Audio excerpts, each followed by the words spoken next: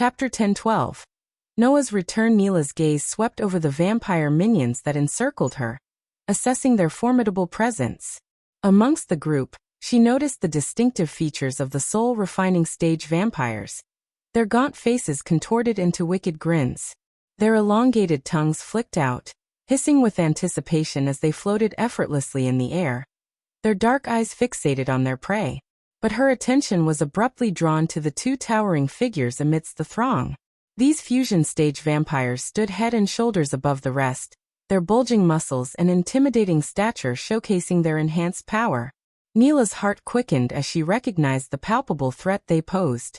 With resolve etched across her face, Neela gripped her silver sword tightly, feeling its reassuring weight in her hand. She channeled her magic, preparing to cast a defensive spell to shield herself against the impending assault. The words of incantation formed on her lips, ready to be unleashed at a moment's notice. Yet amidst the chaos, a groan escaped Alvaro's lips. Against all odds, he struggled to his feet, his face etched with pain and determination. It was a testament to his resilience and an unwavering spirit.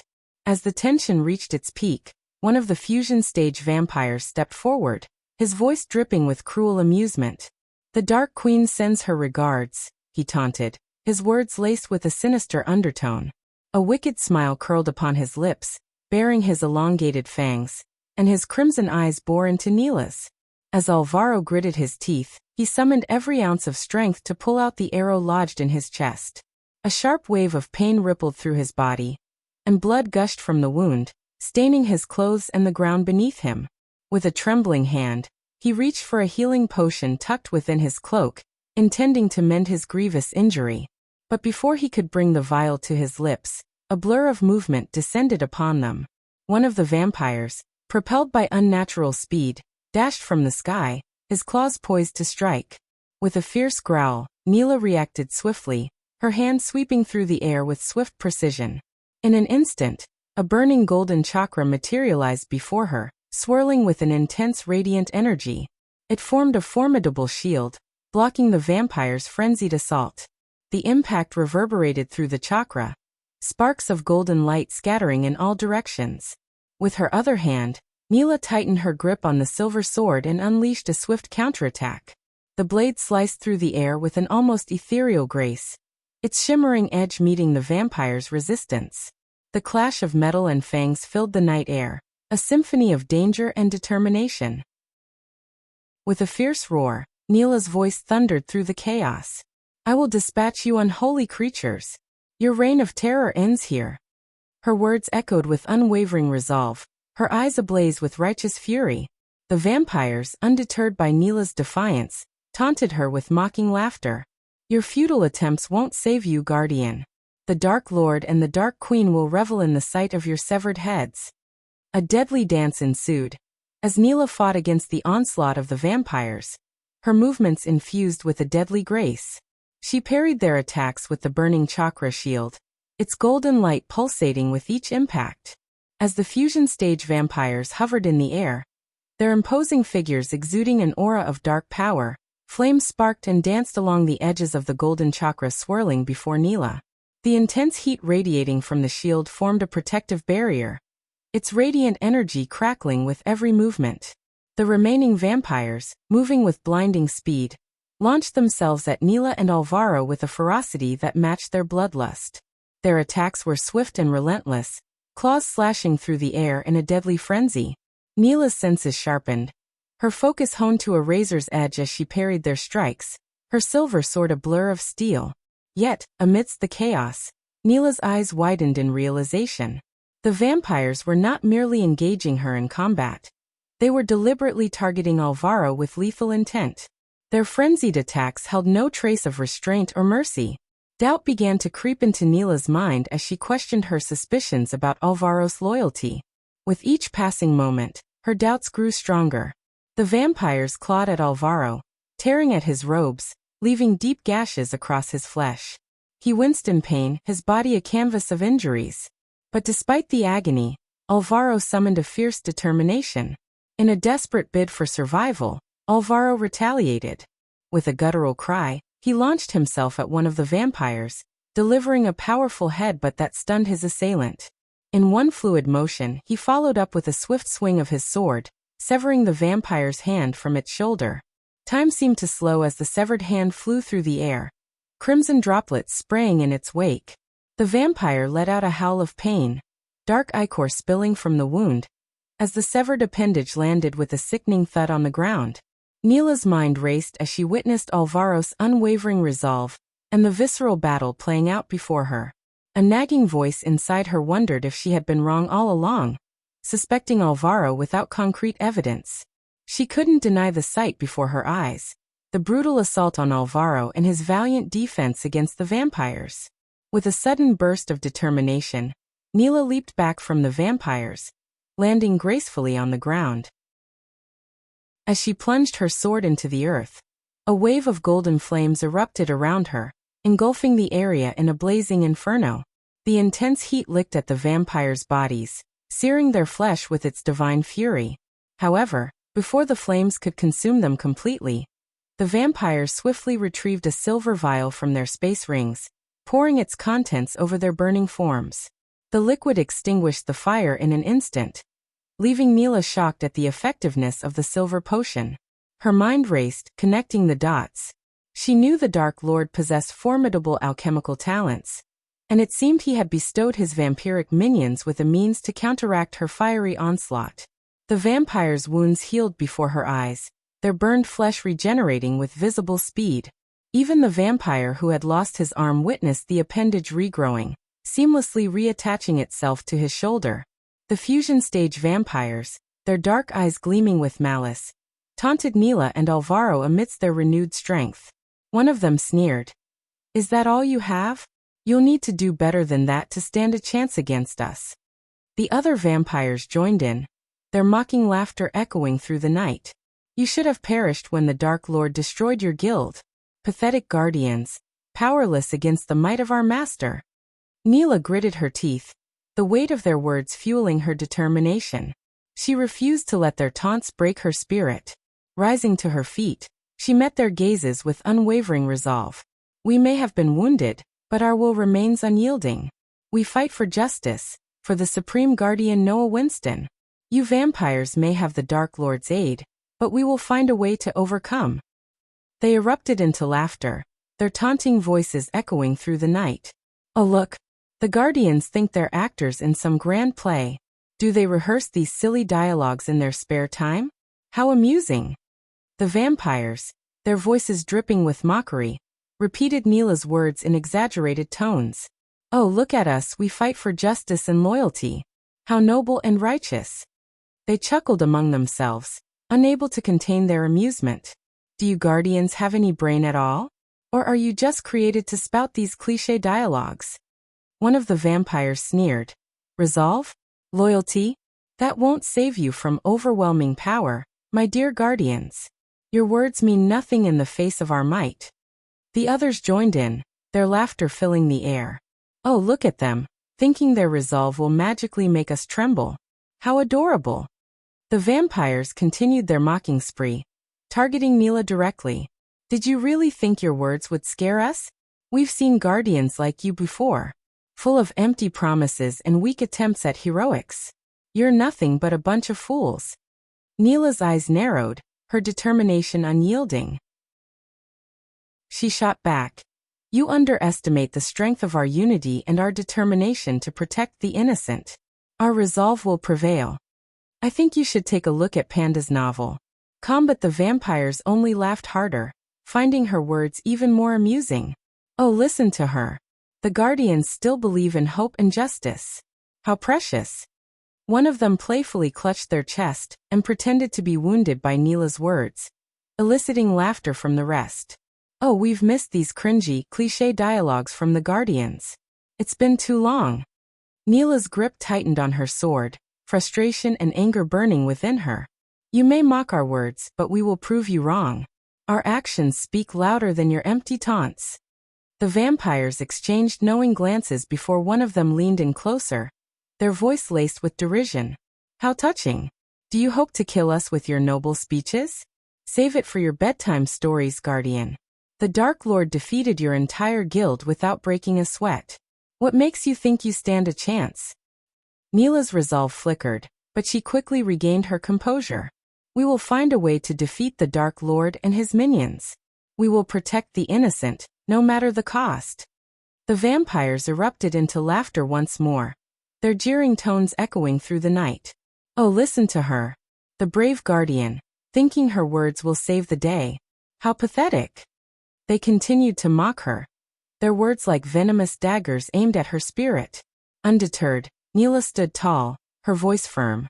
Mock us all you want, but we will never surrender to the darkness. We will fight until our last breath, for justice and for our supreme guardian.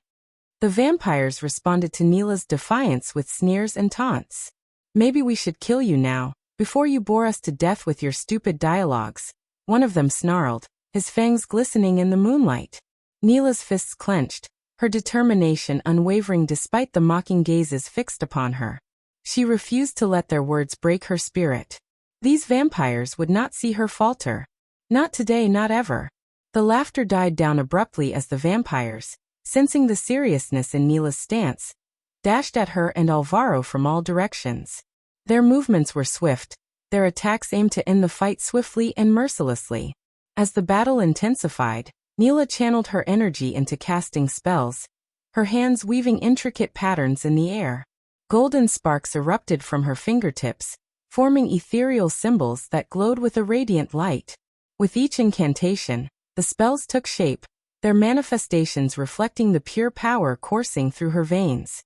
One spell created a swirling vortex of wind, gusting and howling around the mountaintop. It uprooted trees and sent debris flying, creating a barrier of chaos that hindered the vampires' movements. Another spell summoned cascading waves of water, crashing upon the ground and dousing the immediate vicinity, making the terrain treacherous for their foes. Meanwhile, Alvaro wielded his sword with skilled precision, parrying and countering the vampires' relentless attacks. His movements were swift and calculated, each swing of his blade a testament to his prowess as a warrior. He fought with unwavering determination, his eyes locked on his adversaries, seeking any opportunity to strike back. The vampires, however, were not to be underestimated. With blood coursing through their veins, they tapped into their unholy powers, casting spells of their own. Dark crimson energy crackled around their fingertips, twisting and coiling like serpents. They chanted ancient incantations, invoking blood-related magic that seemed to draw power from their very essence. Their spells took on a gruesome appearance. Shadows infused with crimson hues slithered across the ground, leaving trails of dark residue in their wake. The air thickened with a metallic scent, a testament to the potent blood magic that fueled their attacks. The vampires unleashed bolts of crimson energy, leaving trails of devastation in their path. The clash of spells was a sight to behold. Golden light clashed with dark crimson energy, the opposing forces intertwining and battling for dominance. But gradually, the vampires gained the upper hand. Their blood magic surged with malevolent power, overpowering Neela's defensive spells with its sheer intensity. Panda's novel. Calm as the vampires closed in, their attacks grew more ferocious. They unleashed a flurry of punches and kicks, each blow infused with their unholy strength. Blood sprayed from Neela and Alvaro's wounds, staining the ground beneath them. The vampires seemed to revel in their cruelty, their sadistic pleasure evident as they toyed with their weakened adversaries. In a brutal display, one vampire landed a powerful blow on Alvaro, breaking his legs with a sickening snap. Pain seared through his body, but his resolve remained unyielding.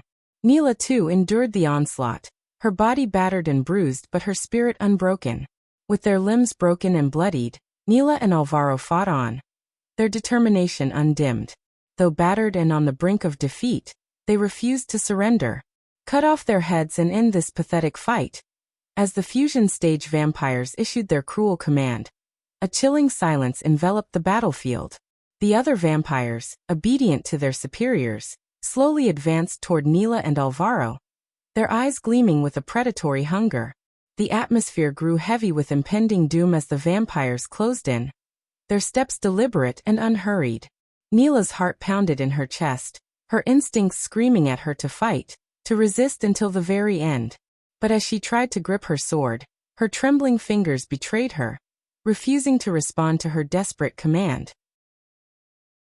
Alvaro's eyes welled up with tears as he locked gazes with Neela, his voice choked with sorrow. "I'm sorry, Neela," he whispered, a mixture of regret and resignation lacing his words. He understood the gravity of their situation, the overwhelming odds stacked against them. Neela fought against the overwhelming despair threatening to consume her. With sheer determination, she attempted to find strength in her battered body, to summon the willpower to defy their imminent demise. But her body, battered and exhausted, betrayed her resolve. Her limbs trembled, her movements sluggish and unresponsive. And then, just as all hope seemed lost, a blinding light erupted from the sky. It bathed the battlefield in a radiant brilliance, its intensity searing the eyes of all who beheld it. The vampires recoiled in agony, their flesh sizzling and burning as the divine light consumed them. The fusion stage vampires let out blood-curdling screams, their voices filled with anguish and despair. "No, this cannot be," they howled, their arrogant demeanor crumbling in the face of the unstoppable force that sought to obliterate them. Their bodies began to disintegrate, turning to ash that scattered on the wind. Neela and Alvaro, their eyes squeezed shut against the blinding radiance, felt a profound sense of relief wash over them. The intense light acted as a shield, sparing them from the vampire's cruel fate. They huddled close together, finding solace in each other's presence as the world around them was consumed by the divine blaze. As Neela slowly peeked through her hands, she saw a familiar figure standing amidst the bright light. "Noah," mumbled Neela. Chapter 10:13. Noah will fight the Dark Lord. As the radiant light began to fade, revealing the figure of Noah hovering in the air, a hushed stillness settled over the battlefield. His long, black hair fluttered in the ethereal breeze, contrasting against his once immaculate white robes. What caught the attention of Neela and Alvaro the most was the beard that adorned Noah's usually clean-shaven face, a testament to the hardships he had endured.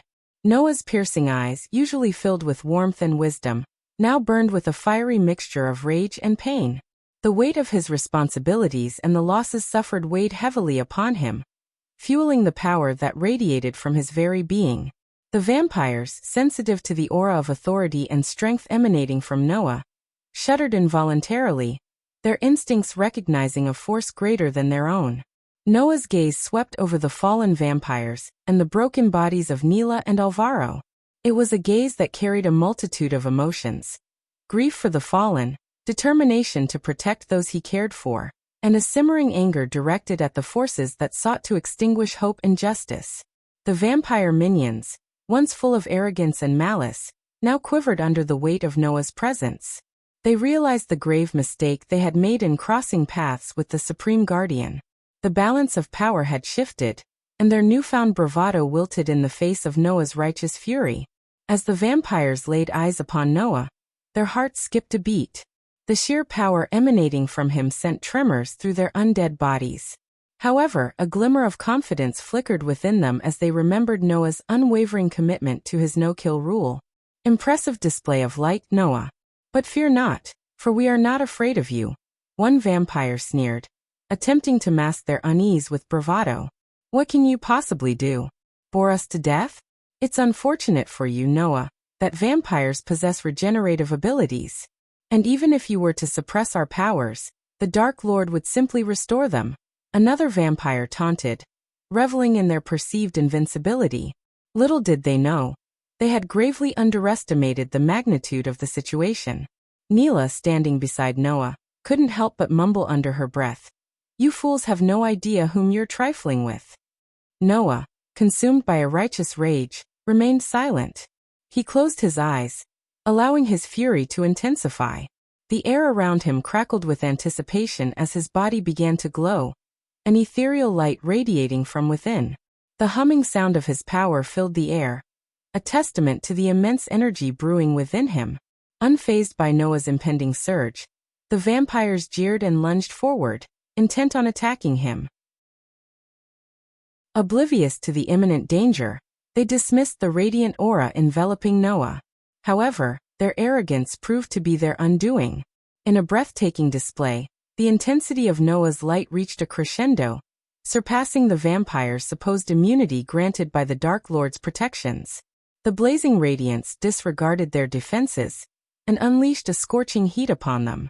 Anguished screams erupted from the vampires as they writhed in excruciating pain. Their once formidable forms crumbled into ash, reduced to mere remnants of their former selves.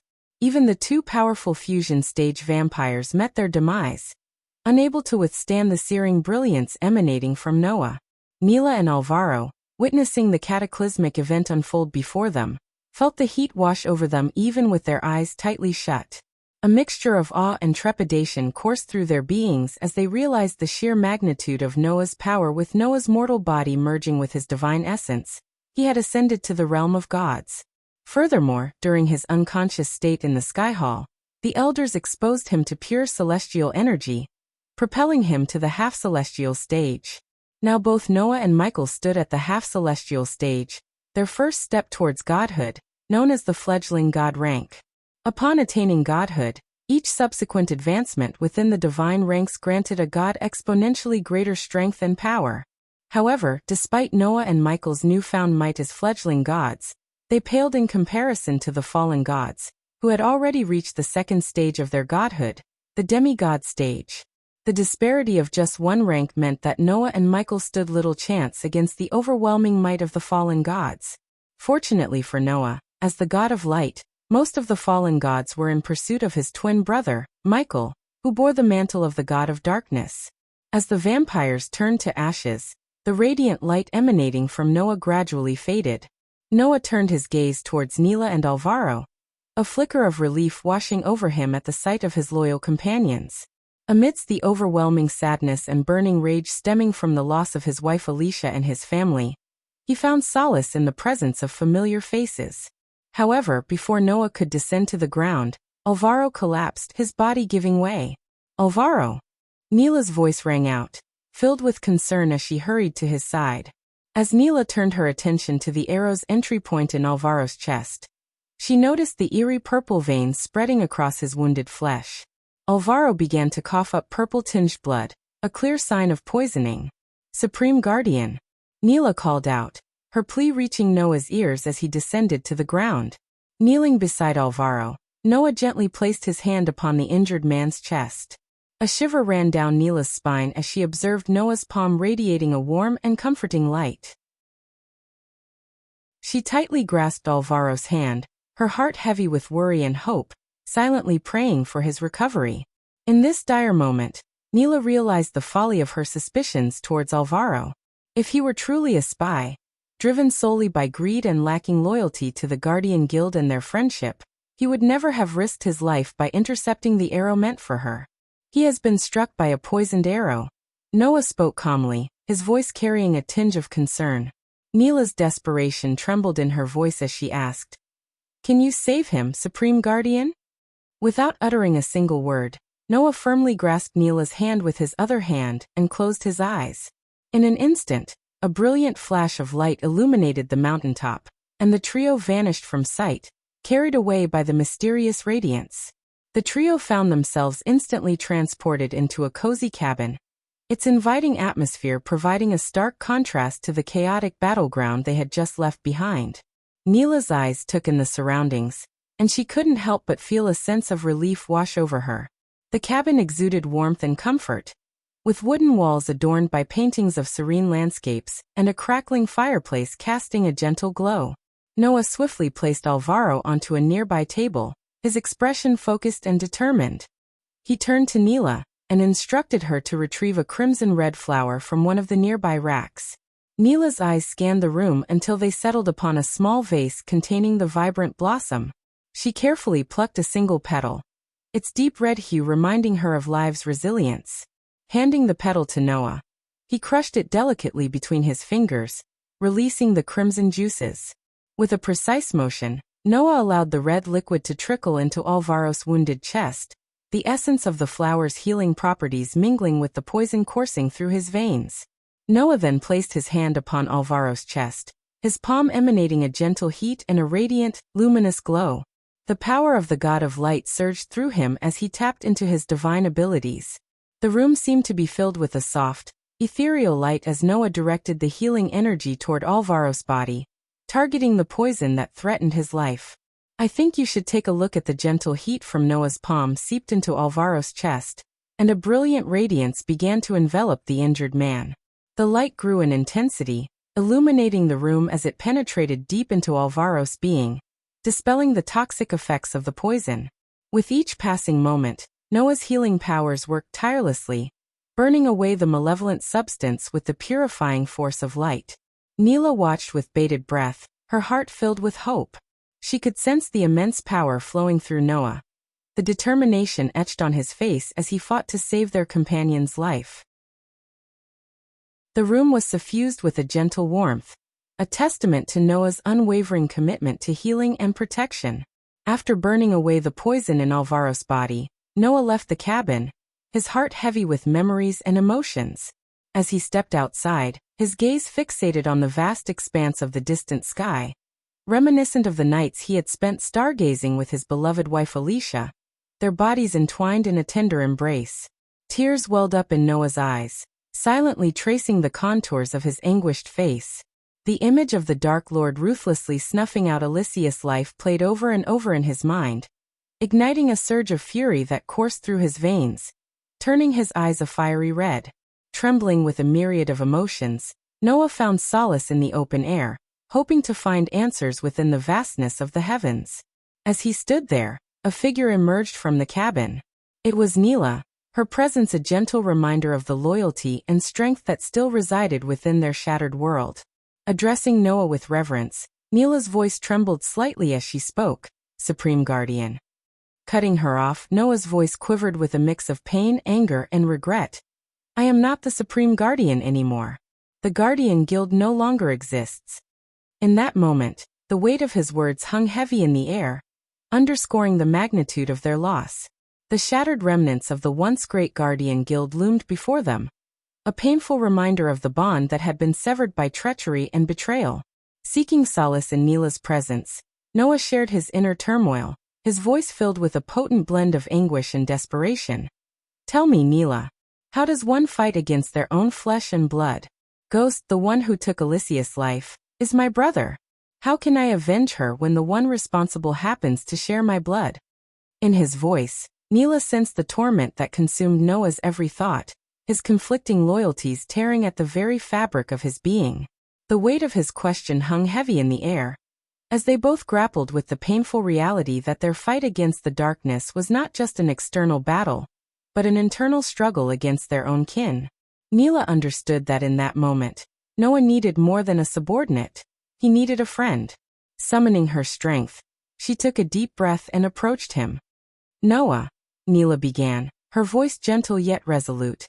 She realized the weight of his struggle, torn between the bonds of blood and the loss of his beloved Alicia. "The Dark Lord is not your brother. Blood does not define family. Lady Alicia was your family, and it was his hands that took her from you." Neela stepped closer, standing beside Noah, offering her unwavering support. Noah stood there, caught in the turmoil of his emotions. The desire for vengeance burned within him, seeking retribution for the life stolen from him. But at the same time, he couldn't help but feel the weight of conflicting emotions tugging at his heart. Neela, sensing his inner struggle, stepped closer, her eyes filled with compassion and determination.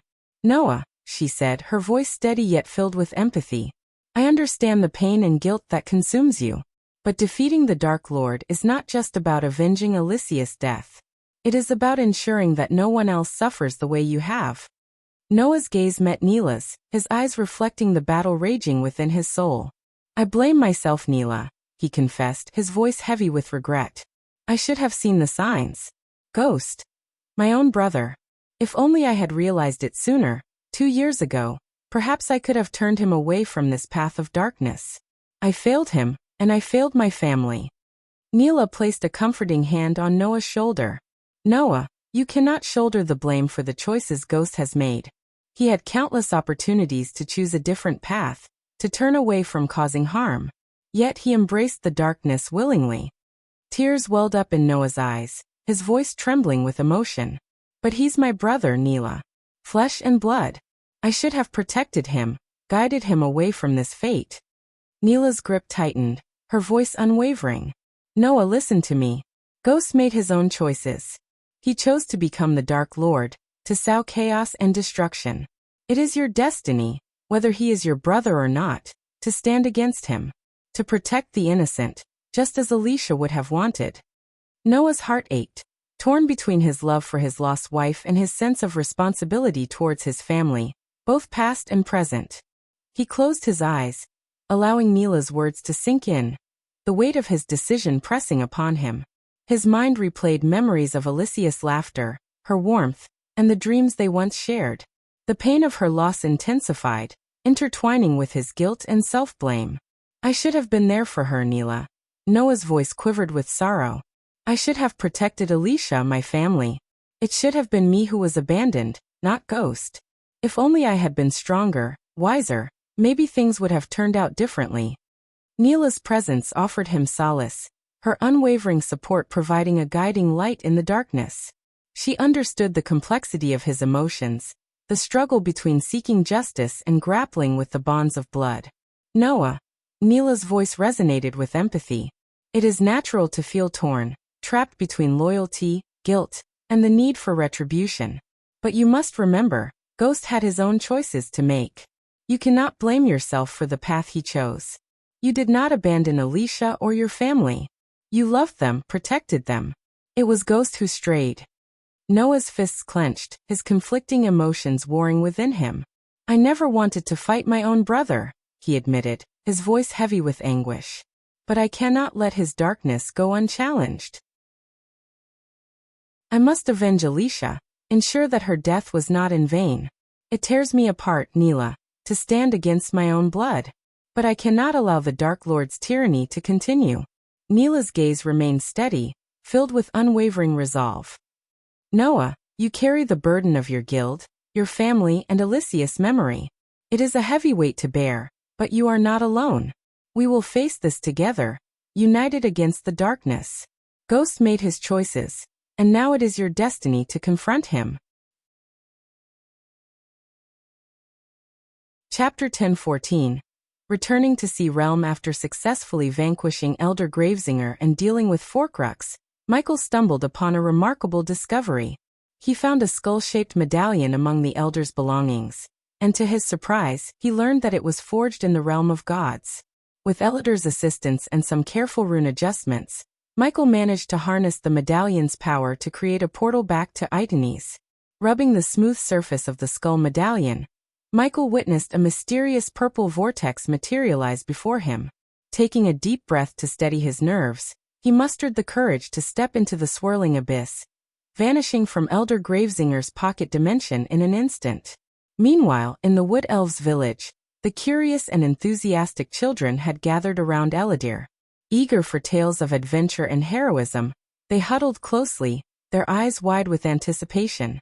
Thilv and Taskin, on the other hand, stood slightly apart, leaning against a sturdy tree trunk, listening attentively to Eladir's captivating narrative about their god, the Dark Lord.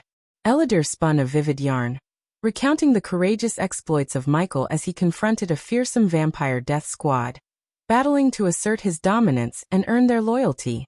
The children gasped in awe, their young minds captivated by the tale unfolding before them. Suddenly, a sharp gust of wind swept through the village, causing everyone to startle and turn their attention towards the disturbance. Before their astonished gazes, a magnificent purple vortex materialized near Michael's throne. With an air of confidence, their god emerged from the swirling portal, returning to them from realms unknown. My lord, Thilv, Taskin, and Eladir swiftly bowed before Michael, their faces filled with reverence. After being regaled by Eladir's tales of Michael's heroism, the young Wood Elves regarded him with admiration and wonder, their eyes shining with excitement. Each child longed to emulate their god, aspiring to be just as brave and formidable. We must speak, Michael declared, his tone laden with importance. Realizing the gravity of the situation, Thilv and Taskin exchanged a knowing glance. Sensing the urgency in Michael's voice, Thilv turned her attention towards the children, her expression mirroring concern.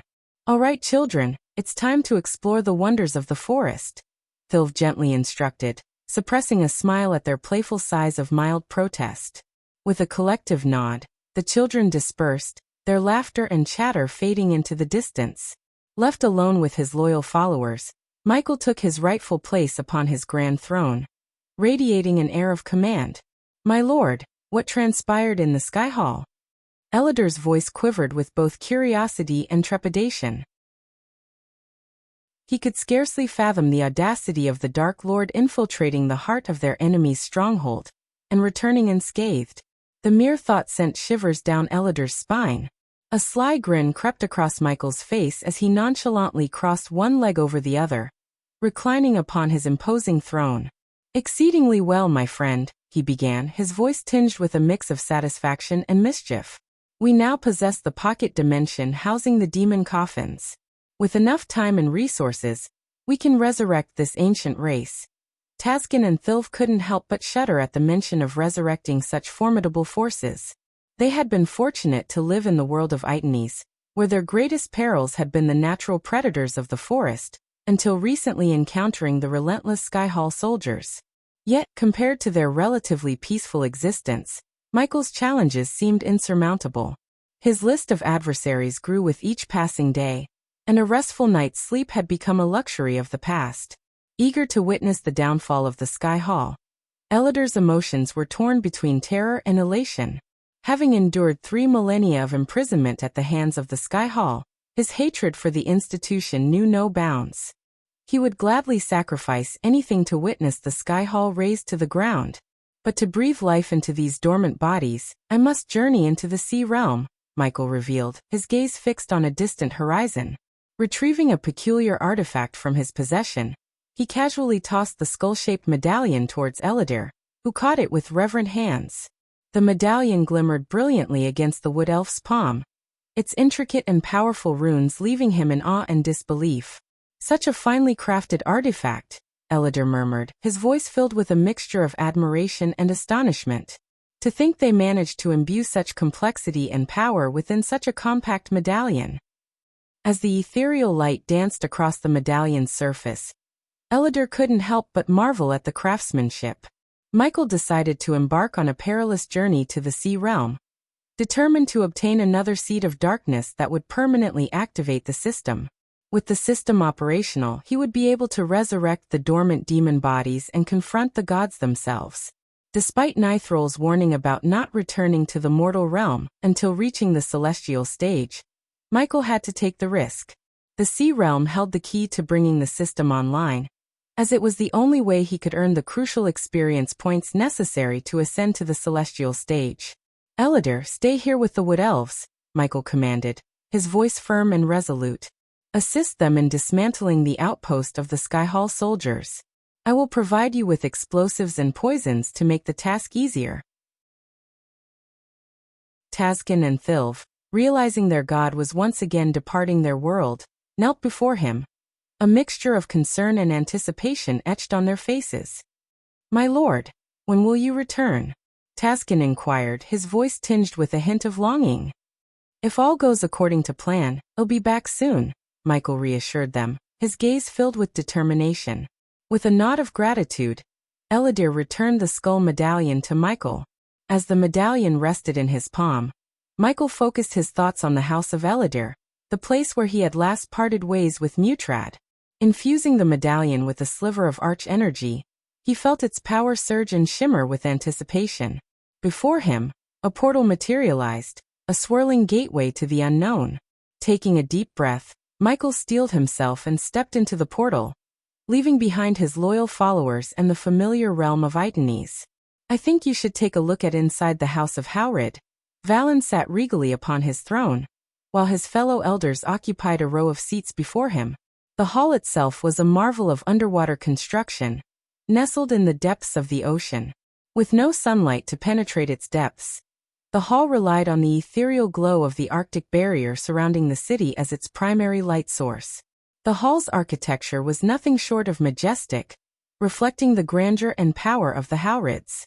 Intricate designs adorned the walls, showcasing the craftsmanship of the ancient builders. The ceiling soared high above, adorned with a magnificent chandelier that shimmered with a soft, blue luminescence. Each crystal sparkled like stars in the vast oceanic night sky, casting gentle rays of light that danced and played upon the water below. Behind Valen, a wall made of transparent glass revealed the mesmerizing expanse of the deep blue sea. Schools of vibrant fish swam gracefully, their colorful scales reflecting the scattered light. Their presence added a sense of tranquility to the hall, as if the creatures of the ocean were drawn to witness the council of the Howard elders.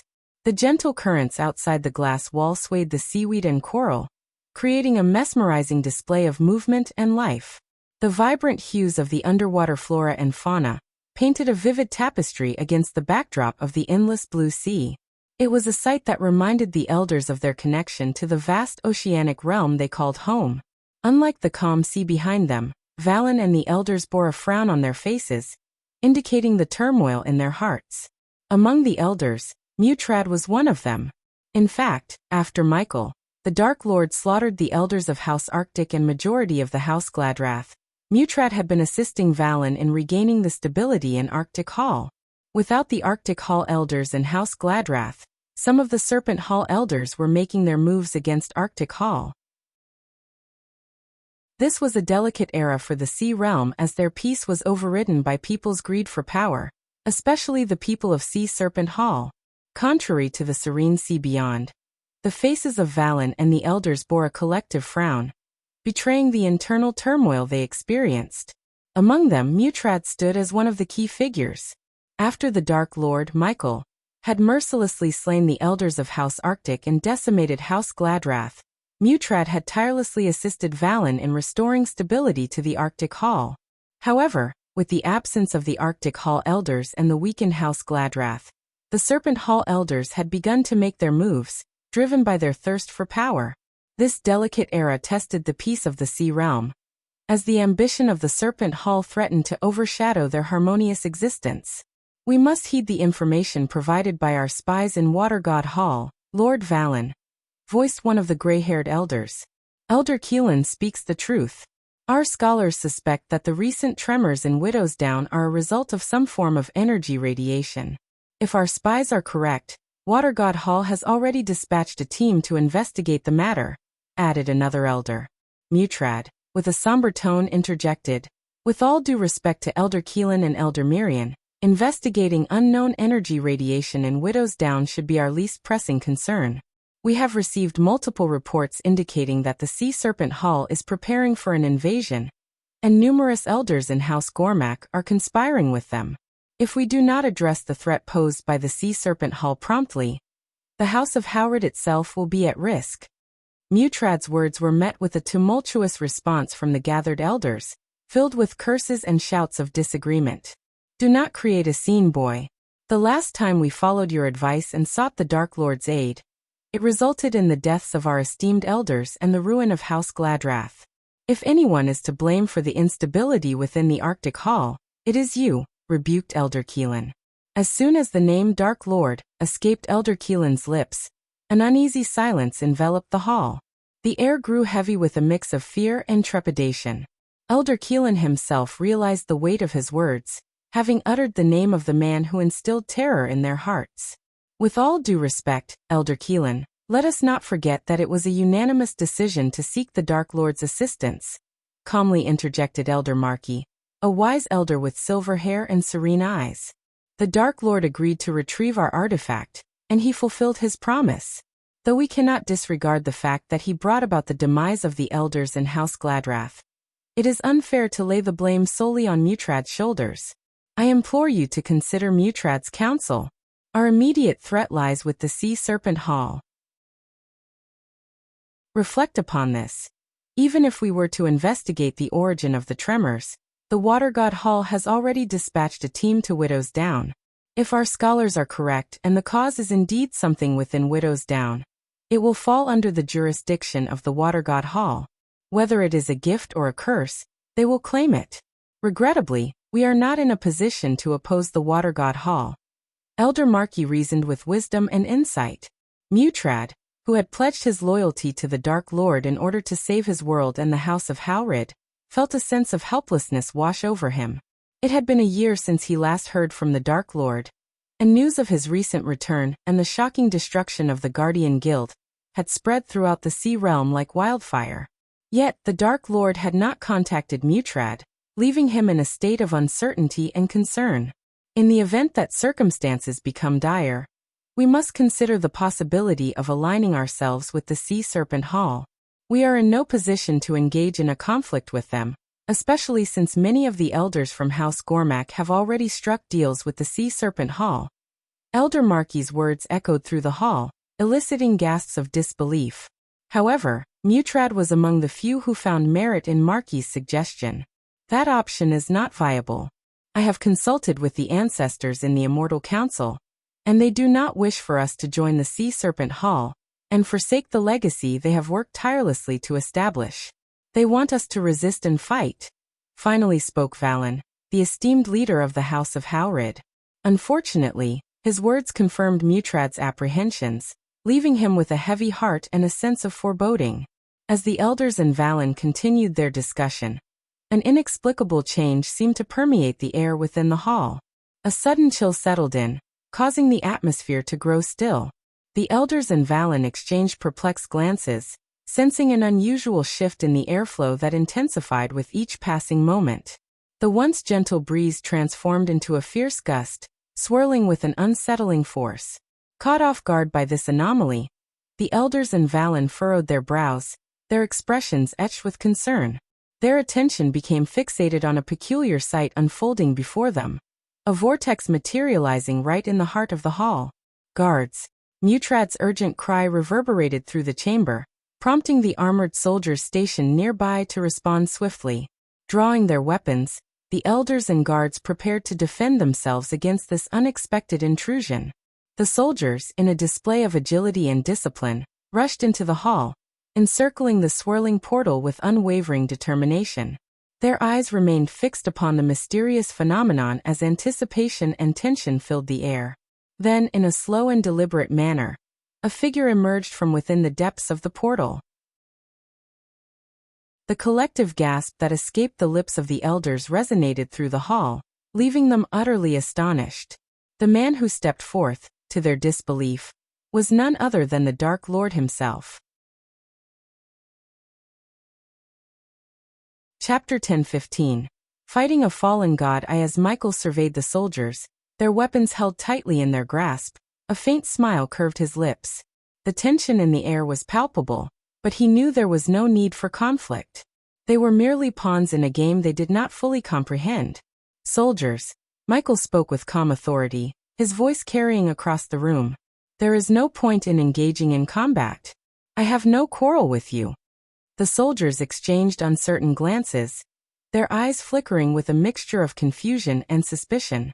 They had been trained to follow orders without question, to defend their realm from any perceived threat. Yet, standing before them was the enigmatic Dark Lord himself, the very embodiment of the danger they were taught to fear. Before the situation escalated further, Valen, seated regally upon his throne, leaped to his feet. His eyes widened with both surprise and concern as he hurriedly made his way towards Michael, leaving behind the council of elders who watched the unfolding scene with bated breath. What is the meaning of this intrusion, Dark Lord? Valen's voice resonated with authority, demanding an explanation for the sudden appearance of the formidable figure before him. Michael turned his gaze towards Valen, meeting his piercing stare. Valen, I mean you no harm, he replied, his voice laced with a cool confidence. I have come here seeking information, not conflict. Valen's expression softened slightly, curiosity mingling with caution. Information? About what? From within the depths of his black, flowing coat, Michael retrieved a weathered map, causing the soldiers to tense up at the mere movement of his hands. Their fingers tightened around their weapons, ready to strike if necessary. Ignoring their reaction, Michael unfolded the map and laid it upon the nearest surface, revealing a parchment hidden within his pocket. Valen felt reluctant, but eventually took the map from the Dark Lord's outstretched hand. As he unfurled it, his eyes widened in shock and disbelief. The map displayed their vast sea realm, with intricate markings indicating various locations of significance. But what caught Valen's attention was a particular spot marked with a bold X, the treacherous and uncharted region known as Widow's Down. "You're pointing at Widow's Down," Valen stated, his voice betraying a mix of astonishment and caution. "It is a dangerous place, shrouded in mystery and peril. Why would you be interested in that forsaken area?" "You don't have to worry about that, Valen. I just want to know if there is a way to reach this Widow's Down you speak of quickly," said Michael calmly and cryptically. Elder Markey, standing among the Council of Elders, a spark of realization lit up in his eyes. His mind raced with possibilities as he swiftly formulated a plan. This was an opportunity they couldn't afford to miss, an opportunity to potentially rid themselves of the Sea Serpent Hall's menace once and for all.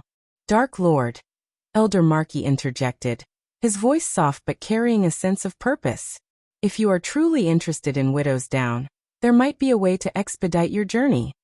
All eyes turned towards Elder Markey, including Mutrad's, who felt a sense of apprehension at the old man's sudden plan. Mutrad understood the potential benefits of utilizing the Dark Lord's power against their enemies, but he also knew the dangers of underestimating Michael's capabilities. "What do you mean, Elder Markey?" Valen inquired, his gaze shifting between the elderly council member and the Dark Lord himself. Elder Markey's wrinkled face bore a knowing smile. "Legends speak of a secret wind tunnel, known only to the Sea Serpent Hall. It is said to be hidden away, leading to an area closest to Widow's Down. If you were to make use of this tunnel, you could potentially reach your destination swiftly and unnoticed." Mutrad's eyes widened in surprise, realizing the extent of Elder Markey's plan. The old man was attempting to manipulate the Dark Lord, to utilize his power to eliminate their enemies. While part of him recognized the practicality of such a strategy, another part warned against underestimating the Dark Lord's motives and capabilities. Michael, observing the exchange, maintained his composed demeanor. His eyes narrowed slightly as he assessed the elderly council member before him. He sensed the undercurrents of manipulation, the hidden intentions within Elder Markey's words. After hearing Elder Markey's words, a small, enigmatic smile played upon Michael's lips, his thoughts concealed behind his calm exterior. Mutrad, who had pledged his loyalty to the Dark Lord in secret, knew him better than anyone else in the hall. He gazed at the Dark Lord with unwavering eyes, understanding the complex nature of the situation. Meanwhile, the soldiers in the room jerked with unease at the Dark Lord's movement, fully aware that if he wished to attack, there would be no stopping him. They were acutely aware of the power he possessed, a power that could easily turn their encounter into a massacre. However, the Dark Lord's purpose in being there was not to unleash destruction upon them, but to seek a swift path to Widow's Down. With his hands casually clasped behind his back, Michael began to pace around Valen and his entourage, his footsteps measured and deliberate. As he circled them, his voice resonated with a calm confidence.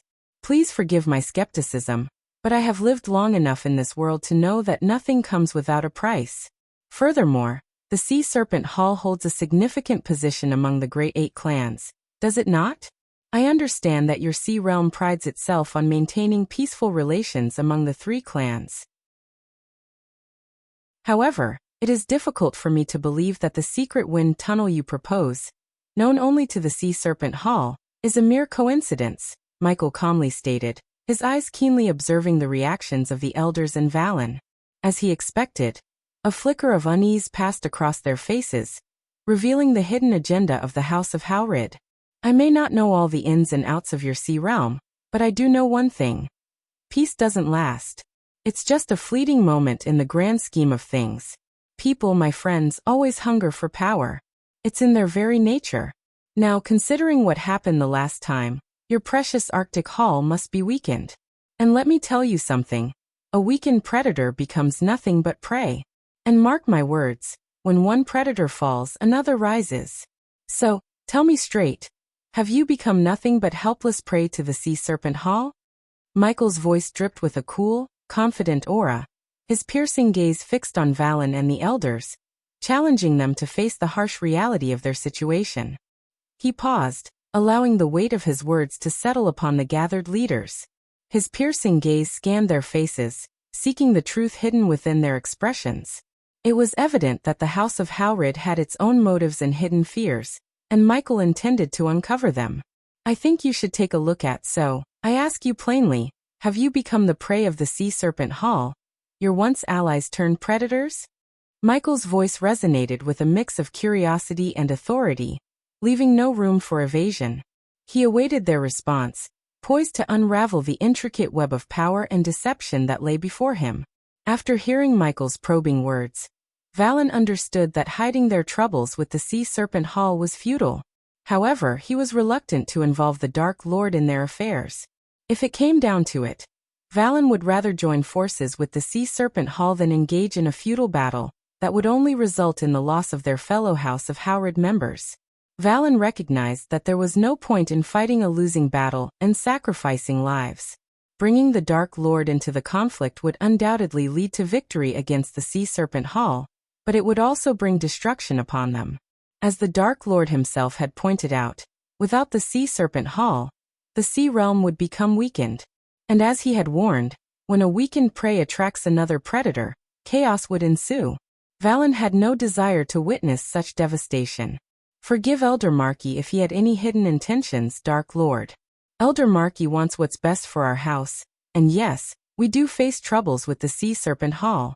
However, we will handle this matter within our own realm. We do not require your assistance, Valen declared, his voice filled with a mixture of determination and a desire to protect his people. Upon hearing Valen's words, Michael simply smiled, his gaze unwavering. I respect your choice. Now, I shall take my leave and head towards the Sea Serpent Hall, Michael responded. Valen signaled the guards to escort the Dark Lord through a secret exit, ensuring that no one else witnessed his departure from the House of Howrid. The soldiers, though fearful, gestured for Michael to follow them. They led him along a narrow glass pathway, offering a breathtaking view of the deep sea. Michael marveled at the beauty before him. The vibrant golden-colored fish and the mesmerizing array of unknown deep-sea creatures that gracefully swam around. Finally, they arrived at a hall where a circular hollow lay on the floor. Michael knew it would open up, granting him passage into the depths of the sea, where he would journey towards the Sea Serpent Hall. Travel north, following the current. It will guide you to the Sea Serpent Hall, one of the guards informed him, to which Michael nodded in understanding. Just as he was about to step into the hollow, Mutrad entered the hall. You two leave us, Mutrad commanded, ordering the guards to depart, leaving him alone with the Dark Lord. My lord, Mutrad spoke once the two guards had left them alone. Is it wise for you to meet me alone, my lord? You don't want the elders to discover that I have secretly pledged my loyalty to you, Michael said calmly, a smile playing upon his lips. Some of the elders already suspect my allegiance to you, but they lack any concrete proof, Mutrad sighed, his voice tinged with resignation. If you are concerned about me bringing destruction upon your world, fear not. I am not a threat to your realm. Besides, there is a greater danger looming over us as we speak, Michael assured him, implying that the true enemy was none other than the Sea Serpent Hall. The gods have arrived, Mutrad, and I have reliable information that they seek to make every sentient being their worshipper. Those who resist them will face annihilation, Michael revealed, his tone carrying a weight of seriousness. It was evident that Mutrad was already aware of the rising threat posed by the fallen gods. Are you referring to the fallen gods? Mutrad asked, his voice filled with a mixture of concern and curiosity. The fallen gods are mere weaker beings trapped within the mortal realm, Mutrad. There exists a realm above ours, the realm of gods itself. Those deities are the real deal. You call me the big, bad, evil Dark Lord, don't you? Well, just wait until you witness the descent of the true gods upon your precious world. Michael chuckled softly. Truth be told, he harbored no illusions about the benevolence and kindness of the gods in the realm above. The god of necromancy, Forkrux, the god of war, and the god of time and space were anything but merciful and gentle. In Michael's eyes, the realm of gods was a place even more sinister than the mortal realm. So you can relax. I am not the greatest threat you should fear at this moment, Michael chuckled again, turning to leave. Dark Lord, wait. Mutrad halted Michael in his tracks. I have information about the Sea Serpent Hall that you should know before you depart, Mutrad said, causing Michael to slowly turn around. His interest peaked. The leader of the Sea Serpent Hall has awakened. He is what you refer to as a fallen god. Expect intense battles and goosebumps badass scenes in this arc. It is time for the Dark Lord's enemies to fall down one by one. The rise of the Dark Lord begins. Chapter 10:16. Fighting a Fallen God 2. After receiving the startling revelation about the presence of a fallen god within the Sea Serpent Hall, Michael found himself re-evaluating his approach to the impending encounter. During his journey from the House of Howrid, nestled in the depths of the Arctic Hall's underground ocean city, to the Sea Serpent Hall, he had ample time to reconsider his strategies. Equipped with his specially designed armor, Michael possessed the ability to withstand the immense pressure of the underwater depths and breathe comfortably. As he ventured closer to his destination, his skull-faced mask materialized over his visage, concealing his features with meticulous precision. The mask not only added to his formidable appearance, but also housed a contraption that generated a steady supply of breathable air, allowing him to navigate the underwater terrain effortlessly. As Michael drew nearer to the Sea Serpent Hall, the three concentric rings that comprised the city's architecture glimmered under the radiant light emanating from the energy dome. Each ring held its own allure, contributing to the city's ethereal charm. At the center of the city, the third and innermost ring housed the pinnacle of power and authority, the Royal Palace. This grand structure, crafted from gleaming white coral and adorned with shimmering pearls, exuded an air of regality and prestige. Its towering walls and majestic archways spoke of the king's dominion, while its interior boasted opulent halls and chambers adorned with exquisite artworks and ornate furnishings. It was within these hallowed walls that King Serpent and his court held court, making decisions that shaped the destiny of the Sea Serpent Hall. As Mutrad had informed him, the elusive wind tunnel that would lead him closest to Widow's Down was said to be hidden within the Serpent King's castle. If Mutrad's words were to be believed, the Serpent King himself had obtained divine grace and ascended to the status of a god, albeit a fallen one, trapped within the mortal realm due to the previous Dark Lord's barrier.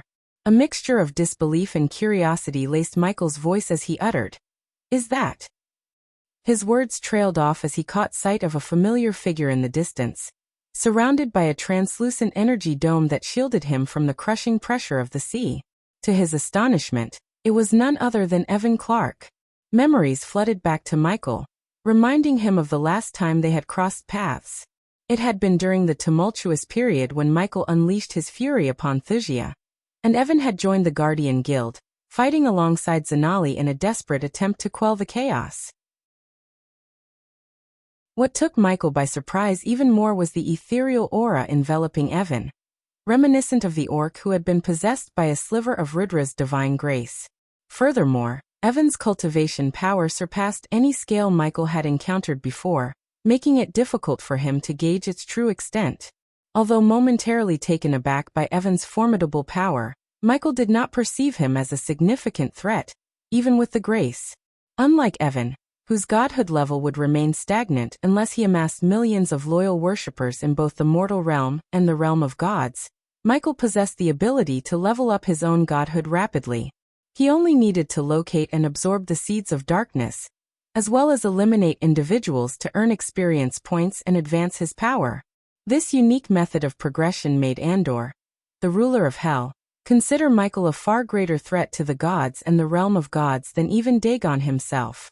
Keeping himself concealed amidst the towering coral reefs and massive coral structures, Michael silently observed as Evan entered the city of Serpent and began his journey toward the castle. "Stop right there." The earthen guards, resembling graceful carp or catfish, called out to Evan as he approached the castle. Their shimmering scales caught the light, and their two arms, each with 3 fingers, enabled them to interact with their surroundings. Some of the guards had small feet that allowed them to walk on land, while others floated above the ground with an air of fluidity. From his hidden vantage point behind the coral structures, Michael continued to observe Evan's encounter with the guards. One by one, more royal guards, positioned in various stages of cultivation, emerged to surround Evan. To Michael's surprise, these guards were at either the fusion stage level 10 or the half-immortal stage, showcasing their formidable power. When Michael utilized his X-ray vision to scan the castle, he discovered the presence of several immortal stage guards within its walls. The sheer strength and number of these guards astonished him. However, something seemed amiss to Michael. The energy radiation emanating from the guards appeared unstable and violent, as if they had utilized unconventional methods to accelerate their cultivation at a pace that their bodies and souls could not fully endure. Unbeknownst to Michael, the Serpent King, after attaining godhood, had used his grace to strengthen his army, resulting in the unstable energy radiation Michael now observed. If this fallen god has any grudges against me, imagine the experience points I could gain by slaughtering his army and absorbing their souls once the system is online. Michael couldn't help but savor the thought of the potential experience points that awaited him. Stand down. I am here to see your Serpent King, Evan declared with an authoritative tone, exuding immense self-confidence and authority granted by his godhood. This assertion caused Michael to chuckle, reminiscing about the time he had sent Evan flying with a single punch, rendering him unconscious. You have no right to be here, human. Leave now, or we will take you down. One of the earthen guards responded sternly, his voice filled with authority. Evan, growing impatient, clenched his fist and issued a warning to the guards. Guys, I don't want to do this, but I am on a tight schedule here. So stand down, or I will make you. Despite Evan's threat, the guards remained resolute, refusing to back down. Their determination was unwavering, and they stood their ground, prepared to defend their post. Meanwhile, Michael, observing the situation from his hiding spot, devised a backup plan to handle Evan. Just as the tension filled the air, a thunderous voice reverberated throughout the entire Serpent Hall. All eyes turned toward the source of the voice, and Michael raised his head, catching sight of a figure emerging onto the balcony atop the castle. The presence commanded attention, exuding an aura of power and authority. As the figure stepped onto the balcony, the grandeur of his presence became apparent. He was a merman, standing tall and regal, his upper body exuding an otherworldly beauty reminiscent of the elven kind. Adorned in kingly robes that billowed around him, he commanded attention wherever he went. The crimson-red trident held firmly in his hand showcased his authority and power. A crimson-red crown adorned his head, its intricate design resembling the hood of a cobra. The crown curved gracefully, framing his face and accentuating his noble features. Atop his head, a part of the crown extended upward, resembling the head of a cobra ready to strike, adding an intimidating touch to his appearance. His muscular physique, evident even beneath the flowing robes, spoke of immense strength and power. Every movement he made seemed effortless, displaying a sense of control and dominance. His eyes glimmered with anger and arrogance as he looked down upon Evan, his gaze filled with superiority. With a commanding presence, the Serpent King surveyed the scene below him, his gaze fixated on Evan. Every fiber of his being exuded authority and dominance, leaving no doubt that he was a force to be reckoned with in the Sea Serpent Hall. Serpent King, I come before you with a pressing matter that requires your assistance. We must speak at once. Evan spoke with determination, hoping to convey the urgency of his request.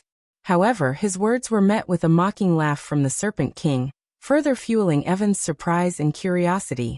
You think me a fool, human? I am well aware of your intentions. You seek to use my wind tunnel to reach Widow's Down. The Serpent King responded, his voice laced with a hint of disdain. I think you should take a look at Evan composed himself, maintaining his calmness despite the unexpected revelation. If you know why I need to reach Widow's Down before the Dark Lord, then you understand the gravity of the situation. Time is of the essence, Evan explained, emphasizing the urgency that hung in the air. The mention of the Dark Lord's name stirred unease among the soldiers, their whispers betraying their fear. Yet it was the Serpent King's reaction that surprised both Evan and Michael. The Serpent King's eyes blazed with anger, his body trembling with pure rage at the mere mention of the Dark Lord's name. The Dark Lord will not set foot in my kingdom and leave unscathed, the Serpent King spat, his words dripping with venom and hatred. Realizing the precarious situation and the imminent danger posed by the Dark Lord, Evan tried to reason with the Serpent King. If I have learned that the quickest way to reach Widow's Down is through your wind tunnel, then the Dark Lord may have discovered it as well. Every moment wasted brings him closer to your castle. Let me assist you, Serpent King, Evan pleaded, hoping to find a compromise. The Serpent King's expression twisted into a sneer, his anger unyielding. You wish to help me? Then bring me the Dark Lord's head, and I shall grant you access to my wind tunnel. Until then, you can fuck off, the Serpent King coldly declared, turning away and dismissing Evan without a second thought. A sneer crossed the Serpent King's face as he turned away, dismissing Evan's request. You leave me no choice. Evan clenched his fist, his eyes beginning to glow with a golden light. The earthen guards surrounding him became aware of the low hum emanating from Evan, a clear sign that he was about to unleash his power. Sensing danger, they braced themselves, knowing that Evan was about to strike. True to their expectations, Evan unleashed a powerful shockwave of golden energy, propelling the guards backward and leaving a trail of chaos in his wake. With a swift and fluid motion, Evan unleashed a barrage of spells and physical attacks upon the earthen guards. Brilliant bursts of blue and golden light illuminated the surroundings as powerful spells erupted from his fingertips. The air crackled with energy, and the ground trembled with each devastating strike. The people in the vicinity suddenly became aware of the fierce conflict unfolding before them. Panic ensued as they scattered in all directions, seeking safety from the escalating confrontation. The peaceful atmosphere shattered as the sound of crashing spells and the clash of steel reverberated through the air. In the midst of the chaos, the Serpent King halted his steps, his curiosity piqued by the commotion behind him. He turned around, his crimson eyes fixated on the spectacle before him. A twisted smile played across his face as he observed Evan, a mere human, daring to challenge his guards. Michael, hidden among the coral structures, watched the fight unfold with a mix of surprise and anticipation. The display of Evan's power intrigued him, and he studied every move, spell, and strike with keen interest. Evan's attacks were relentless and precise, each blow landing with pinpoint accuracy. Guards were thrown into the air, crashing into buildings with bone-shattering force. Spells tore through the air, leaving trails of destruction in their wake. The guards fought back valiantly, their roars of defiance echoing through the battlefield. Citizens, shocked and confused, watched the unfolding spectacle with wide eyes. What is happening? One person gasped, clutching their loved ones tightly. Amidst the chaos, the guards bellowed at each other, their voices filled with determination and anger. Take him down, one guard growled, swinging his weapon with all his might. Protect the Serpent King, another shouted, their voice filled with loyalty and unwavering dedication. The clash between Evan and the guards intensified, with each side unleashing their most devastating techniques. The guards coughed up blood as they crashed into buildings and the unforgiving ground, their bodies battered and bruised. As the battle between Evan and the guards raged on, the Serpent King's eyes narrowed with a mix of irritation and amusement. With a sudden movement, he raised his crimson-red trident, channeling his power into a concentrated beam of energy. The beam shot forth, colliding with Evan and sending him hurtling through the air, crashing into a nearby structure with a resounding impact. Hovering effortlessly in the air, the Serpent King slowly descended from the balcony, his presence exuding an overwhelming aura of authority and power. His eyes glowed with a malevolent gleam as he approached Evan, a wicked smile curling upon his lips. So you dare to challenge me, human? The Serpent King taunted, his voice dripping with arrogance. I suppose I should thank you for providing me with some entertainment. It has been far too long since I've had a good battle to stretch my muscles. In a display of unfathomable power, the Serpent King's form began to transform. His body elongated and contorted, his once regal appearance taking on the shape of a giant crimson-red cobra. Majestic wings sprouted from his back, and his fangs grew longer and sharper. A red mist emanated from his serpentine form, swirling around him with an ominous presence. The Serpent King, now a colossal serpent with immense wings, towered over the battlefield, his crimson scales glistening under the ambient light. His piercing eyes locked onto Evan, radiating a hunger for victory and dominance. With a voice that echoed through the air, the Serpent King hissed, "Prepare yourself, human. You shall witness the might of a true god." Chapter 10:17. Serpent King's love is Michael's subordinate? The Serpent King lunged forward with incredible speed, his massive form surging through the air towards Evan. In a swift motion, he coiled his serpentine tail around Evan's body, constricting him tightly. Evan struggled against the powerful grip, his muscles straining as he attempted to break free. With his cobra head hovering mere inches away from Evan's face, the Serpent King hissed with a mixture of curiosity and suspicion. "There's something peculiar about your grace, human. It feels different, tainted somehow." Evan gritted his teeth, his determination evident despite his predicament. "You know nothing. My grace is my own, and I will not be stopped by the likes of you."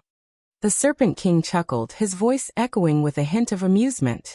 "We shall see, human. We shall see." As Evan continued to struggle against the constricting coils of the Serpent King's tail, Michael observed the scene in silence from his hidden vantage point. He could sense the immense power emanating from the Serpent King, and understood the danger that Evan was facing. However, he saw an opportunity amidst the chaos. While the Serpent King was focused on his confrontation with Evan, Michael formulated a plan to infiltrate the castle.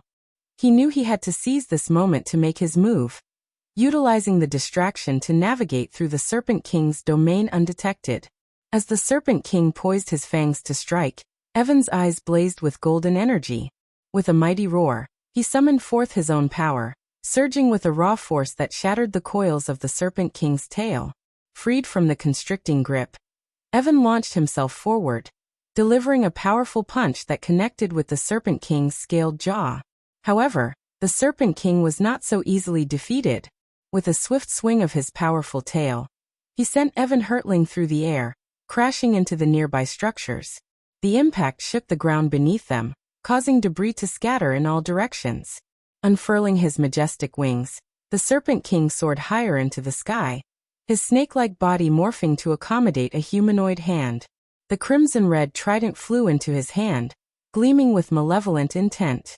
With a swift motion, he thrust the trident towards Evan, aiming to impale him upon its deadly prongs. But Evan was prepared. As the trident descended, he channeled his energy, creating a shimmering golden chakra that formed a defensive barrier around him. The clash between the trident and the golden shield sent shockwaves rippling through the air, causing the barrier to flicker and shimmer. Their fierce battle took them beyond the confines of the balcony and into the open ocean outside the city. Breaking through the energy dome that protected the city, they continued their airborne struggle amidst the vast expanse of water. The barrier of the dome crackled and shimmered as they passed through, the protective magic being tested to its limits. Surrounded by the shimmering waters, Evan and the Serpent King engaged in a high-stakes confrontation. Their powerful forms clashed, creating ripples and waves that cascaded through the ocean. "Thank you, Evan," Michael whispered under his breath, his voice carried away by the turbulent waters. With a determined resolve, he set his sights on the castle and began making his way towards it, navigating through the swirling currents caused by the ongoing battle between Evan and the Serpent King. The ripples in the water distorted Michael's vision, making it challenging to move in a straight line. But he relied on his instincts and honed reflexes, darting through the chaotic underwater environment with lightning speed. He deftly avoided the guards who were caught up in the spectacle of the battle, their attention completely focused on the epic struggle unfolding before them. As Michael neared the castle, he observed the soldiers exchanging awe-filled remarks about the Serpent King's formidable moves and devastating attacks. Their voices were muffled by the water, but their words carried a mix of admiration and fear. "Did you see how he coiled around Evan like a true serpent?" one soldier exclaimed. "That strike with his fangs was quick as lightning," another soldier added.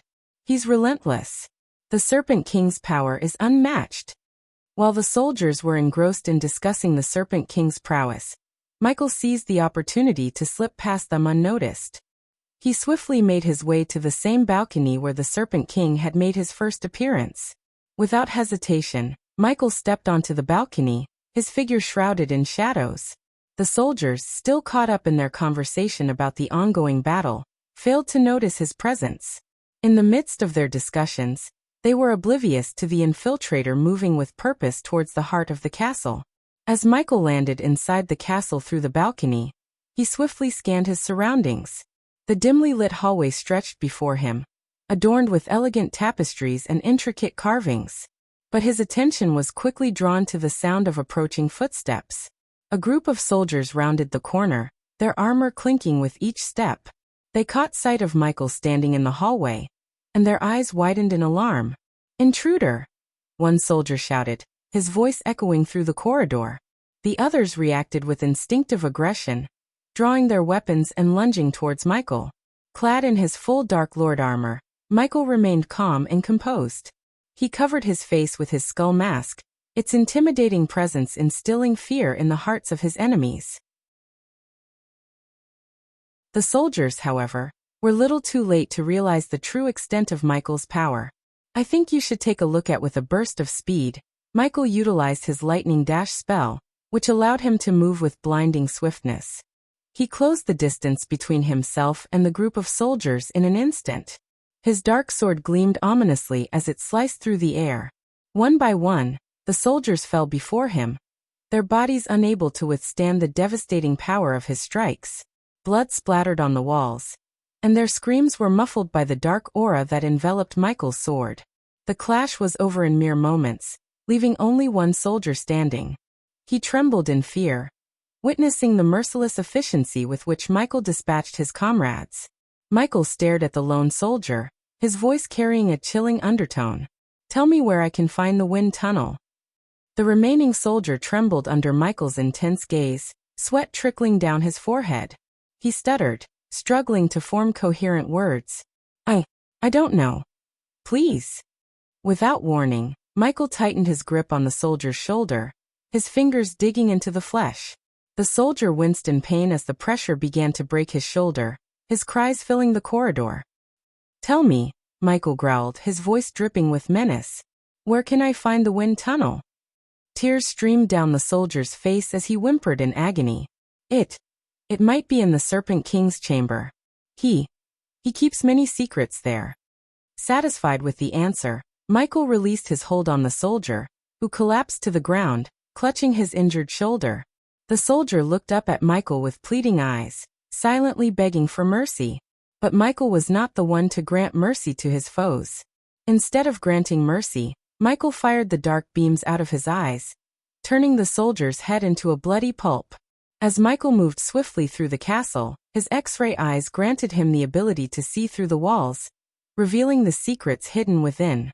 His gaze pierced through the stone, revealing a hidden chamber beyond. Inside, he observed 4 imposing figures clad in armor, radiating a powerful aura. These were no ordinary guards. They were immortal stage warriors, guardians of great strength and skill. Michael's instincts told him that whatever lay behind the guarded door must hold significant importance for the Serpent King. This could very well be the entrance to the Serpent King's chamber, the heart of his power and secrets. "What's happening out there?" one of the guards at the immortal stage asked. They were dressed in crimson-red scales, resembling the scales of the Serpent King himself. "Shouldn't we go and investigate?" another guard questioned, concern evident in his voice. "No," replied a third guard firmly. "His Majesty has given us strict orders to remain at our posts. Whatever is happening outside, we can trust that our fellow guards can handle it." The conversation turned to the whereabouts of the Serpent King, who had gone to the balcony and had yet to return. Speculation arose among the guards as to whether their king was engaged in battle. "Perhaps His Majesty is fighting," one guard pondered aloud. "If that's the case, I pity whoever he's facing." Another guard chuckled, their confidence in their own strength apparent. To the guards, reaching the immortal stage was seen as the ultimate achievement of power. They believed that once they had attained this level, no one could pose a threat to them. And in truth, there were only a select few beings in the world who had achieved immortality. However, what they failed to realize was that there was one being who had surpassed the immortal stage and ascended to an even higher realm of power. The Dark Lord, having transcended immortality and reached the elusive realm of half-celestial, was preparing to unleash his wrath upon them. Soon, they would come face to face with the undeniable truth that their perceived invincibility was nothing more than a fragile illusion in the presence of such formidable might. The guards' ears perked up as they caught the sound of heavy footsteps approaching. Their eyes widened in fear as they turned their gazes toward the left. Emerging from around the corner was a figure shrouded in complete black armor, donning a menacing skull mask and a billowing black cape. Their hearts pounded with dread, and an overwhelming sense of fear gripped their beings. Unbeknownst to them, Michael had released a potent fear toxin into the air from his suit of armor, further intensifying their terror and rendering them weak. Before the guards could react, Michael raised his hand, unleashing a wave of dark flames that surged forth. Initially, their armor resisted the dark flames, but the second and third waves proved too powerful, melting the soldiers' armor and consuming them within its fiery embrace. The agonizing screams of the soldiers echoed through the hallway, sending shivers down Michael's spine. As he heard more footsteps approaching, he swiftly kicked open the door that the guards had been protecting, entering the chamber where the Serpent King awaited. However, upon stepping into the chamber, he was taken aback by a portrait hanging on the wall above a magnificent bed. It depicted a young woman with flowing black hair, and without a shadow of a doubt, Michael recognized her despite only knowing her face from a younger age. "Cindy," Michael whispered, his voice filled with surprise and confusion. Chapter 10:18. Serpent King's Return. Michael stood in stunned silence, his gaze fixed upon Cindy's portrait hanging prominently in the Serpent King's room. It depicted her in her older age, perhaps in her late 20s, a young woman filled with beauty and grace. The sight perplexed Michael, leaving him to wonder why the Serpent King would possess such a portrait. "What the fuck? Who are you? Half celestial?" Lost in his thoughts, Michael momentarily forgot about the soldiers rushing into the room, their voices filled with alarm and confusion. However, their cries were abruptly silenced as Michael effortlessly raised his hand and unleashed lightning bolts from his fingertips, striking down the guards without even turning to face them. The sight of Cindy's portrait stirred a deep well of emotions within Michael. Though not consumed by anger, he felt an overwhelming surge of killing intent coursing through his veins.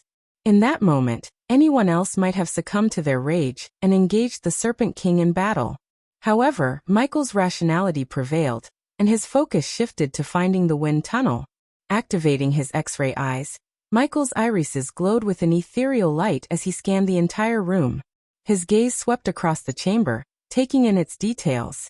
Fallen soldiers lay motionless on the ground, their heads pierced by lightning bolts, a testament to Michael's lethal precision.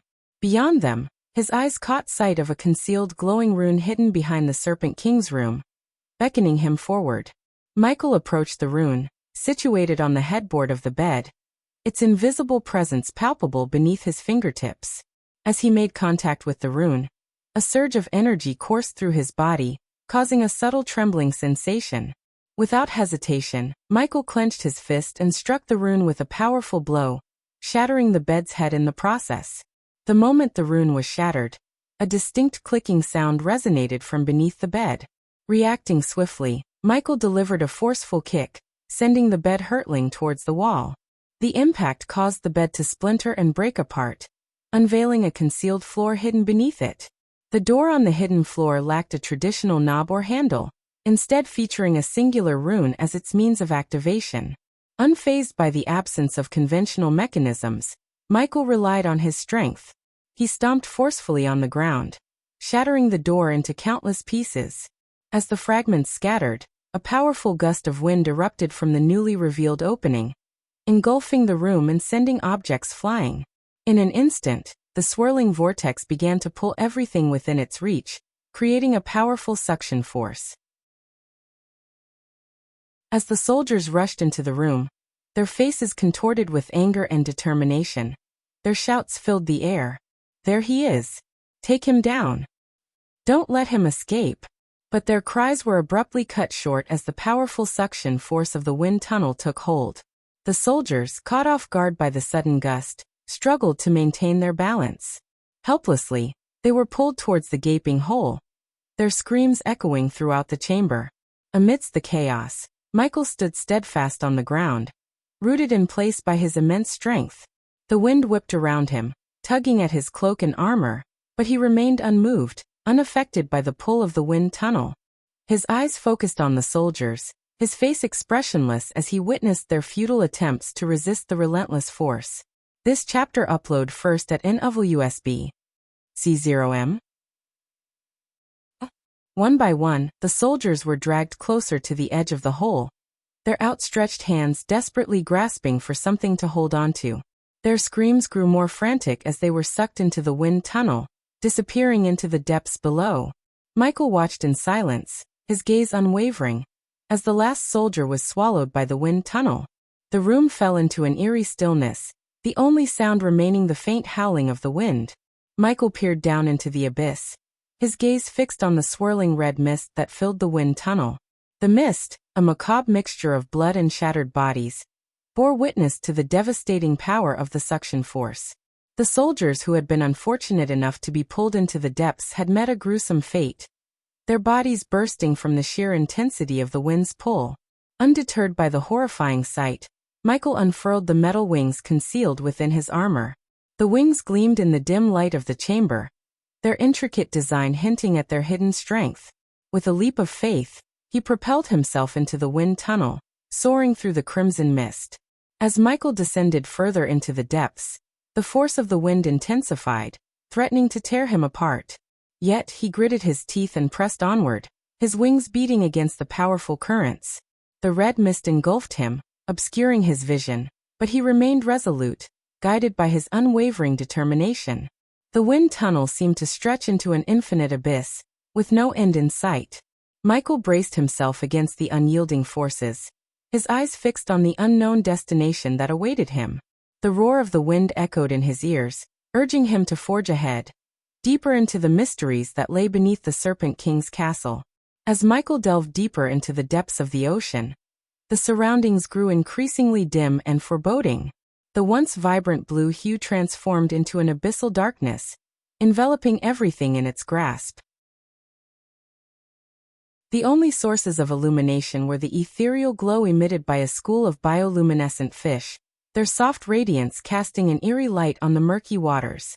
Yet, it was the ominous red beam emanating from the skull on Michael's chest armor that provided him with a clearer view of his surroundings. Amidst the inky depths, a peculiar structure emerged, floating mysteriously in the depths of the ocean. The distant hum that reached Michael's ears heightened his anticipation. He knew that within this enigmatic structure lay the potential for acquiring another seed of darkness, a crucial step towards permanently restoring the dormant system. Drawing closer to the structure, Michael's senses sharpened, and he became aware of multiple presences lurking in its vicinity. Realizing the need for stealth, he swiftly deactivated the light beams emanating from his chest, merging seamlessly with the encompassing darkness. His form became indistinguishable, blending into the shadows as he observed the unfolding scene. His attention was drawn to a colossal eel-like creature, a behemoth that dwarfed the surrounding underwater landscape. Its immense size, comparable to a 3-story building, was emphasized by the crackling electric bolts that danced along its serpentine body. The monstrous creature approached the structure with a sense of purpose, its presence both awe-inspiring and unnerving. As Michael observed the colossal eel with chains and hooks embedded in its skin, blood trickling from its wounds, his curiosity intensified. However, his attention was quickly drawn to several mermen clad in emerald green armor, who seemed to be in control of the chains. They were shouting commands at the eel, urging it to move swiftly, and forcefully yanking the chains to guide its movements. "We need to break this structure before the other houses have a chance to reach it," one of the mermen exclaimed, their voice filled with urgency. "I think you should take a look at pull harder. We cannot afford any delays." Another merman barked, their eyes filled with determination. The mermens worked in unison, their movements graceful and fluid, as they coordinated their efforts to manipulate the eel and break free from the structure. Their emerald armor shimmered under the dim light, reflecting their otherworldly beauty. "Do not falter. We must succeed," a third merman shouted, their voice resonating with unwavering resolve. Their voices echoed through the water, mixing with the sounds of the eel's thunderous movements. Michael watched silently, blending into the darkness, as the mermen struggled against the resistance of the structure and the relentless pressure of the deep ocean. As the mermen yanked on the chains, the eel let out a deep, guttural growl of pain. The sound reverberated through the water, sending ripples of unease through Michael. The mermans, undeterred by the eel's distress, shouted at it with fierce determination. "Move, giant! Break through this structure!" One merman commanded, their voice filled with urgency. "Use your strength. Tear it apart." Another merman called out, their tone resolute. The eel responded to their cries, its massive body writhing and thrashing against the restraints. The chains strained under the immense force, creaking and groaning as the eel fought to break free. With each pull, the eel's growls intensified, a symphony of pain and determination echoing through the water. "Push harder, giant. We must not let the other houses claim this power," a third merman urged, their voice filled with a mix of desperation and determination. As the mermans and the eel continued their struggle, a momentary connection passed between Michael and the giant eel. In that fleeting instant, it seemed as if the eel locked its eyes with Michael, as though silently pleading for assistance. Michael was taken aback by this unexpected connection, feeling a pang of empathy for the creature's pain. However, the eel's gaze quickly shifted away as the mermans forcefully pulled on the chains, urging it forward in agony. The eel's attention was solely focused on obeying its captors, its primal instincts overriding any potential alliance that could have formed with Michael. With a tremendous impact, the eel crashed into the structure, causing shockwaves to ripple through the surrounding waters. Michael felt the power of the impact reverberate through his body, witnessing the cracks forming on the surface of the strange cube-shaped structure. It was evident that the combined efforts of the eel and the mermans were having an effect, gradually weakening the integrity of the structure. Amidst the chaos, Michael's keen observation skills allowed him to identify 5 half-immortals among the soldiers of the Water God Hall. These half-immortals possessed a stable energy radiation, signifying their cultivation to the half-immortal stage had been achieved through natural means, without the use of shortcuts or artificial enhancements. As Michael saw the cracks widening, he sprang into action. True to his nature, he preferred to let his enemies do the heavy lifting while he reaped the rewards at the opportune moment. Swiftly navigating through the dark depths of the ocean, Michael raised his hand and took aim at the eel's chains. A bolt of lightning surged forth from his fingertips, speeding towards its target, intending to sever the bonds that held the eel captive. With pinpoint accuracy, the lightning bolt unleashed by Michael struck the hook attached to the chain, shattering it into pieces. The mermans who were controlling the eel stood in stunned silence, their eyes widening with disbelief. "The giant is breaking free," one merman shouted, panic lacing his voice. "Hold on tight. We can't let it escape." Enraged by its newfound freedom, the eel let out a thunderous roar, its massive body violently squirming as it struggled to break another chain. The mermans, realizing the imminent danger, swiftly reacted by thrusting a jade spear into the eel's side, attempting to subdue its rebellion. Unfazed by the merman's desperate efforts, Michael, undeterred, fired 2 more lightning bolts. The bolts crackled through the water, obliterating the remaining chains that restrained the giant eel. As the chains shattered, releasing the eel completely, the mermans let out horrified screams, their faces contorted with fear and shock. "The fucking giant is free," one merman cried out, his voice trembling with a mixture of fear and disbelief. "It is free." Another merman, his voice filled with desperation, added, "We must retreat. We cannot fight against this unleashed power." As the eel swam freely, its rage echoed through the ocean depths, causing the water to churn and swirl. The mermans, overwhelmed by fear, quickly turned away, their thoughts consumed by the need to escape the wrath of the unleashed giant. As Michael silently observed the chaotic scene, a small smirk formed beneath his skull mask. With the giant eel now free, a burst of electricity shot from its body, electrifying everything within a 1-mile radius. Even Michael felt a chilling jolt of pain, but his armor protected him from the full force of the shock. The water god soldiers, clad in their jade armor, were shielded from the electrical surge, but they soon discovered that their armor provided no defense against the eel's vicious bites. Fueled by anger, the giant eel hunted down the soldiers one by one, overpowering them with its immense strength. Amidst the carnage, Michael watched with a twisted satisfaction, pleased with the chaos he had unleashed. However, his attention quickly shifted back to the cube-shaped structure. Determined to break it and claim the seed of darkness within, he propelled himself toward it with unwavering resolve. But just as he was about to shatter the structure, a crimson-red trident shot through the water, impaling his hand and pinning it against the structure. Michael's eyes widened behind his skull mask as he saw the Serpent King, now in his serpentine form, emerging through the wind tunnel and swiftly approaching him. "You are not getting it, Dark Lord," the Serpent King hissed, his voice laced with venomous intent. Read chapters 915 and 916 to refresh your memories.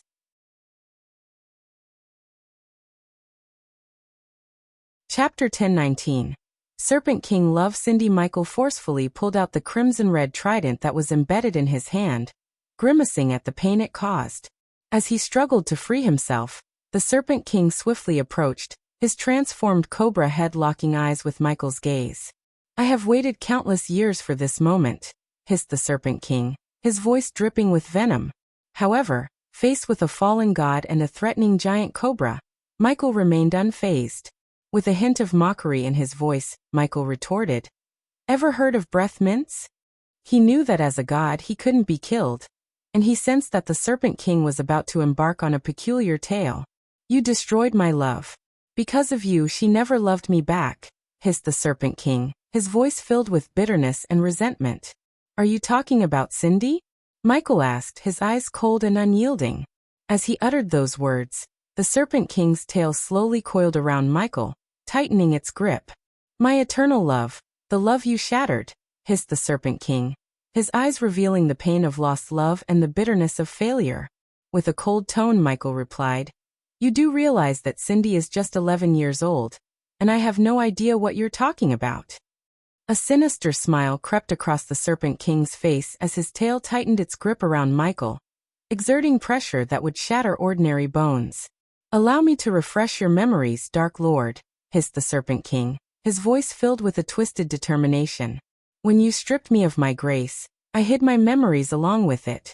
But now, I will make you open the barrier you placed around the mortal realm. Once I reclaim my true form, I will be unstoppable, and I will claim Cindy, the most exquisite mortal in all realms."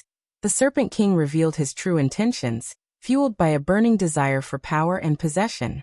Amidst the escalating tension, Michael's laughter erupted, echoing through the water. The Serpent King's tail exerted immense pressure, but Michael remained unaffected, his strength surpassing mortal limits, bolstered by his impenetrable armor. "What's so amusing? I may not be able to kill you, but I can break your mortal vessel and condemn your soul to wander this world for eternity," threatened the Serpent King, his voice laced with malice. Yet, Michael's laughter ceased abruptly, replaced by a sly smirk on his face. "So you've regained your memories, and yet you chose to cross my path," Michael snickered, his voice dripping with amusement. "Listen carefully, you foolish snake. I am married to a serpent far more fearsome than you could ever comprehend. Believe me when I say that the version of me you encountered 5,000 years ago pales in comparison to the cruelty I am capable of. I possess a twisted creativity when it comes to dealing with my enemies. Trust me, you do not want to become my enemy. Step aside while you still have the chance," Michael warned, his tone laced with a hint of menace. However, the Serpent King paid no heed to Michael's warning. Arrogance consumed him, convinced that his elevated status as a level 2 god surpassed Michael's level 1 godhood. Little did he realize the depths of darkness and power that Michael truly held. "As much I hate you. I love the words you said to me before you stripped me of my grace. When you have your enemy at your mercy, don't talk, just end them." The Serpent King echoed the words of the previous Dark Lord. Despite the tightening grip of the Serpent King's tail, and the venomous fangs poised to strike, Michael remained resolute. He prepared to unleash his dark flames upon his adversary, but before he could, a golden ball of light materialized above the Serpent King. In a flash, the golden ball struck the Serpent King, sending him stumbling backward through the depths of the water.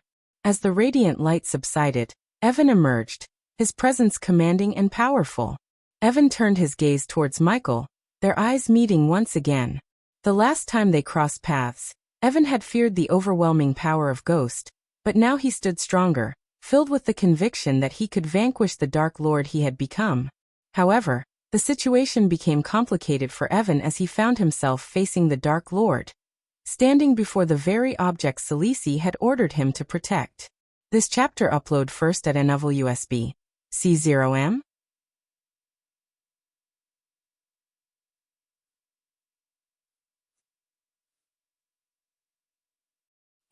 Evan could sense the arrogance emanating from behind the skull mask worn by Ghost. At first, Evan had been reluctant to believe the rumors about Ghost, the stories of his insatiable hunger for power, his manipulative nature, and his cruel actions. But witnessing the devastation brought upon Thusia and the Guardian Guild, Evan couldn't deny the truth. Thousands of lives had been lost, and the world continued to bear the consequences of Ghost's actions. Seeing the Dark Lord before him, Evan's grip tightened on the trident lodged in Michael's hand, driving it deeper into the unforgiving marble. "You cannot face him alone," Michael calmly stated, his voice laced with an underlying understanding. "Even if I cannot defeat him, I won't strike a deal with the devil." Evan sneered, his determination unwavering. "Better the known devil than the unknown angel," Michael retorted, his words hinting at the complexities of their predicament. The Serpent King roared in frustration, his voice echoing through the depths of the ocean. "I've had enough of your annoying interference, you stupid fool god." He snarled, his serpentine form surging forward to attack Evan. Evan, undeterred by the Serpent King's insults, stood his ground, determination gleaming in his eyes. "You are wasting my time, Serpent King," he retorted with unwavering confidence. As the two clashed, the water around them became turbulent, swirling and churning with their powerful spells. The Serpent King conjured swirling currents that twisted and thrashed, while Evan called upon beams of radiant energy that pierced through the dark waters. The spells took on magnificent forms. Serpents of lightning slithered through the water, crackling with electric energy, while bursts of golden light erupted like celestial explosions. The surrounding ocean itself seemed to respond, with currents shifting and waves crashing against unseen barriers. The combatants exchanged lightning-fast blows, their movements a blur of speed and precision. The Serpent King's massive jaws snapped, aiming to ensnare Evan, while Evan's agile maneuvers evaded the deadly bite. Evan retaliated with divine strikes, his punches empowered by his celestial grace, while the Serpent King thrashed his massive tail, seeking to batter Evan into submission. The clash of their powers and physical blows reverberated through the underwater realm, creating shockwaves that rippled across the ocean floor. Each strike echoed with a display of immense strength and skill, as they fought for dominance in the depths. Amidst the fierce battle, their exchanges were punctuated by snarls and roars, their voices echoing through the watery expanse. The Serpent King taunted Evan, his voice dripping with venom. "You can't defeat me, little god. I am the true ruler of the sea." The Serpent King's hands, awkwardly protruding from his serpentine form, rose into the air. In a mesmerizing display, the crimson-red trident, held firmly in Michael's hand moments ago, was pulled back by an invisible force, leaving Michael free.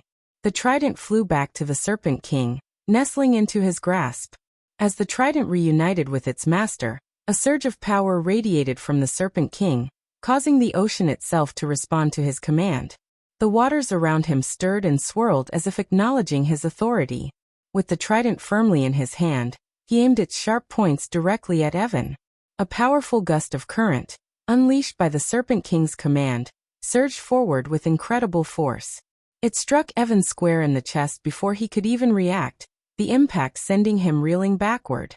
The sheer power of the current's impact was overwhelming, leaving Evan momentarily stunned. "I think you should take a look at as the battle unfolded deep within the ocean." The Serpent King exerted his control over the watery realm with immense power. He unleashed a barrage of ferocious attacks against Evan, each one more devastating than the last. With a flick of his tail, the Serpent King conjured a massive whirlpool that spiraled toward Evan. The swirling currents threatened to engulf him, pulling him deeper into the depths of the ocean. The Serpent King taunted Evan, his voice dripping with superiority. "Pathetic fool. You should have left when you still had the chance." As Evan struggled to break free from the powerful currents, The Serpent King summoned pillars of water, shooting them upward with incredible force.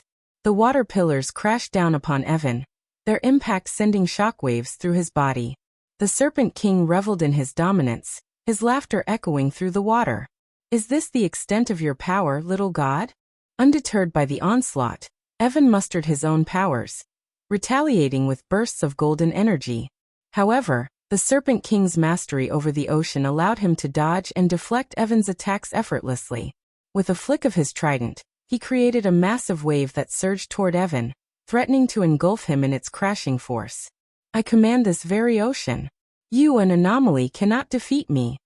The Serpent King continued his assault, conjuring storms of swirling currents, lightning bolts that crackled with electrical energy, and massive tidal waves that threatened to consume Evan. With every attack he taunted Evan, mocking his feeble attempts to challenge his authority. "You are nothing but an insect before my power. Kneel before me and beg for mercy, for I am a god unmatched in strength and dominion." As the battle raged on, the Serpent King's taunts and relentless attacks aimed to crush Evan's spirit and prove his own superiority as a god who controlled the very forces of the ocean. As the relentless assault from the Serpent King took its toll on Evan, he began to weaken. Blood trickled from his wounds, staining the water around him. Sensing his advantage, the Serpent King moved with lightning speed, his attacks becoming even more rapid and vicious. In a swift motion, the Serpent King closed in on Evan, his scaled grip tightening around him. With a malicious grin, he prepared to deliver a devastating finishing blow, one that would shatter Evan's spirit and seal his defeat. The anticipation hung heavy in the air as the Serpent King readied himself to strike. But before the Serpent King could land the final blow, a forceful impact resonated through the water. Michael, wielding his mighty Doombringer war hammer, had intervened, intercepting the Serpent King's attack. The force of Michael's strike sent the Serpent King hurtling backward, disoriented and momentarily stunned. With a calm and commanding presence, Michael turned his attention to Evan, his voice carrying a sense of purpose. "Evan, listen to me. We have a choice. We can either join forces and bring down the Serpent King together, or we can continue to fight each other while he remains a threat to both of us." Evan, weakened and battered, looked at Michael with a mixture of determination and trust. He understood the gravity of the situation, and the importance of unity against their common enemy. Slowly Evan nodded, his resolve firm. "Let's end this together," Evan said, his voice filled with newfound strength. United in their purpose, Michael and Evan set their sights on the recovering Serpent King, ready to unleash their combined might and forge a path to victory. Evan and Michael moved with synchronized precision, their attacks and spells intertwining seamlessly. Michael swung his Doombringer, summoning icy gusts that formed into swirling frost storms, chilling the water around them. He followed it up with black lightning bolts crackling from his hands, striking the Serpent King with electrifying force. Meanwhile, Evan utilized his celestial powers, channeling beams of radiant light that pierced through the depths, illuminating their battleground. The combination of frost storms and lightning bolts created a powerful synergy. As the Serpent King attempted to dodge the onslaught, he found himself caught in the crossfire, unable to evade every strike. But he proved to be a formidable opponent, retaliating with spells and attacks of his own. He conjured powerful currents, manipulating the ocean to disrupt Evan and Michael's movements. Waves crashed against them, threatening to engulf their efforts. Taunts escaped the Serpent King's lips as he lashed out. "You fools! This is my domain. No one can overcome the might of the ocean and its rightful ruler." His voice echoed through the water, his confidence unyielding. He deftly evaded Michael's dark flames, using his serpentine agility to slither away from the consuming fire. Undeterred, Evan and Michael continued their onslaught. Evan channeled his celestial energy into radiant beams, guiding them with precision to strike the Serpent King's vulnerable spots.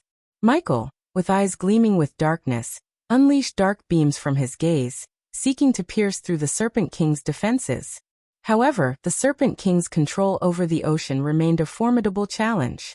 He summoned colossal tidal waves, threatening to engulf Evan and Michael.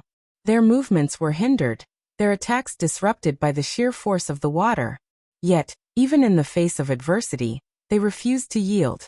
As the fierce battle raged on, a sudden shock and surprise coursed through Michael's veins as he witnessed the eel he had freed earlier join the fight against the Serpent King. His eyes widened with astonishment, realizing the unexpected ally that had come to his aid. The eel crackled with electric energy, its body emanating lightning bolts that surrounded the Serpent King, forming a cage of electricity. The Serpent King roared in frustration as the crackling bolts prevented him from maneuvering freely. With the Serpent King momentarily trapped, Evan seized the opportunity, unleashing beams of golden energy upon the weakened Serpent King. Each beam struck with precision, lashing out with a radiant force. At the same time, Michael released a relentless stream of dark flames, their infernal heat engulfing the Serpent King's form. With each strike, Evan and Michael roared in unison, their determination fueling their attacks.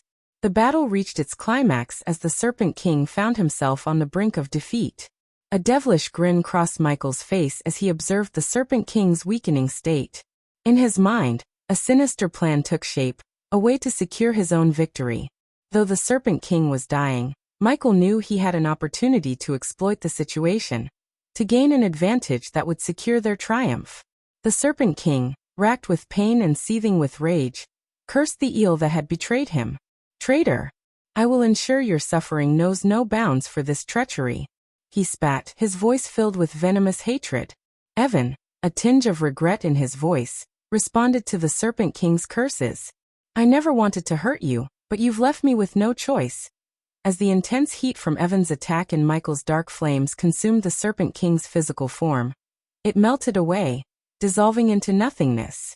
The air grew still, the weight of the battle settling upon their weary shoulders. Evan and Michael both breathed heavily, their chests rising and falling as they took in the aftermath of their victorious struggle. Evan's gaze shifted between Michael and the cube-shaped structure that lay before them, its secrets beckoning. A devious grin played across his face as he reached into his belongings and pulled out a set of golden ropes.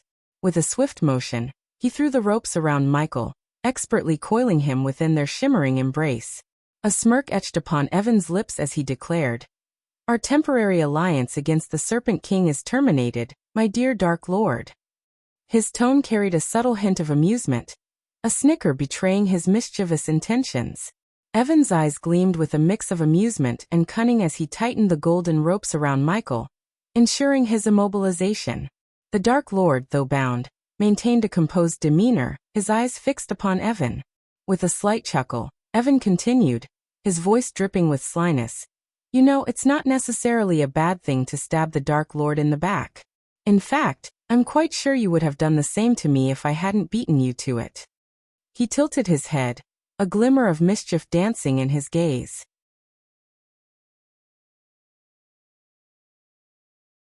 Chapter 10:20. New skill and new spell. As Evan moved closer to the submerged structure, Michael floated helplessly in the ocean, bound by the golden ropes that encircled him. He locked eyes with the eel, their silent connection speaking volumes. Understanding Michael's unspoken command, the eel swam away, disappearing into the depths of the ocean, seeking safety. Meanwhile, Evan's clenched fist radiated with a golden glow as he summoned his power. With unwavering determination, he unleashed a powerful punch, striking the cubic structure. The cracks that already marred its surface widened and multiplied with each forceful blow. Evan's relentless assault continued until the structure shattered completely, revealing its hidden contents. To their astonishment, an ancient-looking scroll awaited them within the shattered remains of the structure. It was encased in an ethereal air bubble, surrounded by a mysterious dark mist. The mere sight of it signaled to Michael that it was indeed a seed of darkness, a powerful artifact of untold potential. However, before Evan could reach out to touch the spell scroll, Michael's voice cut through the air, stopping him in his tracks. Evan turned to face Michael, his curiosity piqued by his unexpected interruption. "Not so fast, Evan." Michael's voice carried a mischievous undertone as a beam of light emanated from the skull on his chest. The beam formed an image of Victoria, Evan's fiancée. The sight struck Evan like a bolt of lightning, freezing him in place. His eyes widened with shock as he beheld the distressing scene before him. Victoria, bound to a chair, bore the marks of a fierce struggle, Her golden hair was disheveled, and her once pristine white armor was stained with blood. Bruises marred her delicate features, a testament to the battle she had endured. Behind her lay the lifeless bodies of several guards, their broken forms strewn across the marble floor. Evan's heart raced with a mix of fear, anger, and concern for his beloved. The image etched into his mind, driving him to a moment of agonizing indecision. His desire to obtain the seed of darkness clashed with his overwhelming need to protect Victoria. As the gravity of the situation sank in, a tense silence enveloped the ocean depths, the weight of their choices hanging heavy in the water. Evan's anguished cry reverberated through the water as he locked eyes with his gagged and restrained fiancée, Victoria. The sight of her, bound and helpless, fueled his rage, causing him to lash out impulsively at Michael, seeking vengeance. "What have you done?" Evan's voice echoed with a mix of desperation and fury, the ripples in the water mirroring his tumultuous emotions. But just as Evan lunged towards Michael, a woman's voice cut through the tense atmosphere, halting his advance. Gaia, the Dark Queen, emerged into view, her presence commanding and sinister. With a dagger dripping with blood, she stood behind Victoria, issuing a chilling ultimatum. "I wouldn't do that if I were you, Evan." Gaia's words carried a deadly warning, her gaze fixed on Evan. She demanded the release of Michael, threatening to slit Victoria's throat if her demands were not met. Reluctantly, Evan shifted his attention from Michael to the dire situation unfolding before him. The weight of the decision bore heavily upon him as he reached out to remove the golden ropes binding Michael. As his hand grasped the ropes, they loosened, freeing the Dark Lord. "I'll take this." In a twist of fate, Michael took hold of the golden ropes, his sly grin betraying his amusement at the turn of events.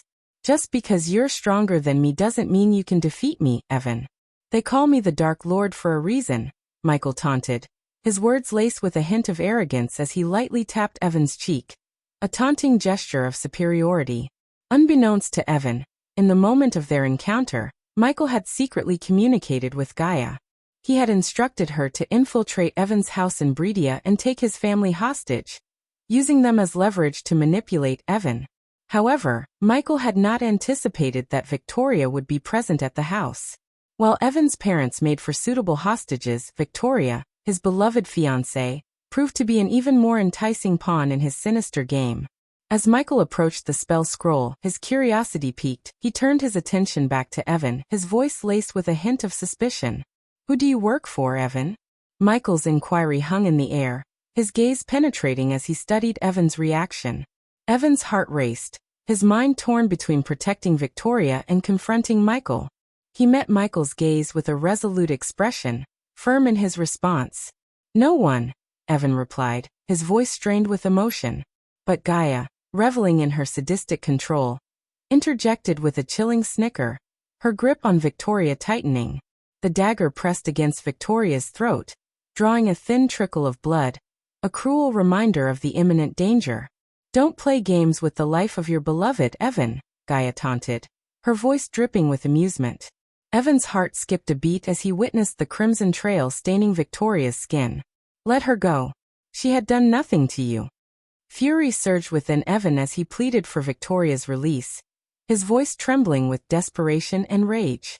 But Gaia, displaying her deranged nature, merely snickered and playfully pouted, displaying her utter disregard for Victoria's life. "Evan, my dear, I have killed my own father and crippled my own sister. Do you think I give a flying fuck about this bitch?"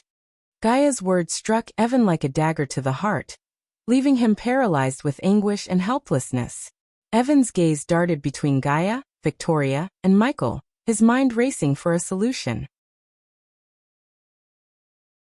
He longed to stop Michael's actions, but Gaia yanked Victoria's hair back, exposing her vulnerable neck, and reminded Evan of the knife poised against her throat. This terrifying threat silenced his desperate intentions. With determination in his eyes, Michael unleashed a powerful punch, striking the air bubble that surrounded the spell scroll. The bubble shattered, dissipating into thin air, as Michael swiftly grabbed hold of the ancient scroll. A dark mist, tinged with an otherworldly aura, emanated from the scroll and slowly coiled around Michael's hand, its tendrils intertwining with his very being. As the dark mist seeped into Michael's body, a surge of energy coursed through his veins. Veins protruded from his skin beneath the armor, pulsating with an ethereal glow. The power within him intensified, radiating with an intensity that Evan couldn't ignore. Evan's gaze fixated on Michael, his senses heightened as he observed the sudden rise in Michael's energy radiation. The aura surrounding Michael became more ominous, shrouding him in an aura of darkness and power. Congratulations to the host for acquiring another seed of darkness. The host now acquired 3 seeds of darkness. The experience points harvester function is online. The host will receive experience points for killing from now on. Once the host reaches the celestial stage, the system will come online permanently. The host can now absorb powerful artifacts and turn their energy into experience points. Rare and more powerful artifacts will give the host more experience points. This chapter. Upload first at Ennovel USB. C0M.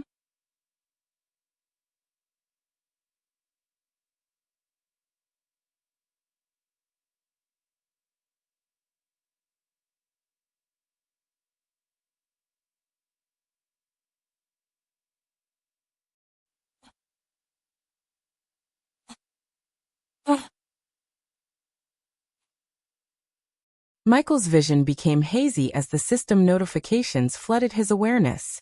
A surge of joy swept over him as he realized he was getting closer to permanently awakening the system. Amidst the flurry of notifications, he couldn't contain his excitement upon discovering that he could absorb artifacts and gain experience points once again. Lost in the sea of notifications, a particular message caught his attention. Congratulations for acquiring the Seed of Darkness. Shadow teleportation. Michael's astonishment echoed in his mind. He was well aware that each seed of darkness possessed unique properties, granting him distinct powers and advantages. His armor, for instance, was a seed of darkness that provided him with formidable protection. Now the spell scroll had bestowed upon him a new ability, the wondrous gift of shadow teleportation. The shadow teleportation is a powerful spell that grants the user the ability to instantaneously transport himself to any location within his line of sight where a shadow is present. By harnessing the connection between shadows and travel, the host can seamlessly navigate through space, utilizing shadows as gateways to move from one point to another effortlessly. Curious about his newfound ability to absorb energy from artifacts, Michael reached out for the golden ropes that had bound him moments ago. Closing his eyes, he focused his concentration on the ropes, feeling the surge of energy coursing through them. A soft hum resonated in his senses as he experienced a slight resistance from the ropes. Slowly but steadily, the golden strands transformed into tiny specks of dust, drifting into Michael's being, converting into valuable experience points. Absorbing legendary level ropes of halving, absorbing energy, converting the grace energy into experience points. Experience points converted 300,000. Experience points converted 700,000. Congratulations to host Michael for leveling up. The current stage is half celestial stage level 4. Host Michael cultivation level. Half celestial level 4 godhood. Fledgling god. Have 3 seeds of darkness. Need 2 seeds for the upgrade to level 2 godhood demigod. Experience points. 1000/000/12. 000 badass points. 75 million skills and spells. Wind Blast, LVL 6 Ultimate Form Level 1 Eyes of Doom. LVL 5 Ultimate Form Level 1 Responsive Shield. LVL 8 Environment Scanning. LVL 8 I think you should take a look at Ignitia. LVL 8 Ultimate Form Level 1 Silenes. LVL 1 Meteor. LVL 1 Lightning Dash. LVL 6 Ultimate Form Level 1 Energy Devour. LVL 5 Soul Eater. LVL 5 Soul Stare. LVL 4 Death Range. LVL 3 Shadow Teleportation Eyes of Darkness, Normal. Can sense the cultivation level of others. Eyes of Darkness, Lucifer. Can sense the cultivation level of others, can see through illusions. Cloud of Darkness, Lucifer. Weak-willed enemies will lose their courage completely and surrender. Death range will be 50% more powerful, and if activated in darkness, the host's cultivation level will be boosted 4 levels up regardless of the stage barrier. Wordless Spellcaster, Lucifer. In full Lucifer form, the host just has to think of the spell to cast it.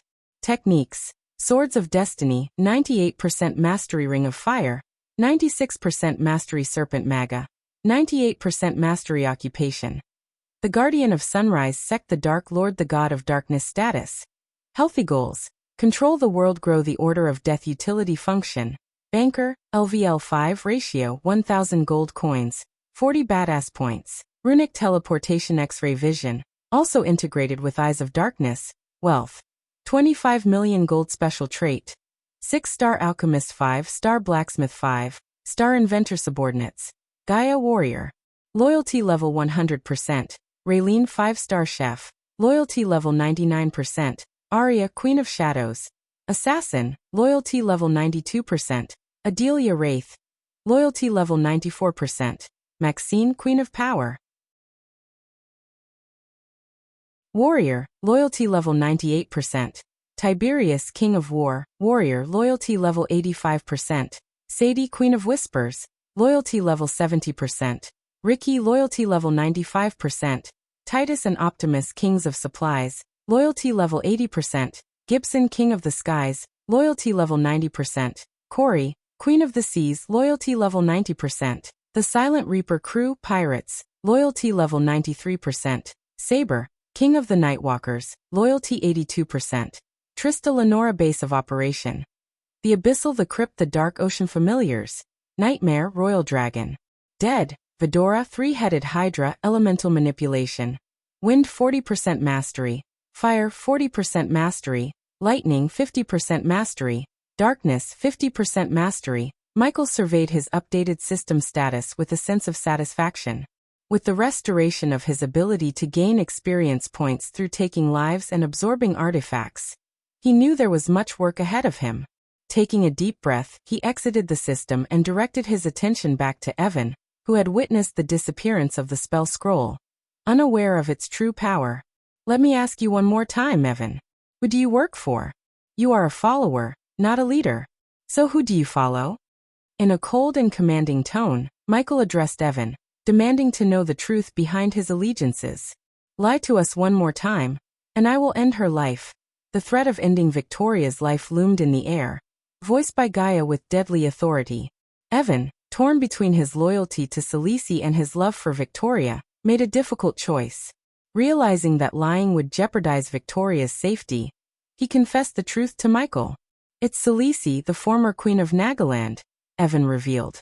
Finally, the veil of secrecy surrounding Michael's shadowy adversary began to lift.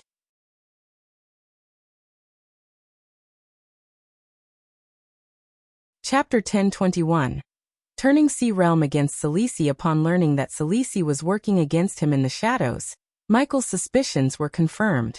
He had always suspected that Celici held more secrets than she let on. Even when he had attacked Nagaland, her kingdom, and Gaia had inflicted harm upon her family, Celici had remained elusive. This absence hinted at a deeper purpose behind Sales's actions.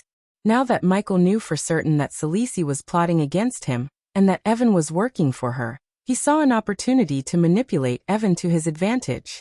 Killing Evan would be futile, as he was a god who could only be truly slain with a specialized weapon. Instead, Michael decided to use Evan as his spy, a valuable asset in his quest for dominance. With his plan forming in his mind, Michael turned his gaze towards Gaia, issuing a command. "Deliver my gift to Victoria," he instructed Gaia, sending a shiver through Evan's heart. "Stop!" Evan's desperate shout echoed through the space as he lunged at Michael. With a sneer, Michael swiftly evaded Evan's attack using his lightning dash spell. Following Michael's order, Gaia retrieved a vial of blood tonic from her storage ring. She removed the gag from Victoria's mouth and forced the potion down her throat.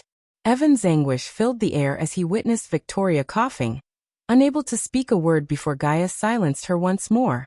Eyes gleaming with a devilish grin, Michael delivered a cold ultimatum to Evan.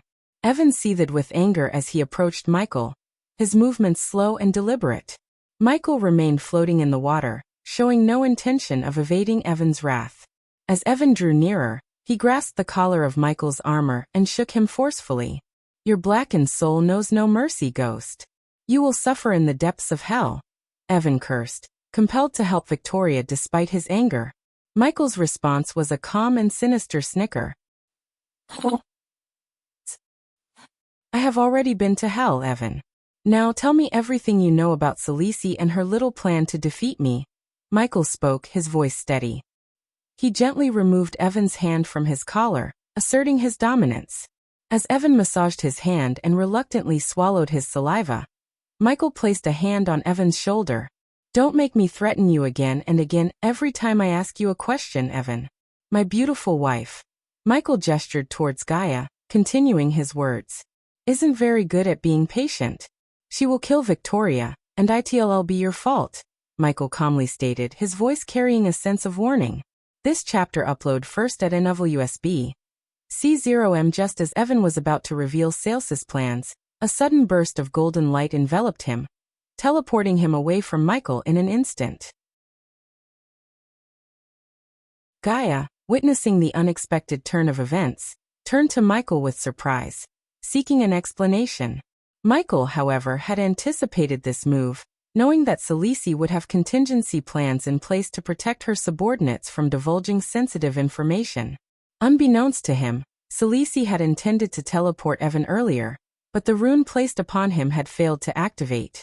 Otherwise, Evan would have been teleported away even before confessing his allegiance to Celice. Now that Celice has made her move, it is time for me to make mine, Michael calmly stated, his mind already racing with plans. What should we do about her? Concerning Victoria's fate, Gaia inquired, her dagger tracing along Victoria's face with a twisted sense of sadistic delight. Leave her alone but clean out their treasury, Michael ordered, confident that Gaia had already taken care of this task. With Victoria under the influence of the blood tonic, Michael held the power to end her life with a mere snap of his finger. Evan was well aware of this, and he would obey Michael's every command. Michael anticipated that Celice, being the mastermind he believed her to be, would try to intervene and prevent Evan from falling into his grasp.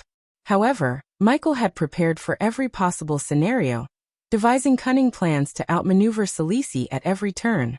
As he had stated, it was now his turn to take action, and Celice would soon discover the extent of his strategic prowess. I did that already, Gaia playfully chuckled, revealing her sinister nature that aligned perfectly with Michael's own. And human, meet me at our designated meeting spot soon. We need to locate our missing subordinates, Gaia instructed, receiving a nod of agreement from Michael. Upon his return from Itanes, Michael had contacted Gaia, only to discover that one of the 3 portals set up at the wedding had been tampered with. Those who had used this specific portal were teleported elsewhere, away from the Dark Castle. In other words, someone had kidnapped some of Michael's subordinates. Fortunately, Raylene and little Cindy remained safe in the dark forest. As much as Michael desired to reunite with Gaia and locate his subordinates, he knew that reaching the celestial stage was crucial. Only then would he ascend to the next level of godhood and be able to bring back the system online permanently.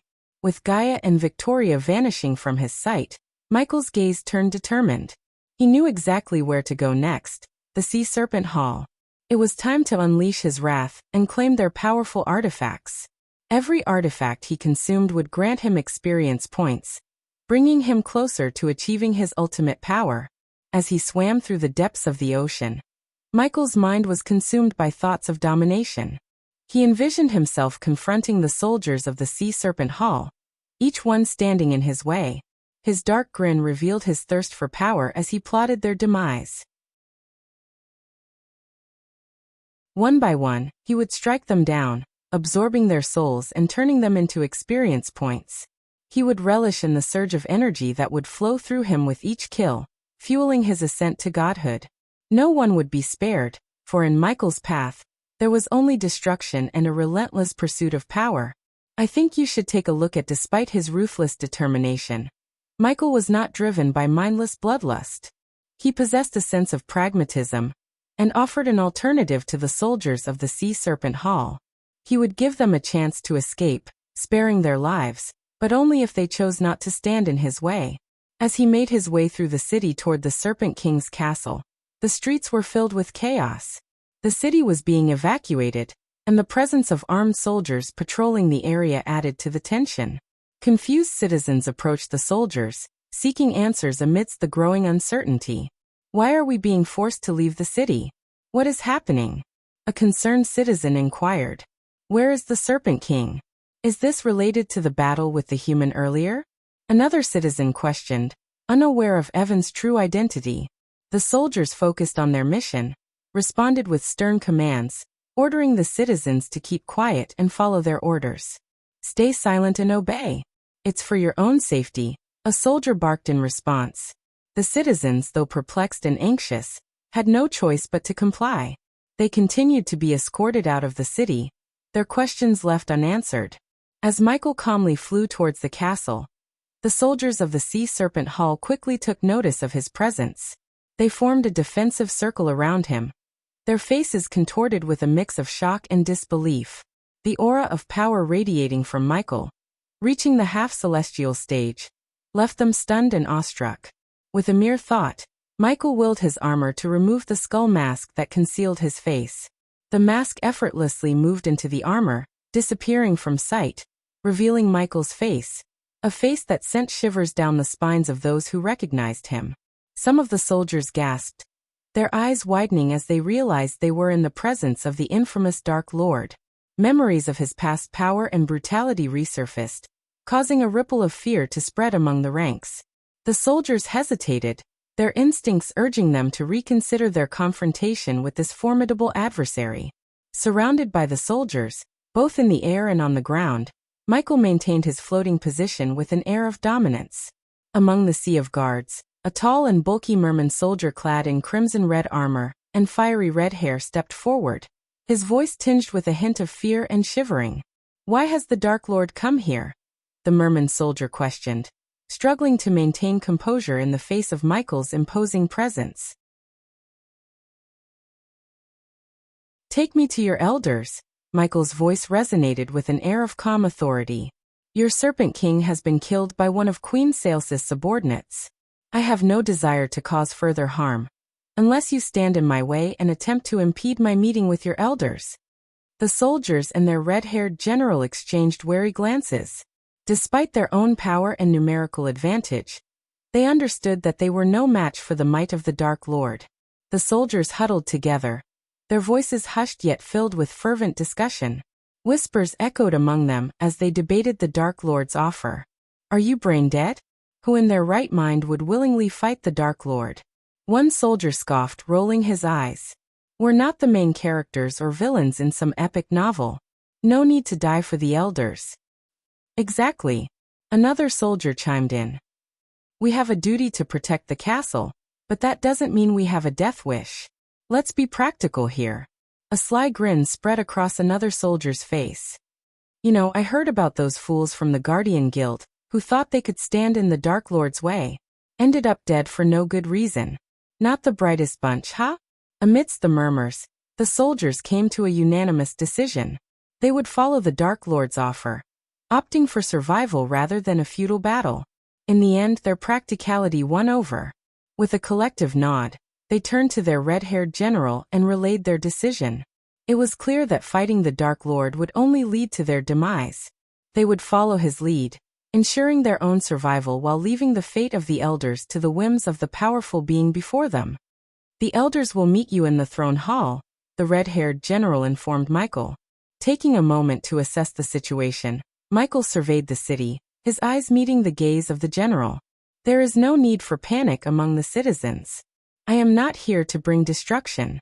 Since you all have chosen to stand down, I see no reason to take any lives," Michael assured, his decision surprising even himself. Despite Michael's inclination to kill and convert soldiers into experience points, he refrained from doing so with the Sea Serpent Hall soldiers, who chose not to fight. Their unexpected display of rationality surprised him. Typically, soldiers and cultivators acted on impulse rather than making practical decisions. However, the Sea Serpent Hall soldiers demonstrated a level of intelligence and discernment that Michael hadn't anticipated. It intrigued him to see individuals capable of assessing the situation and making a wise choice. Fortunately, Michael had a new way to gain experience points by absorbing artifacts. With this in mind, he planned to strike a deal with the elders and acquire some of their most powerful artifacts. Additionally, He saw an opportunity to pit Khaleesi against the Sea Realm, shifting the blame for the Serpent King's demise onto Evan. Michael knew that the Serpent King's soul would seek another vessel and return, but he intended to forge a god-killing weapon in the meantime. His ultimate goal was to eliminate the Serpent King before the truth was revealed permanently. The pieces were falling into place, and Michael's schemes were taking shape. As he prepared to meet the elders, he couldn't help but feel a surge of anticipation. The city of Sea Serpent Hall would soon witness the extent of his power and cunning.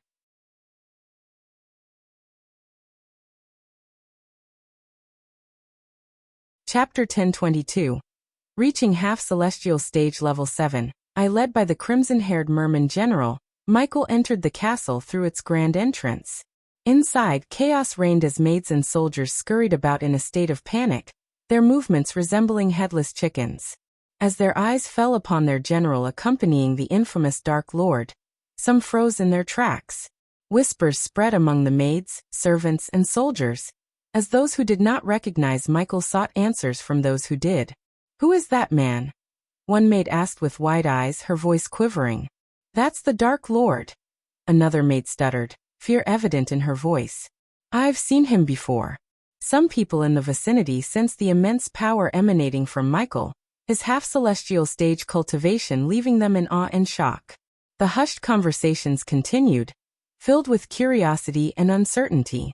"What is the general doing, escorting the Dark Lord into the castle?" A soldier wondered aloud, his voice tinged with confusion. "I don't know, but it can't be good," another soldier replied, his voice filled with trepidation. "We should stay out of their way and let the elders handle this." Amidst the commotion, the presence of the Dark Lord within the castle walls had sent shivers down their spines, leaving the maids, servants, and soldiers questioning the implications of his presence and the intentions behind their general's actions. The grand throne hall stretched before Michael, its vastness emphasized by the high ceilings and elaborate decorations adorning the walls. The throne, positioned on an elevated platform accessed by a grand staircase, stood as the focal point of the room. It was an imposing sight, intricately carved and adorned with symbols that represented the power and authority of the Serpent King. As Michael entered the hall, he observed the elders gathered on the marble floor, engaged in a heated discussion. They were aged men and women, their faces marked with the wisdom and experience of many years. Some had long white beards, while others had deep lines etched on their foreheads. They wore ceremonial robes, signifying their esteemed positions within the Sea Serpent Hall. "Have any of you seen the Serpent King? Where could he have gone?" one elder inquired, his brow furrowed with worry. This chapter upload first at NWSB.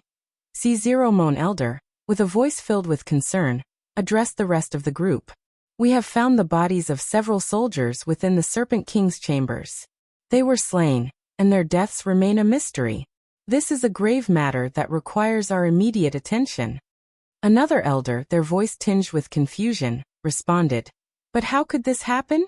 The Serpent King's room is heavily guarded, and the security is tight. Who could have breached our defenses and carried out such an act?" The elders exchanged worried glances, searching for answers to the puzzling situation. Little did they know that it was Michael who had infiltrated the Serpent King's chambers and eliminated the soldiers as part of his own plans. "We must investigate this matter thoroughly," another elder suggested, their voice tinged with determination. "We cannot afford any breaches in our security, especially during these uncertain times." As the conversation carried on, the elders suddenly fell silent, their eyes widening and their actions freezing in place. Michael had entered the throne hall, accompanied by the red-haired general. Fear and shock rippled through the elders' expressions as they laid their eyes upon the infamous Dark Lord. A hushed whisper escaped one elder's lips as he trembled. "It's the Dark Lord."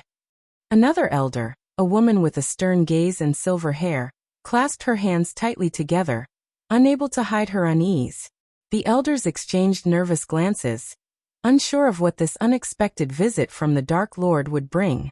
Their initial discussion forgotten, the elders now found themselves face to face with the embodiment of their deepest fears.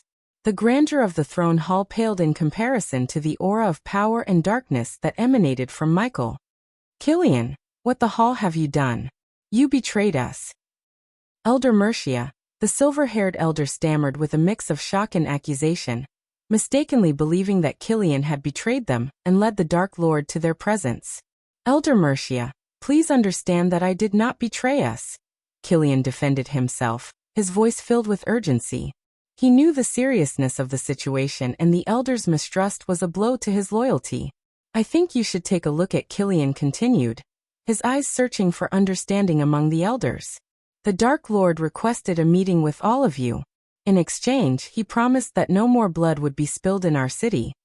Elder Mercia, with her silver hair shimmering under the light, stuttered in disbelief, her voice filled with shock. Killian, how could you trust the Dark Lord? Have you forgotten the atrocities he has committed? Killian held his ground, his voice firm and determined. Elders, I bring grave news, conveyed to me by the Dark Lord himself. He clenched his fist, preparing to deliver the news of the Serpent King's demise. Standing beside Killian, Michael remained silent, allowing Killian to be the messenger of the Dark Lord's words. Michael intentionally withheld the information that merely destroying the vessel would not be enough to kill a god like the Serpent King truly. The truth was that specific god-killing weapons were required, weapons that even Michael did not possess. The Dark Lord claims that Serpent King was slain by Evan, a subordinate of Queen Celici of Nagaland, Killian announced, causing the elders to gasp in disbelief. While some found it difficult to fathom, given the recent claims of the Serpent King attaining godhood, others began to question the invincibility of their king. It cannot be true, one elder murmured, their voice tinged with doubt. Our Serpent King said he had become a god, invincible and everlasting. It is true. I witnessed their battle in Windows Down. Evan, a fallen god himself, fought your king and emerged victorious, Michael affirmed, his words shocking the elders even further. He intentionally withheld the fact that merely destroying the physical vessel of a fallen god would not truly vanquish them.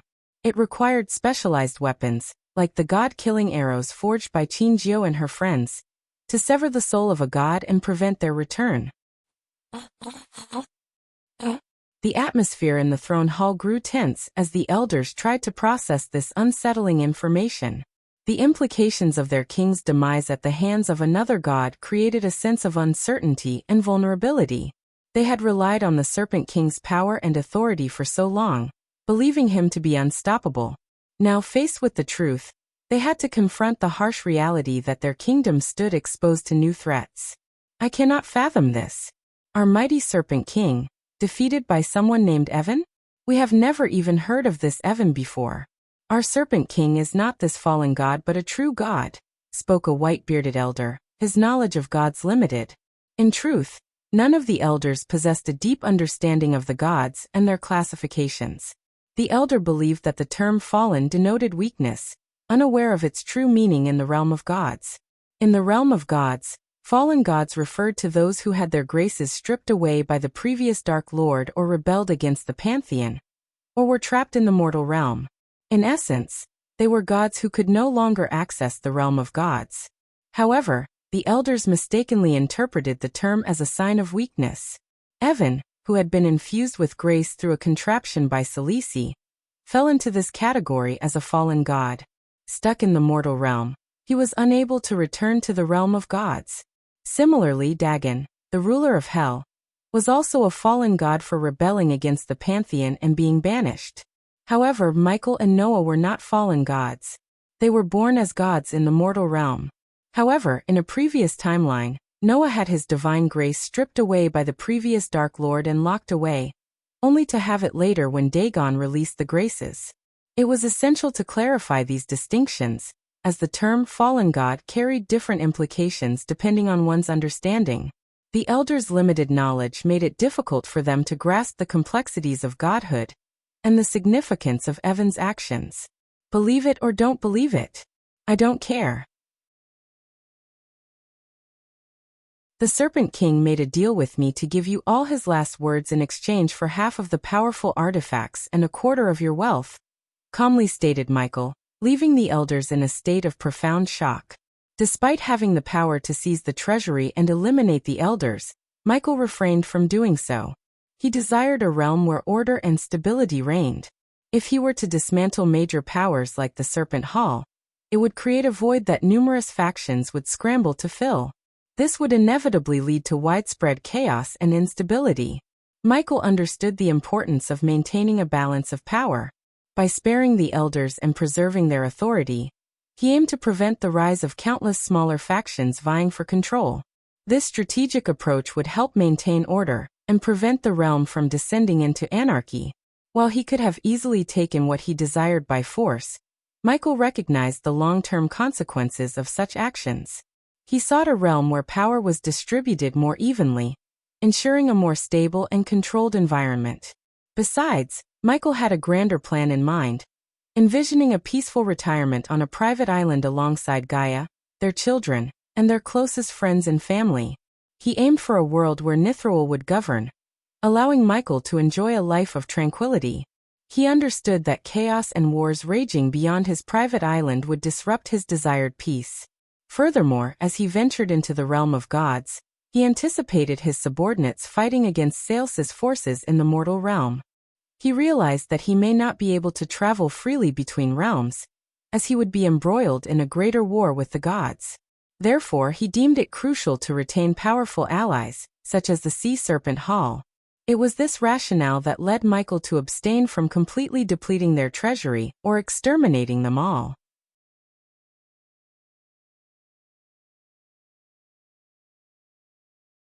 Chapter 1023.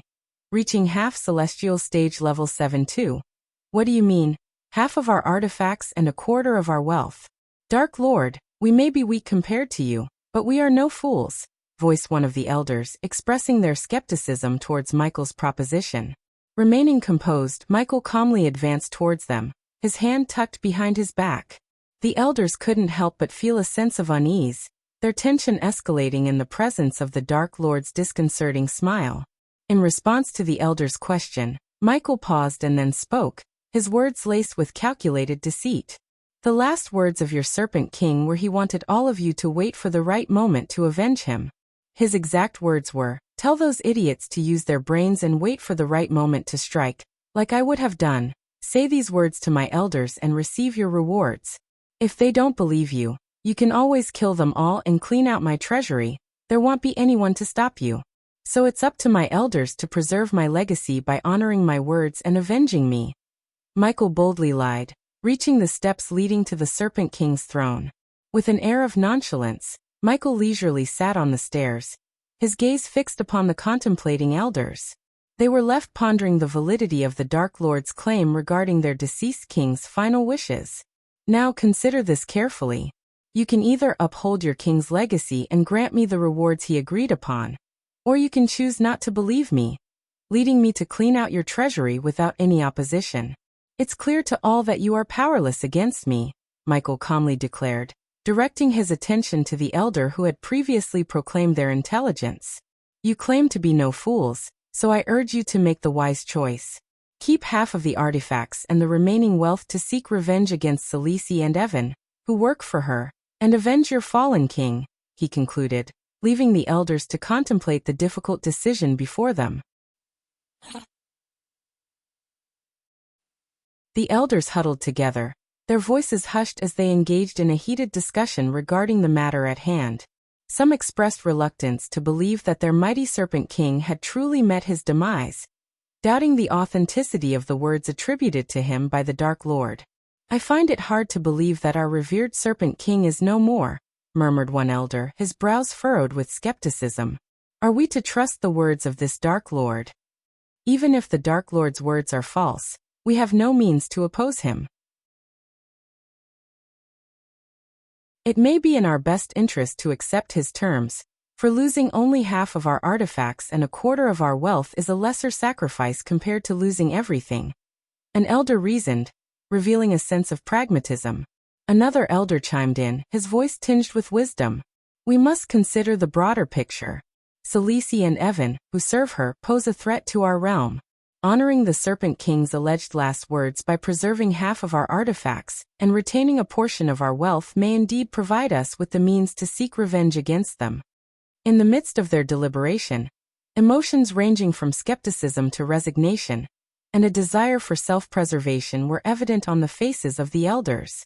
They weighed the risks and benefits, acknowledging the overwhelming power of the Dark Lord and the futility of resistance. Ultimately, a collective decision began to take shape as they reluctantly accepted the reality of their situation and the necessity of making a deal with the Dark Lord. With heavy hearts and a hint of resignation, the elders prepared to honor their fallen king's supposed last words and fulfill the Dark Lord's demands, albeit with a sense of caution and a lingering doubt in their minds.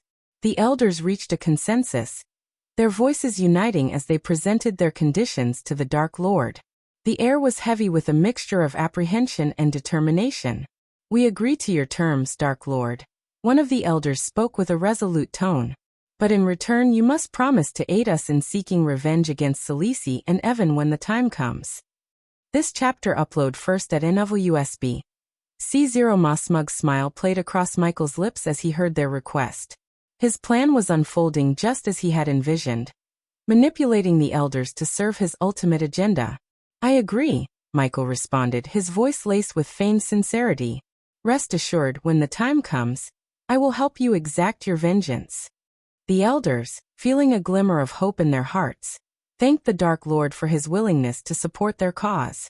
"Very well," one of the elders said, bowing respectfully. "Please wait here while we gather the artifacts and wealth you require." Michael's eyes gleamed with a hint of caution as he issued a warning to the departing elders. "Remember, if you attempt to deceive me or withhold what is rightfully owed, the consequences will be dire. I trust you understand the gravity of your words." The elders, now filled with a mixture of fear and determination, assured Michael of their sincerity. With a final nod, they disappeared from his sight, leaving him to await their return. As Michael stood in the Grand Throne Hall, a sense of satisfaction washed over him.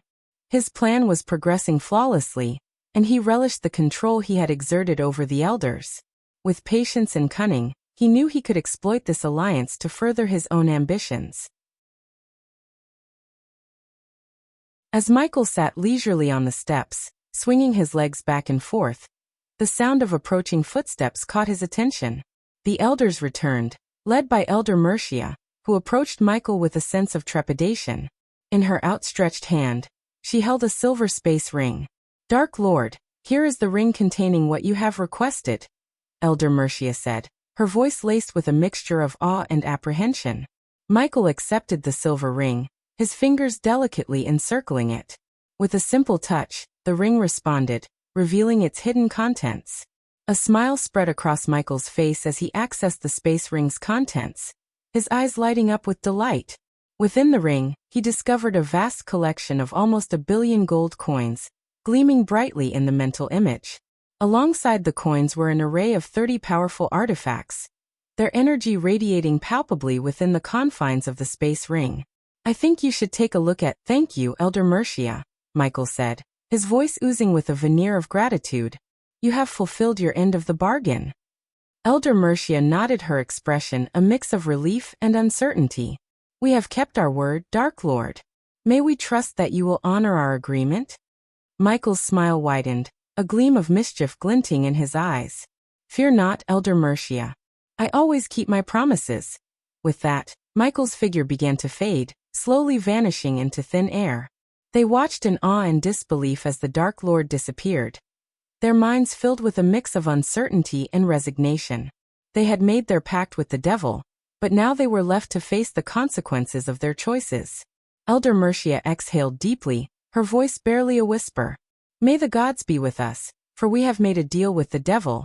In the depths of the ocean, far removed from the bustling city of Sea Serpent Hall, Michael materialized amidst the encompassing darkness.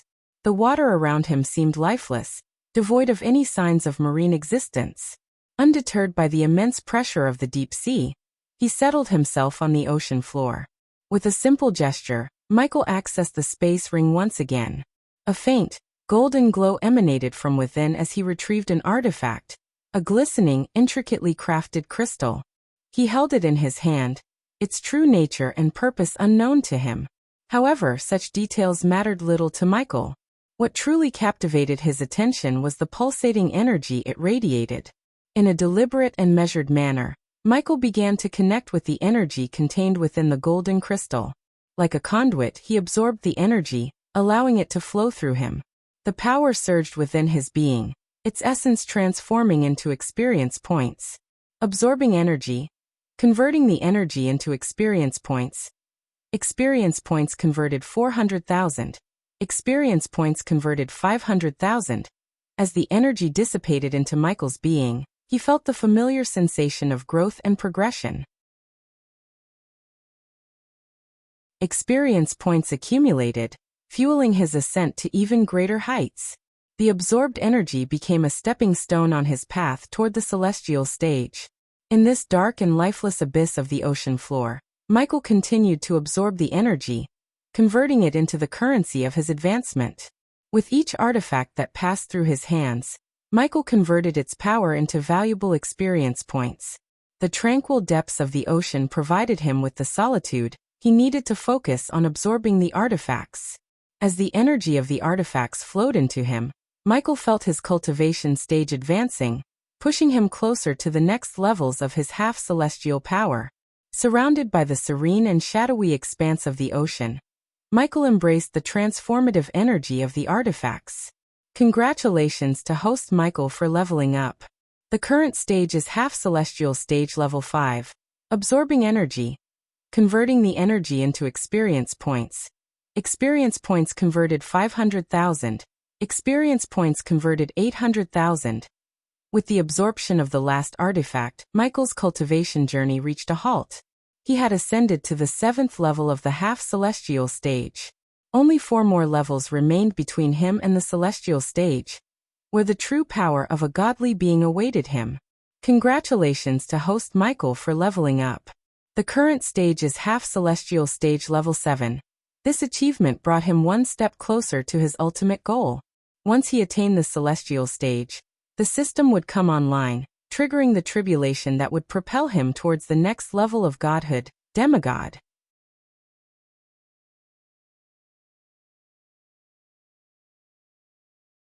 Chapter 1024. The battle between the gods is nearing. Chapter 1024. The battle between the gods is nearing. The evening sky was adorned with dark rain clouds, casting a gloomy hue over the horizon.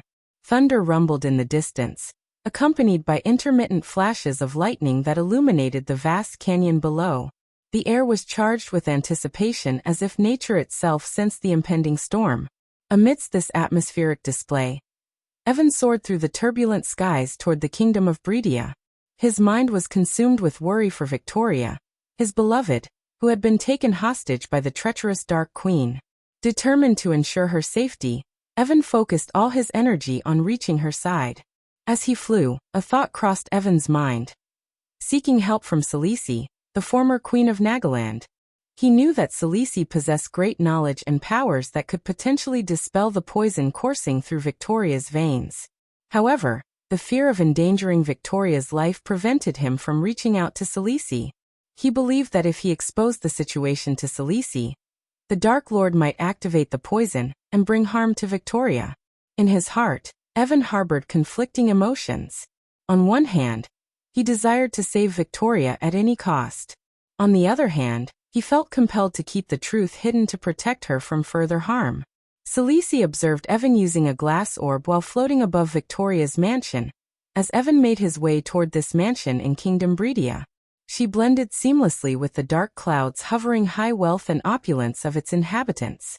But the tranquility of the mansion grounds had been shattered, replaced by the remnants of in the sky while keeping a close eye on the scene below. The mansion stood proudly, a grand structure amidst the chaos. Its walls were adorned with intricate designs, a testament to the wealth and opulence of its inhabitants. But the tranquility of the mansion grounds had been shattered, replaced by the remnants of a fierce battle. Lifeless bodies of soldiers lay scattered across the ground, their armors cracked open, and bodies riddled with multiple wounds. Arrows, sharp and deadly, had found their mark, leaving visible holes in the fallen soldiers' forms. The once pristine mansion ground was now stained with the vivid red of spilled blood, a chilling testament to the violence that had unfolded. The grandeur of the estate had been marred by destruction. Fountains stood broken, their gentle streams replaced by a solemn silence. Statues, once graceful and elegant, now bore the scars of combat, their delicate features chipped and broken. This chapter upload first at NWSB.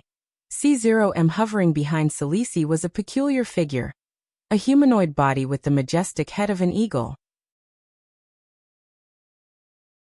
This unique creature, known as Stormwing, was one of Sales's secretive henchmen, adept at carrying out her clandestine tasks.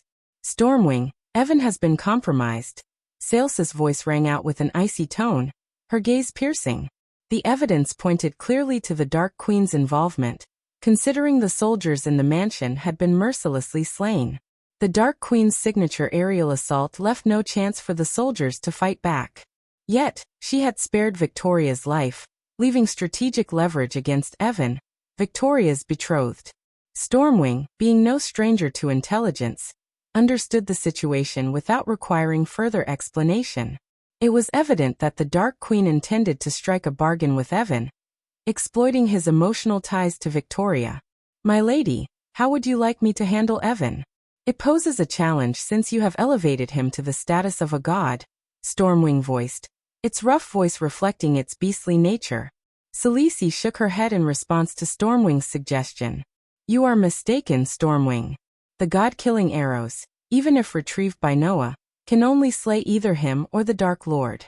They are single-use weapons, unable to be replicated or merged into a new form.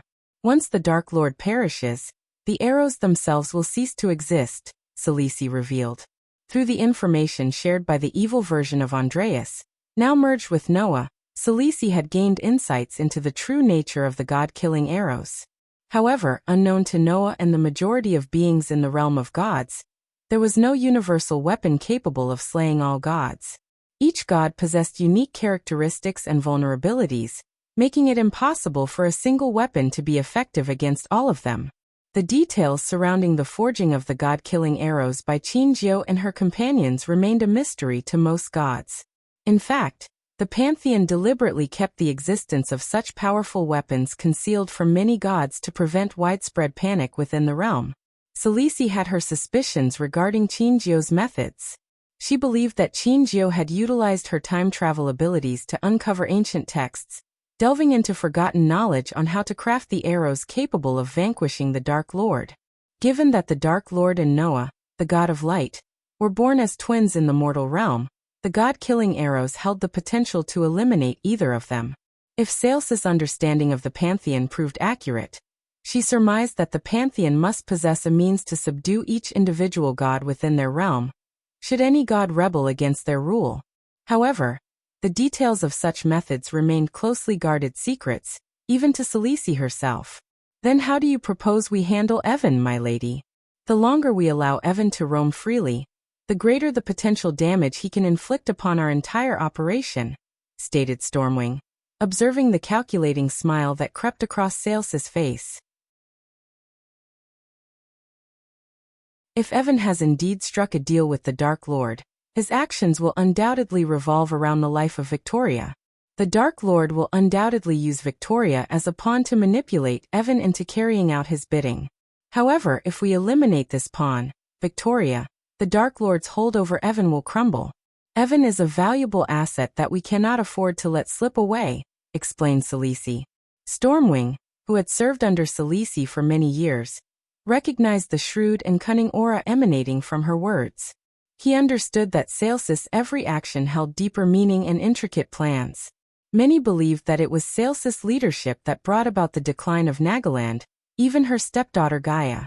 However, only a select few, such as Stormwing, knew that the decline of Nagaland was actually part of Sales's grand design. For years, Stormwing and his team had carried out covert operations, targeting key figures within Nagaland and its allies, effectively weakening the kingdom from within. By destabilizing Nagaland, Celici removed it from the equation and eliminated a formidable ally that the Dark Lord could have exploited. Sales's strategic moves ensured that the Dark Lord had no interest in claiming Nagaland for himself. Presently, Celici was utilizing Nagaland's hidden reserves of poisonous veins to produce potent poison weapons, which would prove crucial in the impending war against the Dark Lord. "Eliminate Victoria, Stormwing. Make it appear as though her death is accidental. If the Dark Lord truly struck a deal with Evan, we cannot orchestrate her demise to make it seem like the Dark Lord was responsible. It would raise suspicions and Evan might grow wary. However, if her death appears to be an unfortunate accident, the Dark Lord will lose his hold over Evan. This will enable Evan to focus his energies on defeating the Dark Lord's army, without the distraction of his fiancée. I can channel his grief and anger towards our advantage. Khaleesi coldly commanded Stormwing, instructing him to kill Victoria. While Khaleesi was aiding Noah in collecting the god-killing arrows, she was well aware that 2 of the arrows were already in possession of the Dark Lord. Hence, Noah would require all the support he could muster to retrieve those arrows during their eventual confrontation. Khaleesi was also confident that the Dark Lord would spare no effort in his fight against Noah, amassing his formidable army. Therefore, she planned to allocate a portion of her own army, which she was currently amassing, to aid Noah in his battle. As Noah clashed with the Dark Lord, her forces would engage the Dark Lord's army, ensuring their destruction. "When should this be carried out, my lady?" confidently inquired Stormwing. To him, staging a murder to appear as an accident was a simple task. Give Evan a few more days with Victoria, then carry out her demise next week, Khaleesi replied, displaying no remorse for her decision.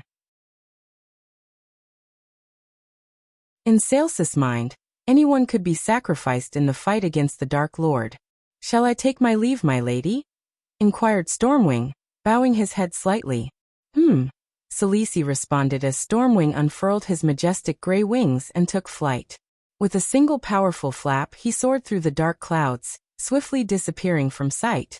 Once Stormwing had departed, Khaleesi retrieved a glowing silver orb from her pocket. The orb emanated a pulsating golden light from its core. "What is it, Andreas?" Khaleesi questioned, addressing the glowing orb. "We have a problem. Noah's bitchy little sister, Sabrina, is on her way to dissuade him from engaging in battle with the Dark Lord. Something must be done," Andreas informed. "Noah will not heed her words. We don't need to intervene but rather redirect Sabrina to see the Dark Lord. If we're fortunate, Sabrina's presence may dampen the Dark Lord's eagerness to fight Noah, serving as an advantage for us. When Sabrina arrives to meet Noah, instruct her to visit the Dark Castle," Khaleesi instructed. "I don't believe it's a wise decision. What if the Dark Lord attempts to manipulate Sabrina for his own purposes? Have you forgotten who we are dealing with? The Dark Lord himself?" Andreas growled, expressing his concerns. However, Khaleesi remained composed. "Do as I say, Andreas. The battle between Noah and the Dark Lord is inevitable. We simply need to ensure Noah emerges victorious," Khaleesi declared firmly, clenching the orb in her hand and shattering it into pieces. As the impending battle between the Dark Lord and Noah drew near, Khaleesi had important matters to attend to, one of which was the mass production of various pills and potions for her army. To accomplish this, Khaleesi sought out the current renowned alchemist in the world, Olivia Palmer, who coincidentally happened to be the Dark Lord's former disciple. Khaleesi had been closely monitoring Olivia's activities ever since Ghost revealed himself as the Dark Lord, which led to Olivia severing her ties with him. Based on Sales's information and intelligence network, Olivia was no longer affiliated with the Dark Lord. However, she still possessed the knowledge and teachings he had imparted to her in the field of alchemy. Khaleesi planned to leverage Olivia's expertise and enlist her aid in supporting Noah's battle against the Dark Lord and his formidable army.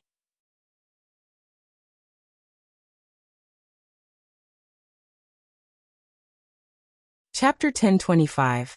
Diana Winston and the Light Flames. Chapter 1025. Diana Winston and the Light Flames. After commanding Stormwing to carry out the task of eliminating Victoria, Khaleesi departed from the Elon continent and arrived in her secluded pocket dimension. As she materialized within her castle, she made her way directly to her personal quarters. Sales's room exuded an aura of warmth and comfort. Adorned with rich red curtains, a cozy bed, and an array of furnishings, it emanated a sense of luxury. Countless books, maps, and scrolls adorned the room, reflecting Sales's thirst for knowledge and strategy. The soft glow of candlelight illuminated the space, casting a gentle, flickering ambience. Portraits of Celici adorned one of the walls, capturing her commanding presence and enigmatic nature. Upon entering the room, Celici securely closed the door behind her. Retrieving a dagger from her space ring, she made a small cut on her palm, allowing droplets of blood to fall. With her bleeding hand, she pressed her palm against the door. In response, intricate crimson runes illuminated on the surface, accompanied by a distinct clicking sound. Satisfied with the enhanced security, Celici directed her attention toward one of the portraits hanging on the wall. Studying the portrait intently, Celici shook her palm, causing droplets of blood to splatter upon it. As the crimson stains connected with the portrait, a gentle hum resonated from within. Suddenly, bright beams of light shot forth from the portrait's eyes, enveloping Celici in their radiant glow. Within a blink of an eye, she vanished from the room, leaving behind only the illuminated portrait. Using the teleported in Celsis room, she appeared in one of the special prisons of the Sky Hall. Stepping into this prison, which was an empty hall, Celsis' gaze fell upon a solitary glass cage occupying the center. Within the confines of the cage, a woman with flowing black hair sat in deep meditation. Her hair gracefully fluttered behind her, and a palpable aura of power radiated from her very being. Approaching the glass cage with measured steps, Celici extended her hand to touch the cool surface. A mischievous smile tugged at the corner of her lips as she whispered, "Wake up, Harriet." After Diana revealed the shocking truth that the Dark Lord was her own son, the Sky Hall deemed her dangerous and locked her away in a specially designed cage. For an entire year, Diana had been confined within the cold, restrictive confines of the cage. Its purpose was twofold: to prevent her from accessing her powers and to isolate her from any human contact. Only Celici, who harbored a deep-rooted hatred for the Dark Lord, would visit Diana, ensuring her captivity remained absolute. As Celici stood before the glass cage, she observed Diana's weary expression. The once fierce and proud woman now appeared diminished, her spirit dampened by the prolonged imprisonment. Diana's powers, once formidable, were nullified by the cage's enchantments, leaving her defenseless and vulnerable. A mixture of pity and satisfaction flickered in Celsis' eyes as she regarded Diana, the woman who had given birth to the Dark Lord, the one who had caused so much chaos and destruction, was now reduced to a mere captive. For Celici, this was both a form of justice and a means to further her own ambitions. As Celici taunted Diana, she slowly opened her eyes, her gaze steady and resolute. Unfazed by Celsis' provocations, Diana refused to give her the satisfaction of seeing her beg for information about her family. She knew Celici reveled in the power she held over her, but Diana was determined to maintain her composure. Celici smirked, relishing in her role as the bearer of ominous news. "It is happening, Diana, or should I say Harriet Hunt," she taunted, emphasizing Diana's past identity. With a calm demeanor, Diana responded, "Your two sons are preparing to fight each other. There is nothing to stop them from killing each other. Especially Noah, he is pretty pissed off because of what the Dark Lord, his own brother, did." This chapter upload first at NVOUSB. C0M Celici snickered at Diana's words, reveling in the chaos that was about to unfold. "Dean might have swung his sword, but it was you and the Sky Hall who orchestrated Alicia's death. You could have stopped it, but you didn't," Diana accused. Celsis' laughter filled the air, a twisted symphony of malice. "Look at you, still blaming the Sky Hall. Even after I've told you that your two sons are destined to clash." Diana remained steadfast, refusing to be swayed by Celsis' manipulations. "I know my sons, Celici. They will not kill each other. But perhaps you should be more concerned for your own well-being. Noah may be forgiving, but my other son, the Dark Lord, is not known for his mercy." Enraged by Diana's calm composure, Celici retrieved a crystal adorned with intricate runes. This crystal, a rare possession held only by a select few within the Sky Hall, granted Celici control over Diana. Establishing a mental connection with the crystal, Celici tightly clenched her fist, causing a specific rune to illuminate on the glass cage. The effect was immediate and agonizing. Diana growled in pain as the rune activated, triggering her pain receptors to overload. Waves of excruciating sensation coursed through her body, causing blood to trickle from her nose and eyes. Celici, driven by her sadistic tendencies, intensified her grip on the crystal, prolonging Diana's torment. With each surge of energy she directed into the crystal, Diana's suffering escalated. The pain became unbearable, pushing Diana to her limits. However, realizing her time was limited, Celici relented, willing the crystal to release its hold on Diana. The agony subsided, leaving Diana panting and weakened from the ordeal. As much as I love these little torture sessions, Celici sneered, I am pressed for time.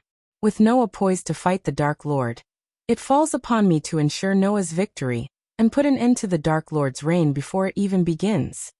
Celsis' gaze bore into Diana's, a chilling intensity emanating from her eyes. To ensure Noah's success, I need the power of your light flames. We both know they rightfully belong to Noah, the god of light. Upon hearing Celsis' request, Diana emitted a pained chuckle, spitting blood from her mouth.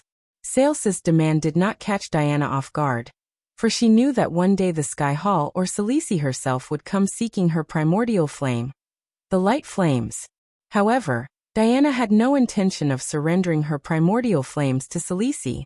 With a resolute tone, Diana retorted, I have a better idea. Why don't you go fuck yourself? Celsis' lips curled into a sinister smirk, seemingly unfazed by Diana's defiance. Is that how a proper lady speaks, Diana? It seems the Dark Lord has inherited his mother's traits. He truly is his mother's son. But, as I mentioned before, I find myself pressed for time. Hence, I have brought forth a little trump card that might persuade you to relinquish your light flames. With a swift flick of her wrist, Celici conjured a mirror crafted from shimmering light. Within the mirror's surface, an unsettling scene unfolded. A battered and bruised man with a long beard, unkempt hair, and countless wounds appeared before Diana's eyes. Pools of blood formed beneath him as he lay unconscious in a dungeon adorned with various implements of torture, such as chains, barbed wire, and a collection of menacing daggers. The man, chained to a wall, seemed to be in a state of profound suffering. As Diana's gaze met the man's visage, her heart skipped a beat, a surge of anger and anguish piercing through her. The man was none other than Ethan, her beloved husband. As Diana's gaze shifted to the orc beside Ethan, her heart sank further. The orc stood tall and imposing, his hulking form exuding an aura of brutality. His muscular physique was covered in coarse, greenish skin, adorned with scars and markings earned from countless battles. His beady eyes glinted with a sadistic gleam, and his crooked tusks protruded menacingly from his lower jaw. Release the light flames, Celici uttered with a chilling tone. Each time you refuse my companion here, she pointed towards the orc, to carry out Celsis' ruthless commands, will delight in dismembering your husband, limb by agonizing limb. Celsis' words hung in the air, their weight suffocating. The orc, known for his expertise in inflicting unimaginable pain, stood ready to carry out Celsis' ruthless commands. Diana was stuck between tough dire choices once again. But while she was stuck in her thoughts, Celici gave the command to the orc. Take his right arm, coldly said Celici. Diana's heart sank as Celsis' command was swiftly executed by the orc. The sound of Ethan's agonized screams pierced the air, reverberating through the desolate hall. Horror consumed Diana as she watched in despair as her husband's right arm was violently torn from his shoulder. Blood gushed from the wound, staining the surroundings with its crimson hue. Now if you don't want your husband to lose the other arm, I'll recommend you to give me the light flames. The orc presented the severed arm to Celici, a grim reminder of the barbarity Diana had witnessed. Celsis' cold words cut through the air, leaving Diana with a harrowing ultimatum. Surrender the light flames or risk her husband suffering further torment. No, Diana's voice cracked with anguish, her plea desperate and filled with anguish. The sight of Ethan's suffering fueled her determination, yet she remained torn between protecting her precious power and saving her beloved spouse. Celici nodded at the orc, worldly telling him to rip Ethan's other arm. However, before the orc could touch Ethan, Diana roared. Stop it! Diana screamed, Celice observed Diana's agony and her reluctant submission with a twisted satisfaction. The orc halted, its hand frozen in midair, as Diana's desperate plea echoed through the prison's cold walls. "Stop hurting him. I'll give you the light flames." Reluctantly, Diana made a painful decision, her voice laden with a mixture of anger and despair. She agreed to surrender the light flames, knowing that it was the only way to spare Ethan from further suffering. With a heavy heart, she closed her eyes, allowing the deep connection to the light flames within her soul to surface. A radiant glow enveloped her body as the powerful essence of the light flames materialized in a dazzling display. Taking the form of a luminous star, the flames exuded a brilliant energy. Celice, seizing the opportunity, clenched the crystal in her hand, triggering a rune that swiftly extracted the primordial light flames from Diana's being. In an instant, the flames were whisked away to the mortal realm, where they would seek their destined host, Noah Winston. That wasn't so hard, was it? Satisfied with her accomplishment, Celice turned her back to leave the prison, her dark intentions evident. As she prepared to take her first step, Diana's words pierced the air with chilling determination. "Kill me now, Celice. If you don't, I will get out of this cage. I will find you and I will kill you. That is a promise." Diana's voice dripped with a cold resolve, her eyes radiating an intense and unyielding determination.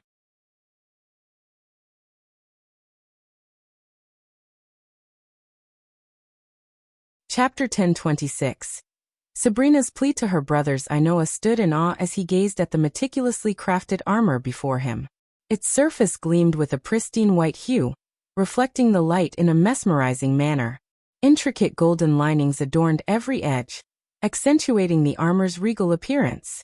Runes, delicately engraved, formed a pattern that seemed to dance across the surface, imbuing the armor with a mystical aura. Beside the armor, a pair of swords rested with lion heads adorning their hilts. The swords emanated a sense of power and elegance, their blades polished to a mirror-like sheen. The lion heads bore a fierce expression, a symbol of strength and courage.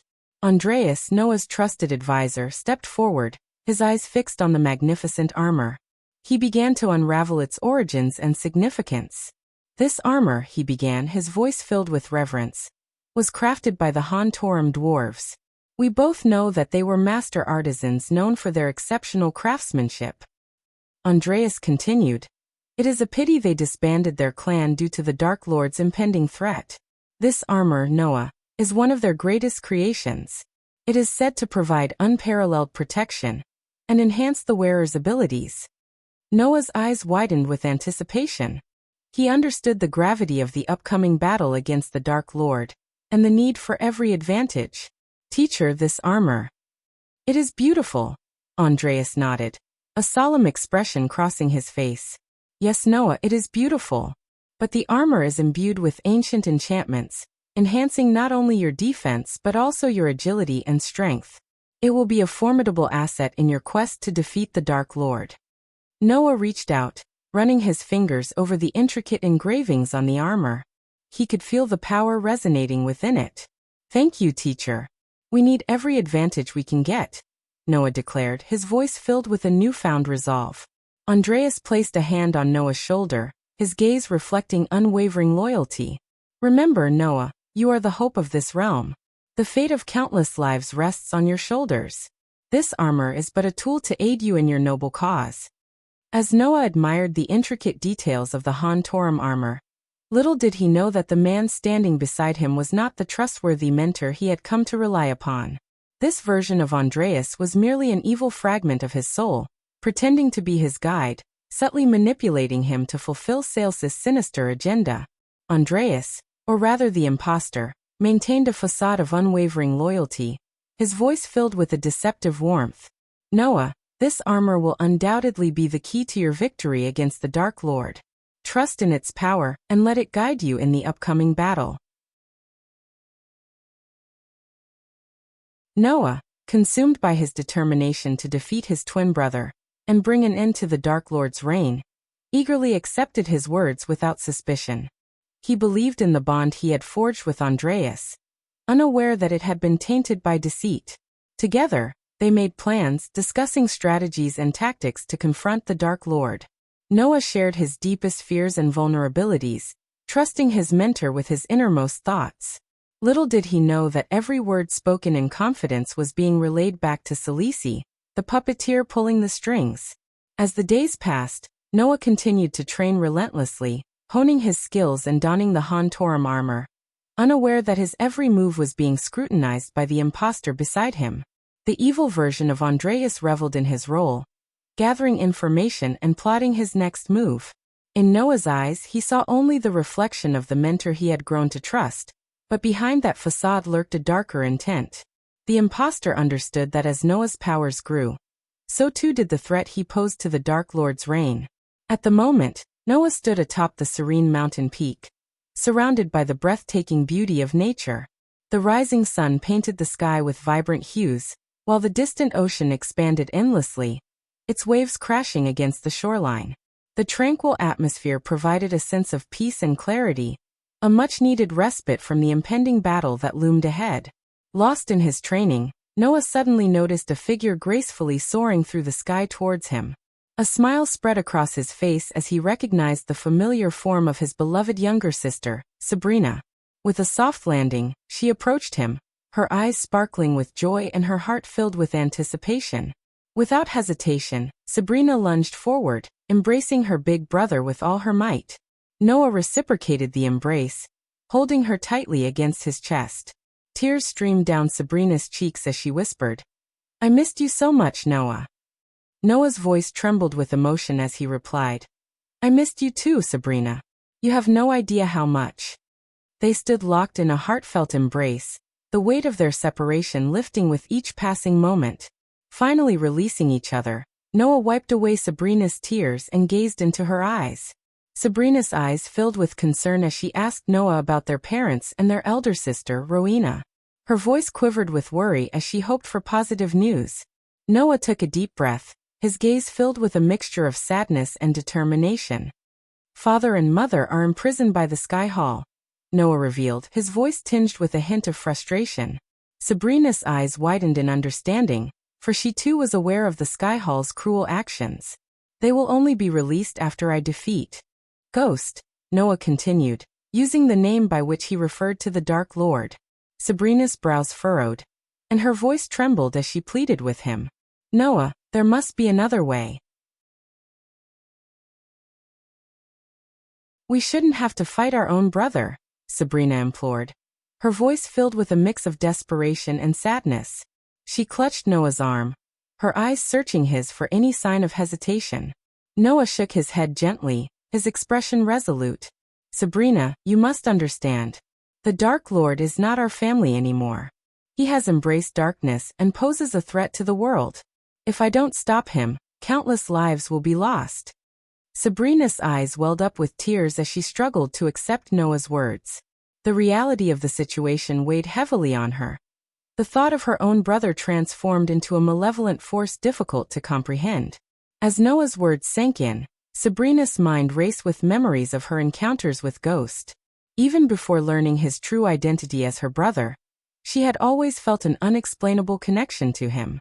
When Sabrina was captured by vampires, she had secretly prayed for her brother to come and save her. And to her surprise, it was Ghost who appeared to rescue her. Despite the world labeling Ghost as the embodiment of evil, Sabrina refused to accept that her brother was truly wicked. She held on to the belief that there was still goodness within him, even in the face of overwhelming evidence to the contrary. "If we can find Rowena, she will be able to release mother and father. She wouldn't allow her own brothers to fight to the death," Sabrina asserted, clenching her fists with determination, yearning for their elder sister to be by their side. Noah sighed, knowing that Rowena's whereabouts remained a mystery. Many believed she had perished, but Noah knew deep down that it would take more than a celestial beam to extinguish her indomitable spirit. "This battle between Ghost and me must happen, Sabrina. He took Alicia's life. She was my wife. I must avenge her," Noah confessed, his voice tinged with a hint of vulnerability. "Noah, you must understand that Alicia had the opportunity to walk away," Sabrina explained, her voice filled with empathy. But her heart was consumed by the intense hatred she felt towards Ghost for what he had done to her brother. It was that overwhelming hatred that fueled her determination to confront him. As Sabrina spoke, Noah raised his hand, signifying his desire to interject and share his own perspective. If I were to kill Gaia, Ghost's wife, would that be enough for him to forgive me? Noah posed the question, his voice heavy with the weight of their complicated family dynamics. The feud between Ghost and the Sky Hall has endured for far too long, Sabrina. I must bring an end to it, regardless of the fact that he is my brother. Noah concluded, his heart burdened by the difficult choices he had to make. You should return to the Ukulun realm and stay there until the battle is over, Sabi. Noah's voice trembled with emotion, his eyes welling up with tears. His love and concern for his sister were palpable in his words.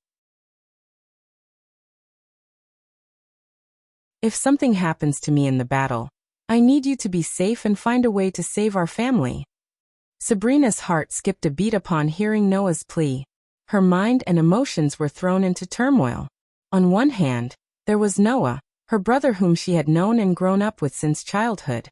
On the other hand, there was Ghost, her recently discovered brother who had been abandoned by their mother. Sabrina couldn't bear the thought of either of her brothers falling in a battle, regardless of how long she had known them. I refuse to stand by and watch my brothers fight each other. I will find a way to stop both of you, Sabrina declared, her voice filled with newfound determination. Noah looked slightly surprised at her resolve, but deep inside he sighed, understanding Sabrina's naivety. As he looked into her eyes, Sabrina embraced him once again, holding him tightly. I will not let our family be torn apart, she whispered, her voice filled with conviction. Noah returned her embrace, a gentle smile forming on his lips. However, unbeknownst to Noah, as Sabrina hugged him, Sabrina retrieved a teleportation scroll from her belongings. Activating it swiftly, she spoke resolutely, I am doing this for the sake of our family. In an instant, a radiant white light enveloped Sabrina, whisking her away before Noah could react. She disappeared from his sight, leaving him with a mix of emotions. Before Noah could react, Sabrina vanished from his sight, transported to another location. With unwavering determination, Sabrina set her sights on the dark castle, where she intended to confront Ghost, her other brother.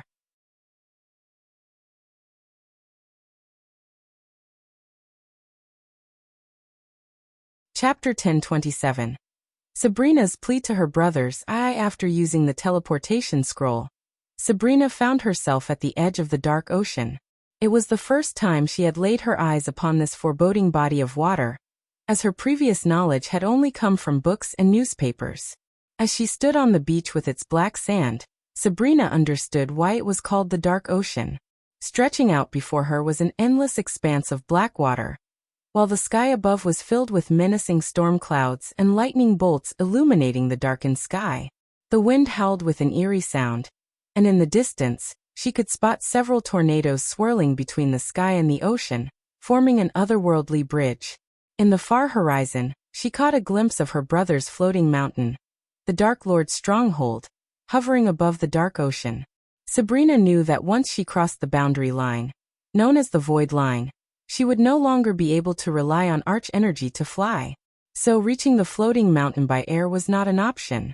With a flick of her wrist, Sabrina summoned a golden cube, one of the many artifacts she had acquired during her time at Mazroth Academy. As she lightly tapped the cube with her toe, it transformed into a magnificent golden boat. This boat was a gift from Wulfric, the headmaster of Mazroth, awarded to Sabrina for her victory in a duel. It had wings attached to its sides, resembling a fantastical creature. Sabrina climbed aboard the boat, grasping the paddle firmly. The wings on the boat began to flap, harnessing the power of the wind through intricate gears and mechanisms, propelling the boat forward with remarkable speed. As Sabrina's boat forged ahead, battling against the tumultuous waves and the raging storm, it shuddered under the relentless assault. Nevertheless, Sabrina remained resolute, maintaining her steady grip on the paddle. Though she knew that her brother, the Dark Lord, would not be awaiting her in the dark castle atop the floating mountain, she held on to the hope that he would be watching from a distance, ready to meet her. The closer she drew to the towering floating mountain, the more ferocious the weather became. Dark clouds loomed overhead, unleashing their fury in the form of thunderous roars and flashes of lightning. Amidst the tempest, Sabrina caught sight of figures clad in gleaming silver and sky-blue armor, their wings of feathers shimmering in the stormy sky. With a single glance, she recognized them as the Skyhall Angels, the very beings who had brought their wrath upon the world since her mother, Diana, revealed the truth about the Dark Lord being her son. Their presence had ushered in a wave of change, and they had captured the Dark Castle. Sabrina couldn't help but ponder why the Dark Lord's army had retreated rather than putting up a fight. The whereabouts of his vampires and undead forces remained a mystery, leaving her with lingering questions and doubts. Yet, for now, she set aside those concerns, pushing them to the recesses of her mind. All she could do was cling to the hope that her brother, the Dark Lord, would come to her. In her heart, she believed that making her way toward the Dark Castle, and relying on the chance that he might be watching over his stronghold was her only avenue to meet him. As the boat battled the fierce waves, a group of Skyhall Angels descended from the dark clouds, their graceful forms hovering in the sky. Their ethereal presence enveloped the air around them, their wings outstretched as they encircled Sabrina's boat. Among them, one angel stood out, adorned in silver armor with intricate gold and crimson-red linings that shimmered in the dim light. With a determined expression, he removed his helmet, revealing fiery red hair and a dark-skinned face marked by a prominent scar running across his left eye.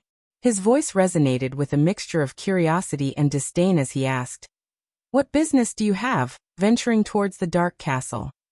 Sabrina's eyes met his, and without hesitation she replied, "I am hoping to meet the Dark Lord." The angel's snicker carried a hint of bitter resentment as he clenched his fist, his rage simmering beneath the surface. The memories of the Nagaland War flooded his mind, where he believed his brother had been slain by the Dark Lord.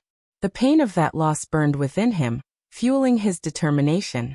"You hope to meet the Dark Lord," he scoffed. "Do you not know the atrocities he has committed? The lives he has destroyed?" Sabrina maintained her composure, refusing to engage in a futile argument with the enraged angel. She understood the prejudice held by some of the Skyhall Angels towards her and her family, but she also knew the truth was far more complex than their narrow perspectives allowed. The angel's voice dripped with venom as he continued his tirade, his anger palpable. "Your brother, that evil scumbag, has brought darkness upon this world. Your mother's decision to give birth to such a devil has caused nothing but pain and suffering." Silently, Sabrina bore the weight of his words. She was well aware of the judgments and accusations that had been cast upon her family. Despite her inner turmoil, she knew it was futile to argue or reason with the angel. The prejudice against her and her family was deeply ingrained, and she understood that attempting to change their minds in this moment would be an exercise in futility. The angel's voice grew colder as he delivered his final words. "The Dark Lord is not in his castle. It is under the control of the Skyhall. Consider yourself fortunate to have been admitted to Mazeroth and granted protection. But know this, in my eyes you and your entire family can rot in hell. If I were you, I would fly away and disappear from my sight," Sabrina finally spoke, her voice carrying a warning that resonated through the dark ocean. "Do you think I am foolish for venturing into the depths of the dark ocean, knowing that the Dark Lord is not in the castle? Have you ever stopped to consider that I am here because I know he will be watching, observing everything within his domain? Do you truly believe he would allow you to retain control of the castle for long?" Sabrina's questions hung in the air, causing the Skyhall Angels to pause and contemplate the true meaning behind her words. "I am here to talk to the Dark Lord, and if you get out of my way, I will take him somewhere else and talk. Otherwise, he will slaughter you all." Sabrina's words carried a sense of determination and an underlying warning, causing a flicker of uncertainty to pass through the angel's eyes. As the angel leader snickered, his twisted grin revealing his dark intentions, he confidently asserted, "Although I cannot kill you, little girl, I can certainly ensure you leave this place with a few broken bones. Consider it a lesson in humility." With those words, the angel began his descent, his wings gracefully guiding him downward toward Sabrina's boat. The intricate contraptions embedded in their armor, powered by arch-energy crystals from the Ukulun realm, granted the angels the ability to fly and enhance their combat prowess. However, Sabrina remained composed and steadfast, her gaze unwavering as the angel landed on her boat with a resounding thud. Ignoring the threatening presence before her, she refused to flinch or display any sign of fear. Raising his hand, the angel prepared to deliver a forceful slap to Sabrina, confident in his ability to intimidate her. As the angel leader's hand descended towards Sabrina, a sudden eruption of hot blood splattered across her face. The angel leader's expression twisted in agony and confusion as he stared at his arm, which now ended abruptly at the missing wrist. Blood sprayed from the severed limb, painting the air in crimson hues. A moment of shock and disbelief held the other angels captive as their eyes followed the dark trajectory of a floating sword. The black blade glistened with a macabre sheen, dripping with the evidence of its lethal strike. With a steady and deliberate motion, the sword soared through the air, homing in on its intended target, the Dark Lord himself. Sabrina turned her head and beheld the awe-inspiring sight of her brother, the Dark Lord, suspended in the air. His commanding presence radiated power, accentuated by the spread of his black metallic wings. The wind tousled his dark hair, framing his stoic countenance as his cold gaze fixated upon the angels, their impending doom evident in his piercing eyes. As the Dark Lord returned to his domain, the angels of the Sky Hall quivered in fear, witnessing his formidable presence firsthand. Their eyes met his for a fleeting moment, before he shifted his gaze towards them. A sinister darkness enveloped the area, as his eyes flickered with an eerie hue, ignited by the ominous flames that danced within. Though the Sky Hall angels boasted their arch-energy crystal-infused armor, the Dark Lord held absolute dominion over the dark ocean. Crackling bolts of dark lightning emanated from his outstretched hand, an awe-inspiring display of his power. "Dark Lord," the angels muttered, their voices tinged with apprehension. However, before they could mount any defense, the Dark Lord unleashed a barrage of lightning bolts, each one piercing through their heads with deadly precision. In an instant, the angels plummeted from the sky, lifeless forms descending like fallen flies. The Dark Lord's might was unrivaled, and the Sky Hall angels were but feeble adversaries before him. Once the fallen angels lay still upon the ocean's surface, the Dark Lord approached Sabrina, his intense gaze locking with hers. In her desperation, Sabrina mustered the courage to plead with him, hoping he would grant her a moment to speak. "Please, Ghost, give me the opportunity to talk to you," Sabrina beseeched, her voice filled with a mixture of hope and uncertainty, her heart yearning for a chance to reach her brother's troubled soul. "If you are here to stop the fight between your brother Noah and me, you are going to be disappointed. Soon, only one of us will stand and the other will fall," the Dark Lord declared with an air of finality.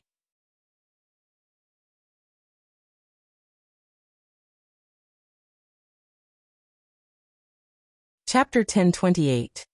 Sabrina's plea to her brothers. 3. After dispatching the Sky Hall angels, Michael carried Sabrina in his arms and swiftly flew away from the dark ocean. Within minutes, they landed on the worn-out premises of an abandoned castle in Kingdom Giselle. Michael, his gaze fixed on the distant horizon, spoke with a solemn tone. "Sabrina, why have you come here?" he inquired, his eyes scanning the vast expanse before him. "You know why I am here. I want to stop my brothers from killing each other," Sabrina replied, her hands fidgeting nervously as she stood a few meters away from him on the rooftop. "Though we share the same mother, Sabrina, I am not your brother. I have never been and never will be. So, I will fight Noah not as a sibling, but as the Dark Lord as the world has labeled me," Michael firmly asserted, unwavering in his determination to face Noah in battle. As Michael continued to gaze into the distance, Sabrina mustered her courage and closed the distance between them, taking hold of Michael's hand. "You are my brother. No matter what you think or what the world says, I don't care. You are my brother," Sabrina proclaimed, her eyes welling up with tears. Caught off guard by Sabrina's words, Michael slowly turned his head, his gaze meeting hers. "We both understand that the Sky Hall seeks to manipulate the situation, forcing you and Noah into this conflict. But you too possess the strength to face any challenge. Stand against the Sky Hall and destroy them," Sabrina pleaded, her words tinged with a hint of uncertainty. I am fighting the Sky Hall, Sabrina. I will destroy them, but your brother is standing in my way. Let me ask you this, Sabrina. Will Noah back down from this fight? Michael asked, his voice tinged with a mix of certainty and curiosity. As anticipated, Sabrina remained silent, unable to provide a definitive response to Michael's query. There was a time I tried to change the world's view of me. But not anymore. I am tired of explaining my state to the world. Michael sighed, his weariness evident in his voice. You killed his wife, Ghost. I understand she was always a bitch to you for what you did to her brother. But you could have knocked her out easily, but you killed her. Would you back off of this fight if something happened to Gaia? Sabrina challenged Michael, her words filled with a mixture of understanding and concern. The battle between Noah and me is inevitable, Michael replied resolutely, though Sabrina shook her head in disagreement. This chapter upload first at NWSB. C0M, I refuse to stand idly by and watch my brothers kill each other, Sabrina asserted, her determination shining through. Regardless of the outcome, Sabrina, you will always have a brother, Michael said, his voice softening as he gently caressed her head. You know, your mother abandoned me when I was a baby. Noah is hell-bent on fighting me. Rowena could have put an end to the Sky Hall long ago, and your father Ethan is a man who failed to protect his family. However, you, Sabrina, are innocent in all of this. Michael expressed a hint of sorrow in his eyes. In another life, I would have cherished you as my little sister. I apologize for being unable to be the big brother you long for. To this world and your family, I am the Dark Lord who must die, Michael concluded, his gaze turning cold, and the warmth of his smile fading away. But I don't die. I am the one who kills. They tossed me into a void when I was just a baby, hoping I won't come back. But here I am. Michael's voice grew rough, and Sabrina felt the darkness around them intensify, a tangible display of his power as the god of darkness. Ghost, I don't believe our mother willingly abandoned you. Something must have happened. I can see it in your eyes. Deep down, you know that there is more to the story. The Sky Hall has manipulated everyone, including you. Please consider this and don't let them control you, Sabrina pleaded, her voice filled with genuine concern. The ones who were truly manipulated are your brother Noah and your sister Rowena. But regardless of the outcome, whether I win or Noah does, the Sky Hall will be destroyed. You will be reunited with your family and can lead a happy life, Michael remarked, brushing Sabrina's eyes. Although he didn't openly express his love as a brother, his simple gesture conveyed his inherent kindness and care. I understand your intentions, Sabrina. You don't want this fight. However, the decision is not mine to make. Salisi is currently manipulating your brother, Noah, and I don't blame him. Killing me seems to be the only choice he believes will save his family. Tell him that I will meet him on the battlefield, Michael stated, retrieving a simple silver chain from his storage and handing it to Sabrina. Accept this as a gift from me. I despise your Winston family, but not you. You have always held a special place in my heart. Michael smiled and gently pinched Sabrina's cheek. After this battle concludes, your family will find their way back to you, Michael assured Sabrina. They then sat together on the rooftop, quietly contemplating the horizon. Sabrina understood that persuading her brothers to change their minds was an impossible task. Despite her desperate desire to prevent their clash, she had no means to intervene. So she chose to sit beside Michael and spend some precious moments with him as his little sister. Eventually, Michael bid farewell to Sabrina and made his way to the mountain peak where he had first encountered Nithroel. As night fell, the mountaintop was engulfed in darkness, with only the half-moon casting a faint glow. Emerging from the shadows of the trees, Nithroel joined Michael atop the mountain. I think you should take a look at. I told you never to return to the mortal realm until you reach the celestial stage, Nithroel admonished. I intended to follow that instruction, but I received an anonymous note, Michael replied, handing a piece of parchment to Nithroel. Taking the parchment, Nithroel read its contents aloud. I was planning to, but I received an anonymous note. Nithroel recited the chilling words written on the note. Do you have any idea who might have sent this note? Nithroel inquired. Salisi, who else? Michael shrugged. The Queen of Nagaland. So she has been working against you, Nithroel mused, to which Michael nodded in agreement. While you were in Itanes, Evan approached me with a proposition. He wanted me and my army to join forces with him in the battle against you. I always suspected that Evan wasn't acting alone. Could he be working for Selisi? Nithroel questioned. Michael acknowledged. And how did you respond to his offer? Michael asked. What do you think? I said no. As far as the mortal's concerned, I don't align with you or Noah. I may be the goddess of hunt, but I like to be the empress more. So the lives and livelihood of my citizens is far more important than anything, Nithroel explained. As she spoke, Michael retrieved a parchment and handed it to Nithroel. Keep this with you and read it after my battle with Noah, Michael instructed. Placing the scroll safely in her space ring, Nithroel shifted her gaze from the distant horizon to Michael. You should be aware that your former disciple, Olivia, is assisting Noah in creating pills and potions for his army. The Skyhall has provided Noah with a formidable force, and every kingdom in Elon and Azer continents has been mobilized. While many kings and queens may not have wished to fight against you, they had no choice. I hope you have an army capable of standing against them, Nithroel informed Michael. Olivia, huh? Michael mumbled, his mind filled with memories of the time he spent teaching her alchemy. I suspect that Noah has gathered the god-killing arrows and distributed them among his trusted allies. Olivia might be one of them. Shouldn't you try to obtain the arrows for yourself? Nithroel questioned, but Michael shook his head. I already possess 2 arrows, and Noah is helping me by gathering all the arrows and bringing them to me, Michael revealed. Whatever your plan may be, you should execute it swiftly. If I were in Sales's position, I would engage you in River Town. It holds sentimental value for you, and your warships would be rendered ineffective there.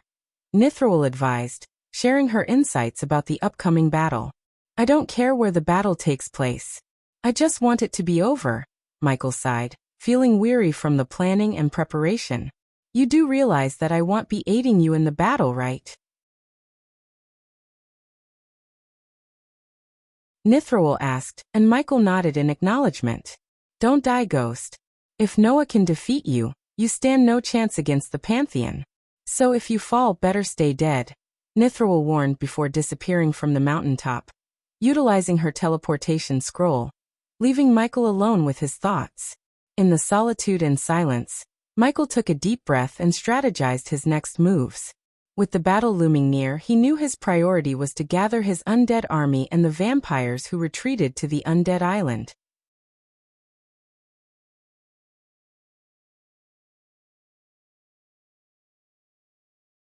Chapter 1029. Preparing for the battle against Noah. With just 12 hours remaining until the battle between Michael and Noah, tension hung in the air. The urgent note Michael received stated that he had 2 days to fight Noah, or his captured subordinates would meet their demise. Among his subordinates, Adelia Wraith, Maxine, Tiberius, Titus, Optimus, and Trista were held captive by the Sky Hall. As for the remaining subordinates, Raylene, Sadie, Gibson, Corey, the Silent Reaper crew, and Lenora, they were currently away from the undead island and unable to join the impending battle. Michael was left with only a handful of trusted allies: Gaia, his wife, Arya, the Queen of Shadows, Ricky, and Saber, the King of the Nightwalkers. Additionally, Delar stood among them, loyal and ready to fight. The undead island stood as an isolated sanctuary amidst the vast ocean, bridging the southern continent and our continent. As night fell, darkness engulfed the island, shrouding it in an eerie atmosphere. Thick lush forests and towering trees dominated the landscape, concealing the secrets within. At the heart of the island stood the crypt, a magnificent golden pyramid constructed by the ancient Order of the Death 3 millennia ago. Hidden among the trees, it remained a well-guarded secret. But it was not just the crypt that lay hidden within the forest.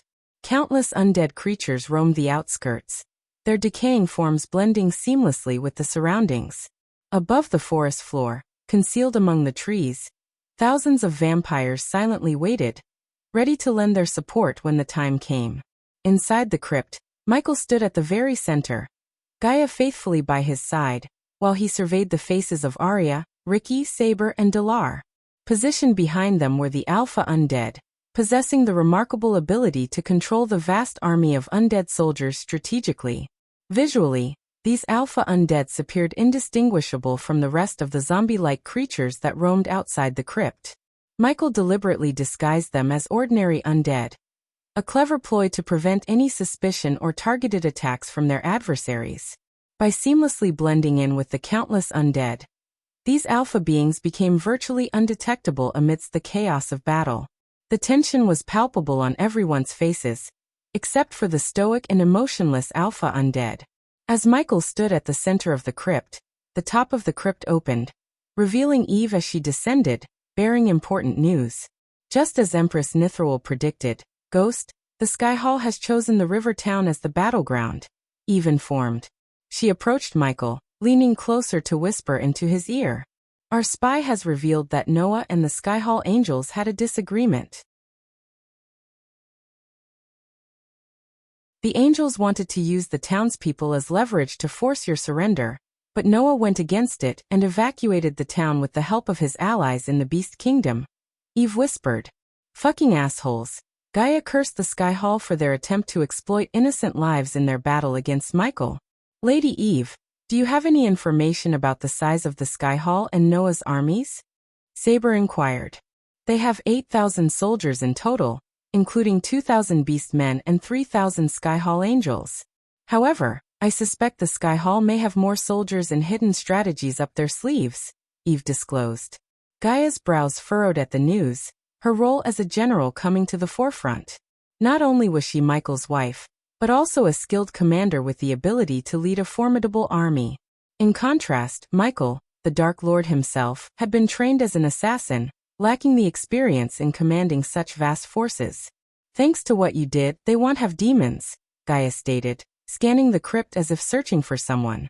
Speaking of demons, where is Azazel? Gaia asked, curious about Azazel's whereabouts. Doing something important with Eladir, Michael replied. Hearing the number of soldiers that Noah and the Sky Hall had unsettled Michael's subordinates. With 6,000 soldiers in their dark army, including undead and vampires, they wanted to ensure they had the advantage in numbers despite the strength of their undead and vampire forces. This is it, everyone. Our grand battle against the Sky Hall and Noah. I'm not one for big speeches, but I'll tell you this. We will win this war. The Sky Hall believes Noah can defeat me, and he's their only hope. So when Noah falls, the Sky Hall will crumble like a house of cards. Michael's voice echoed through the crypt. Gaia stepped forward, her presence commanding attention. As she looked at each of her comrades, her eyes filled with unwavering determination. My fellow warriors, we stand on the eve of an epic battle against the Sky Hall and Noah. I know the odds may seem stacked against us, but remember who we are. We are the forces of darkness, united under the leadership of the Dark Lord. We have faced countless challenges, overcome insurmountable odds, and emerged victorious time and time again. Today will be no different. Gaia's voice rang out with strength and conviction. She continued. Do not be swayed by their numbers or their deceitful tactics. We possess something they will never understand. True unity, loyalty, and a bond forged through blood, sweat, and sacrifice. We have faced adversity together, and together we will triumph. Gaia's words resonated deeply within the hearts of Michael's subordinates, reigniting the fire that burned within them. Their spirits were lifted, and a newfound determination sparked in their eyes. Michael, too, felt the impact of Gaia's powerful speech. It stirred a renewed sense of purpose within him, reminding him of his true potential and the plans he had carefully devised to outsmart the Sky Hall. Unbeknownst to their enemies, Michael had devised secret strategies that would catch the Sky Hall off guard. They had expected a straightforward battle, but Michael had something else in mind. He knew that their overconfidence would be their downfall. As the morale-boosting speech concluded, the atmosphere within the crypt crackled with a newfound determination. Michael's subordinates stood tall, ready to face their enemies head-on. They were united, prepared to unleash their full power and fulfill their duty to protect their leader, their Dark Lord. I think you should take a look at Prepare Our Forces and await my signal. When you receive it, use the teleportation portal located here and gather at River Town. Michael instructed his subordinates. As he spoke, he led Eve and Gaia outside, emerging through the top of the crypt. Once outside, they ascended to a mountaintop on the undead island, granting them a vantage point overlooking the entire island and the vast expanse of the ocean that surrounded it. The moon's gentle glow cast shimmering reflections upon the ocean's surface, while a gentle breeze brushed against Michael atop the mountaintop. "So it's finally happening," Eve remarked, standing alongside Michael and Gaia. "Eve, it is of utmost importance that we protect Dalar at all costs. Your duty is to ensure his safety and escort him out if the situation becomes dire," Michael stated with a seriousness that caught Eve and Gaia off guard. "We are going to win this. Nothing will go south," Gaia affirmed with determination. "I know, but we still need to have backups. Since our army consists mostly of vampires and undeads, Noah won't hesitate to take their lives. Plus, he has Norvin." "I will take care of Norvin and Noah," Michael declared. Eve sighed, expressing her wish for Empress Nithruel to join their forces. "No, it is crucial that she remains unaligned with me," Michael shook his head. "I put Fedora in charge of planning a rescue operation for our captured subordinates. It will be a difficult mission, but it's up to them now," Michael stated, his gaze shifting to Eve. "Ensure that your sister Jasmine stays far away from the battlefield. She is in love with Noah, and you cannot risk her getting close to him in the battlefield," Michael cautioned Eve. Unbeknownst to Michael and Eve, Jasmine Voldegard was actually a clone engineered by the Skyhall Elders, along with Yasmin Winston. They were part of the Skyhall's elaborate plan to manipulate Noah, the god of light. It would be best to eliminate Noah as soon as possible. The Skyhall's entire army relies on him. Once Noah falls, the rest will crumble, Gaia suggested. However, they both understood that killing Noah would not be an easy task. Michael possessed 2 god-killing arrows, while Noah had managed to acquire 5 with the assistance of Lord Information. Both brothers needed to possess all 7 arrows and use them to eliminate the other. Michael had taken all necessary precautions, tying up any loose ends and making thorough preparations for the battle against his twin brother, Noah. "What about Evan?"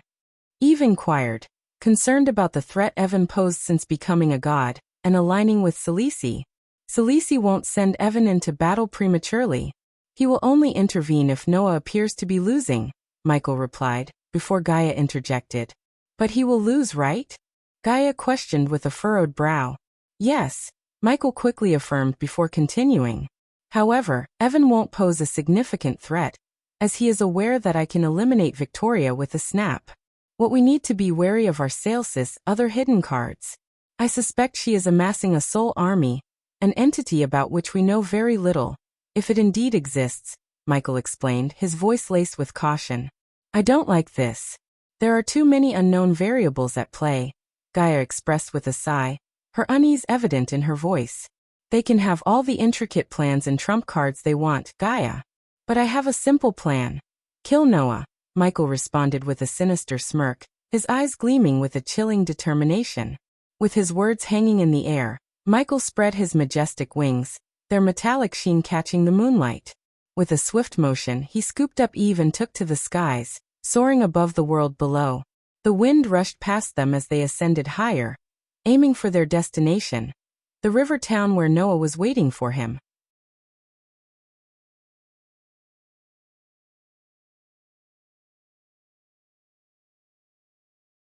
Chapter 1030. Noah and Michael meets. As Michael soared beyond the void line, he activated the runic teleportation, transporting himself and Eve to the outskirts of the river town. The town lay under the vast expanse of the night sky, illuminated by the gentle glow of the moon and the stars that adorned the sky. The enchanting river flowed alongside the town, its crystal-clear waters reflecting the shimmering moonlight as it traced a winding path through the heart of the landscape. The tranquil murmur of the river echoed softly, adding a serene melody to the ambience. In the near distance, majestic mountain chains rose proudly, their lush peaks reaching toward the heavens. Among these natural wonders, the remnants of the Sunrise Sec's abandoned buildings stood as silent witnesses to what Skyhall did to all the sections. The river town itself was encased in a glistening pale blue dome, shielding it from the outside world. The ethereal barrier enveloped the entire town, casting an otherworldly glow upon the streets and buildings within. It stood as a testament to the powerful enchantments woven by the Sky Hall, trying to control the damage that would fall upon the outside world when two gods fight. As Michael appeared out of the protective dome, his gaze was drawn to the expansive hillside that stretched beyond the town buildings, once used by the river town people for farming. It was upon these fertile lands that Noah and the formidable Sky Hall army now stood, patiently awaiting Michael's arrival. The sight of Michael's presence in the sky immediately caught the attention of the opposing forces. Noah's eyes locked onto his twin brother, the Dark Lord, as he hovered above, accompanied by his wife Gaia and their loyal ally, Eve Voldegard. A tense silence settled over the battlefield, the air pregnant with anticipation. Standing strong behind Noah, an army of 8,000 soldiers stood at attention, their resolve evident in their unwavering stance. Among them Norvin, transformed into his true form, a towering gorilla with lustrous golden fur, commanded their attention with his booming voice. "Activate the lights." Norvin's command reverberated through the air, resounding across the expanse of River Town like a resolute thunderclap. As Norvin's commanding voice echoed, the darkness within the energy dome was swiftly extinguished by the radiant glow of strategically placed orbs. These luminous spheres, carefully positioned throughout the town, emitted a brilliant light that served to weaken Michael, the god of darkness, while bolstering Noah, the god of light. Standing resolutely beside Noah was Maisie, a determined young girl who had once sought to claim Nightmare when he was but a mere baby. Her fists clenched in anger, she stood as a staunch ally of Noah. Among Noah's formidable army stood the Bellaforts, Alicia's family, united in their quest for vengeance to avenge their fallen heirs, Alicia and Peter. Their determined gazes were fixed upon Michael, the Dark Lord, as they prepared to face him head-on. Accompanying them were the proud Sky Hall Angels, adorned in shimmering silver and sky-blue armor, their feathery wings gracefully adorning their backs. Adding strength to Noah's forces were the Beastmen, an assortment of humanoid beings with the characteristics of tigers, lions, wolves, and eagles. These majestic creatures exuded a fearless presence, standing tall without a trace of trepidation. However, their eyes scanned the battlefield in search of the Dark Lord's army, only to find that Michael had arrived in River Town with only his wife, the Dark Queen Gaia, and his loyal friend Eve Voldegard. Among the various races inhabiting this world, only the dwarves and the beastmen had chosen to ally themselves with Noah in his battle against Michael. The dwarves, known for their resilience and craftsmanship, stood side by side with Noah's forces, lending their strength and expertise. Meanwhile, the beastmen, remarkable beings possessing both human and animal traits, also joined Noah's cause, their fierce and untamed nature adding a formidable edge to the alliance. On the other hand, the elves, under the wise command of Nithroel, had opted to remain neutral, abstaining from taking sides in the conflict between Noah and Michael. Surprisingly, the majority of the orcs, often perceived as ferocious and warlike due to their intimidating appearance, were actually a peaceful race. They found solace in scholarly pursuits, their intellectual pursuits far outweighing any inclination towards combat. It was their love for knowledge and tranquility that kept them away from the war against the Dark Lord, as they preferred a life of peaceful contemplation over engaging in violent conflicts. As the battle drew near, Noah's army swiftly organized themselves into formations, each group positioning themselves strategically across the river town. From a bird's-eye view, the scene resembled an intricate mosaic of soldiers, with the different races and factions standing in distinct patterns. The Sky Hall Angels, resplendent in their silver and sky-blue armor, formed a tight-knit formation near Noah, their wings spread wide, ready to take flight at a moment's notice. The Beastmen, with their bestial features, assumed a ferocious formation, their ranks resembling a pack of predatory creatures preparing to strike. The dwarves, renowned for their craftsmanship and resilience, assembled in a compact yet sturdy formation, their stout figures forming a resilient bulwark in the midst of the army. Amidst the organized chaos, murmurs and whispers filled the air among Noah's forces. Some wondered aloud where the Dark Lord's army was, expressing eagerness to put an end to his reign once and for all. Their anticipation was palpable as they eagerly awaited the clash that would decide the fate of their world. I hope the Dark Lord's army shows up soon. I've been waiting to take him down for ages. One soldier exclaimed with a determined glint in his eyes. Patience, my friend. The Dark Lord will soon face the wrath of our united forces. Another soldier reassured, his voice filled with confidence. Meanwhile, the dwarves, known for their practicality and occasional humor, chimed in with their own distinctive remarks. Hey lads, make sure you lot protect us and our magnificent weapons. We're the heart of this battle, after all. A dwarf bellowed with a hearty laugh, earning chuckles and nods from his fellow dwarves. Oi lads. Remember, we've got the finest weapons in all the realms, exclaimed one dwarf with a thick accent. Aye, that's true. They should be protecting us, not the other way around. Another dwarf chimed in, his voice filled with jest. Laughter erupted among the dwarves, their camaraderie shining through even in the face of battle. With their distinctive beards and sturdy frames, they exuded a sense of indomitable spirit. Don't worry. We'll shield you with our lives and make sure those weapons of yours shine brighter than the sun. Another soldier responded, playfully flexing his muscles. I haven't seen so many people wanting to die at once, remarked the Dark Queen Gaia, her voice resonating across the battlefield, laced with a hint of scorn. I think you should take a look at Don't be too quick to judge us. We'll see who do the dying, retorted one of the angels defiantly, their wings fluttering with a mix of confidence and determination. Hey Ghost, you shouldn't have tamed that dragon. Look what happened. Now it's dead, taunted Maisie, a mischievous glint in her eyes as she attempted to provoke Michael. Shouldn't you be at school or something, little girl?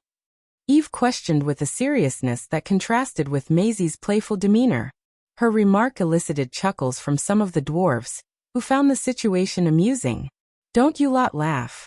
She's poking fun at one of our own, growled a fellow soldier, his voice filled with a touch of irritation. But it's still rather amusing, the dwarves chuckled, finding humor in the banter exchanged between Eve and Maisie. Contrary to previous conflicts involving the Dark Lord, the Sky Hall had prohibited news reporters and any other individuals from entering Kingdom Bradford to witness the battle between Michael and Noah.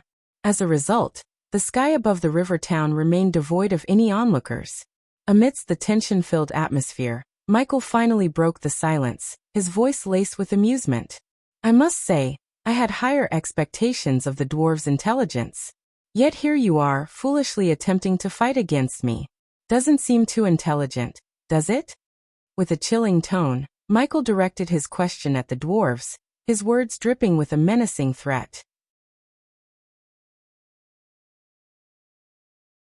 Have you ever stopped to consider what I can and will do to your entire race once I emerge victorious in this war? As the weight of Michael's words settled upon them, the dwarves couldn't help but notice a gradual transformation in the night sky. The once twinkling stars and radiant moon now became shrouded in a veil of dark and foreboding clouds. The celestial beauty was marred by an eerie darkness that sent shivers down their spines. The dwarves felt an unease settling within them after hearing the Dark Lord's question. Their voices rose in response, shouting defiantly, "We fight for revenge against the damn elves. The Sky Hall promised us that." To their surprise, Michael's response was filled with laughter, his amusement reverberating across the battlefield. "You stupid fools," he taunted, his tone dripping with contempt. "Didn't you know that Empress Nithroel has ascended to become a goddess? The Sky Hall holds no power over her. If anything, she will unleash her wrath upon the race that harbors such deep hatred against her own people. The Sky Hall has deceived you all," said Michael before pausing. "The dwarven race will face further decline in power, whether you win or lose this war," Michael declared, his voice filled with an air of superiority. The dwarves, known for their craftsmanship and engineering skills, felt a twinge of unease at his words. They were a hot-blooded people, driven by their passions, but lacked the finesse and political acumen of the elves. The Dark Lord continued, exposing the deceit of the Sky Hall, and revealing the true power dynamics at play. Meanwhile, Empress Nithroel and the elves will remain in power. She is a master strategist, capable of outmaneuvering anyone in the realm. When your dwarven race weakens, she can wipe you out whenever she wants. As Michael laid bare their predicament, doubts began to seep into the minds of the dwarves. They started to question their fervent involvement in the war, realizing the manipulations and risks that lay ahead. The allure of revenge against the elves began to waver in the face of the Dark Lord's revelation. "Did you hear what the Dark Lord said? It makes sense," one dwarf whispered to another. "No matter if we win or lose, our race will suffer. Is revenge worth sacrificing our future? I mean, think about it." "The Dark Lord makes a valid point," the other dwarf responded, scratching his beard thoughtfully. "If the Empress and the elves stay in power, what's our fate? We'll be left vulnerable." "Yeah, I mean, I'm all for revenge and all, but being wiped out by the Empress doesn't sound too appealing," another dwarf chimed in, scratching his head. "Maybe the Sky Hall did lie to us," another dwarf pondered. "We shouldn't have blindly followed their promises without questioning their motives." The questioning dwarves exchanged serious glances, contemplating the weight of their decision.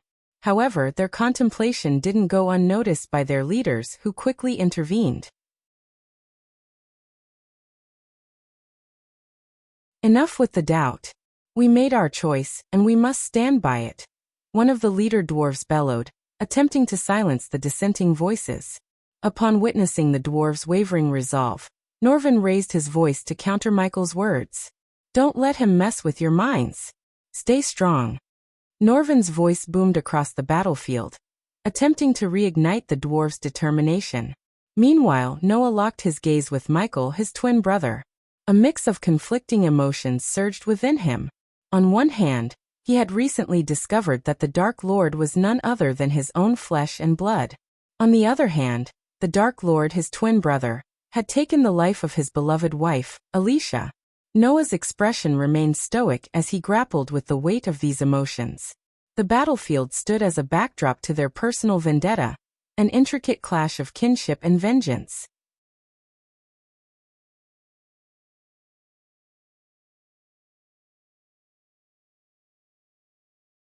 Chapter 1031. Michael vs. Noah. Battle begins. "We should attack him." Norvin turned to Noah, suggesting that they should launch an attack on the Dark Lord. However, Noah shook his head, opting to wait for the Dark Lord's army to reveal itself. As anticipated, Noah sensed a disturbance in the space around him. Moments later, black vortexes materialized in the air, and on the ground outside the energy dome. From these teleportation vortexes, hordes of undead creatures emerged, their haunting moans filling the air. The sight of the undead sent a shiver down the spines of the dwarves and the beastmen in the army, evoking both disgust and fear. Norvin and Noah were taken aback by the sight of flying undead. While they were accustomed to using flying swords as a means of aerial mobility, witnessing the undead take to the skies was a chilling revelation. These flying undead were another successful creation of Dalar, the mastermind behind Michael's undead army. The previous war in Nagaland had seen Michael employ bloaters, a different type of undead that exploded amidst enemy ranks, causing widespread destruction. In the face of the emerging undead army, the dwarves and the beastmen exchanged anxious glances. They engaged in a conversation, their voices laced with both concern and disbelief. "What in the name of the mountain is that? Flying undead? This can't be happening," one dwarf exclaimed, his voice trembling with fear. They're defying the natural laws. How can undead creatures fly?" another dwarf muttered, his voice laced with disbelief. Meanwhile, the beastmen growled with a mixture of aggression and fear. "Those creatures. They are an abomination. We've never seen anything like this before," a beastman snarled, his claws digging into the ground. "I've seen my fair share of battles, but this is something else. How are we supposed to fight against flying undead?" "Noah, what kind of undead are these?" Norvin turned to Noah seeking answers, but Noah remained silent, his eyes fixed on the approaching horde. "These undeads. They're an unexpected threat. We need to be prepared." Noah finally spoke, his voice filled with determination. As the undead army continued to pour out of the vortexes, a putrid stench filled the air, carrying the unmistakable odor of decaying flesh and death.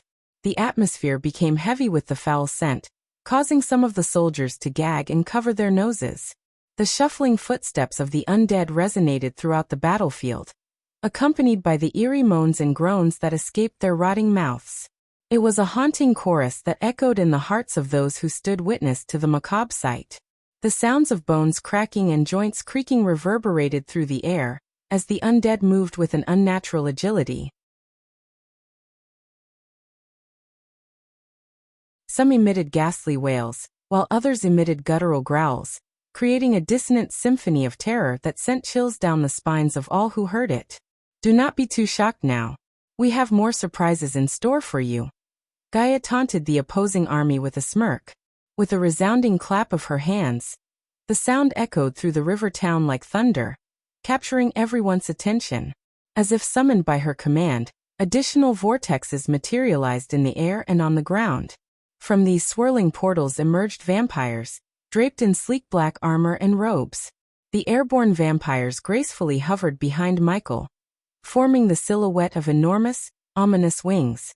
Meanwhile, the dark clouds above Michael grew thicker and more menacing, giving rise to an intense lightning storm.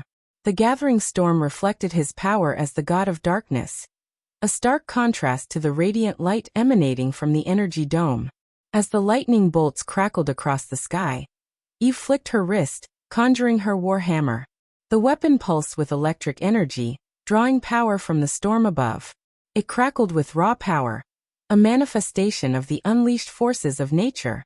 In a captivating display, an ethereal form of a black king cobra materialized behind Gaia, revealing her true nature as a naga. As lightning streaks illuminated the sky, the cobra's looming shadow cast a terrifying presence. However, what truly astonished and unnerved the opposing army was the formation of the clouds.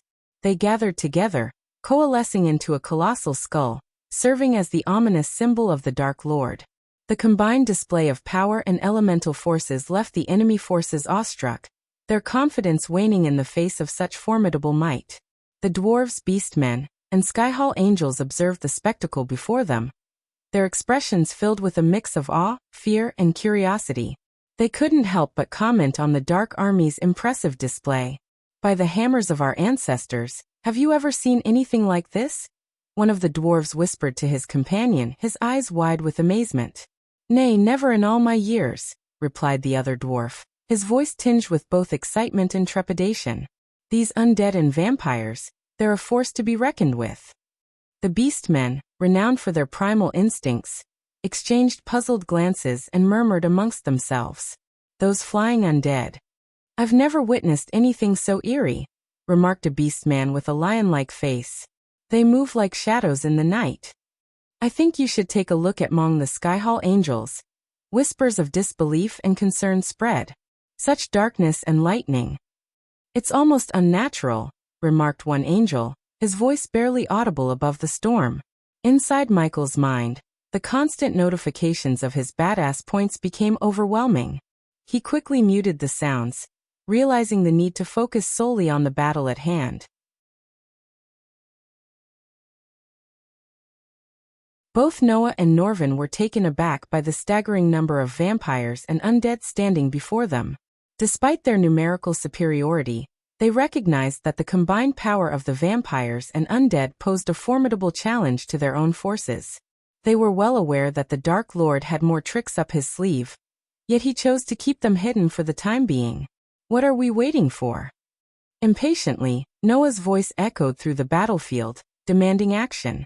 His eyes ignited with radiant flames of light, and beams of light shot forth from his gaze. Two swords materialized in his hands, engulfed in the majestic coils of the light flames. Adorned in specially crafted armor forged by the skilled dwarves, Noah truly looked the part of the god of light. As he ascended into the sky, angelic wings made of pure light sprouted from his back, radiating a divine aura. Michael, not one to be outdone, also underwent a transformation of his own. Dark flames erupted from his eyes, and his metallic wings, which were part of his dark armor, became enveloped in swirling dark flames. In each of his hands, dark swords materialized, their blades enshrouded in the coiling embrace of black flames. The air crackled with the intensity of their powers, a stark contrast of light and darkness preparing to clash. Let us settle this once and for all, declared Michael, his voice resolute and filled with determination. Attack! Norvin's roar resounded through the battlefield, igniting a surge of energy as the two armies charged at each other, leaving chaos in their wake. Michael and Noah, locked in their intense aerial duel, swung their swords simultaneously, their weapons clashing in midair. The clash of dark and light unleashed a colossal shockwave that reverberated through the very ground, causing the sky to crack as the two gods clashed. So light flames. Who handed them over to you, Noah? Michael questioned, their swords grinding against each other in a fierce deadlock. When you do good, people lend their support. It's something you fail to understand, Ghost, Noah retorted. Within the thin layer of the energy dome, Noah remained suspended mid-air, bathed in luminous radiance, while Michael hovered on the opposite side where darkness held sway. It's easy to talk when everything is handed to you on a silver platter, Michael snickered, abruptly headbutting Noah and sending him hurtling backward. Noah adjusted his neck with a crack and swiftly dashed towards Michael, his movements infused with lightning speed. As he closed in on his adversary, Noah unleashed a beam of light from his swords. Reacting instinctively, Michael raised his arm, summoning a retractable black shield from his wrist. The shield absorbed the searing light beams, its color shifting to a fiery orange due to the intense heat. Michael's hand tingled from the impact, but undeterred, Noah propelled himself forward with lightning speed, aiming a powerful kick at Michael. In response, Michael reciprocated the attack, their legs colliding in midair. With a resounding clash, they struck each other's heads with their legs, their fierce cries filling the air as their determination and power collided in an epic showdown. Spitting the blood in his mouth, Michael surged forward, propelling himself through the air with unstoppable determination. Once again, he and Noah clashed in a breathtaking aerial confrontation, their swords locked in a furious battle of light and darkness. Noah's pair of swords, engulfed in radiant light flames, danced through the air with grace and precision. He unleashed a series of swift, calculated strikes, weaving his blades with remarkable agility and finesse. Each swing of his swords emitted dazzling arcs of light, illuminating the battlefield as he sought to exploit any opening in Michael's defenses. In response, Michael wielded his two dark swords, wreathed in swirling dark flames that exuded an aura of malevolence. With calculated brutality, he matched Noah's every move with unwavering focus and unwieldy strength. His strikes carried an undeniable weight, channeling the darkness within him into each devastating blow. Their clash created a spectacle of opposing forces, a symphony of light and dark intertwining in a dance of raw power. Michael's dark blades clashed against Noah's radiant swords, sparks flying as their immense strength met with equal intensity. The clash of their swords reverberated through the air, echoing their unyielding determination to emerge victorious. Noah's swift and agile footwork allowed him to evade Michael's relentless assault, his nimble movements showcasing his mastery of the light. He skillfully parried and countered Michael's strikes, utilizing his speed and precision to exploit any opening he could find. With each counterattack, he unleashed bursts of searing light, forcing Michael to adjust his defensive stance continuously. In turn, Michael utilized his inherent darkness to launch powerful and unpredictable attacks. He combined brute force with deceptive speed, delivering bone-crushing blows that tested Noah's resilience. The dark flames that enveloped Michael's swords enhanced their destructive potential, leaving trails of shadowy residue in their wake. Noah's voice trembled with anger as he shouted at Michael, his words filled with anguish and resentment. "I wish our mother had never given birth to you. Because of you, I lost everything." The pain in his voice was palpable as he confronted the Dark Lord. Michael's response cut through the air like a sharp blade, his words carrying the weight of his own painful past. "And how does it feel to have nothing? You had everything while I had nothing." His voice thundered, resonating with a mix of anger and sorrow. In a moment of strategic agility, Michael swiftly discarded his dark sword and delivered a powerful punch straight to Noah's jaw. Caught off guard, Noah was unable to defend himself, and the force of the blow sent him hurtling towards the ground, causing a cascade of destruction as he crashed into several buildings. The impact reverberated through the air, leaving a trail of shattered debris in its wake. The sheer force of Michael's punch showcased his formidable strength, catching Noah off balance and exposing his vulnerability. The clash between the two gods took an unexpected turn as Michael seized the opportunity to unleash a devastating blow, momentarily gaining the upper hand in their fierce confrontation.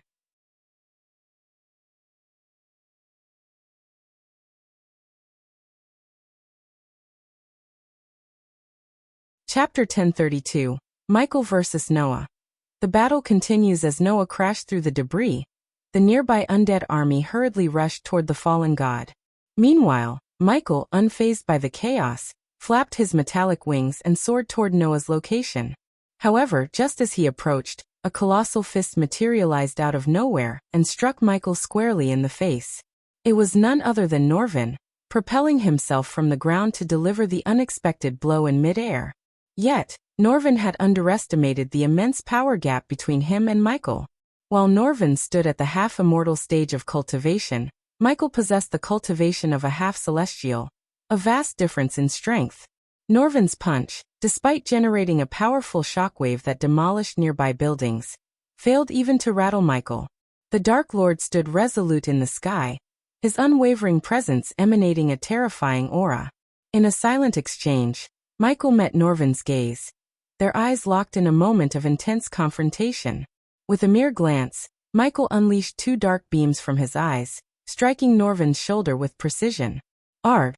Simultaneously, Gaia's mighty roar reverberated through the battlefield, signaling her entrance into the fray. Descending from above, Gaia underwent a transformation, assuming her true form as a 10-foot king cobra with sleek black scales. With lightning speed, her serpentine body coiled around Norvin, ensnaring him within her powerful grasp. In one swift motion, Gaia swung Norvin towards a nearby building, crashing him into its sturdy structure. The impact echoed through the surroundings, further escalating the chaos of the battle. On the opposing side, Eve Voldegard took charge at the forefront of the Dark Army. With a mighty leap, she soared into the air, her war hammer held high as crackling lightning bolts danced around her. Her attire, consisting of black armor and a billowing cape, fluttered in the wind, adding to her commanding presence.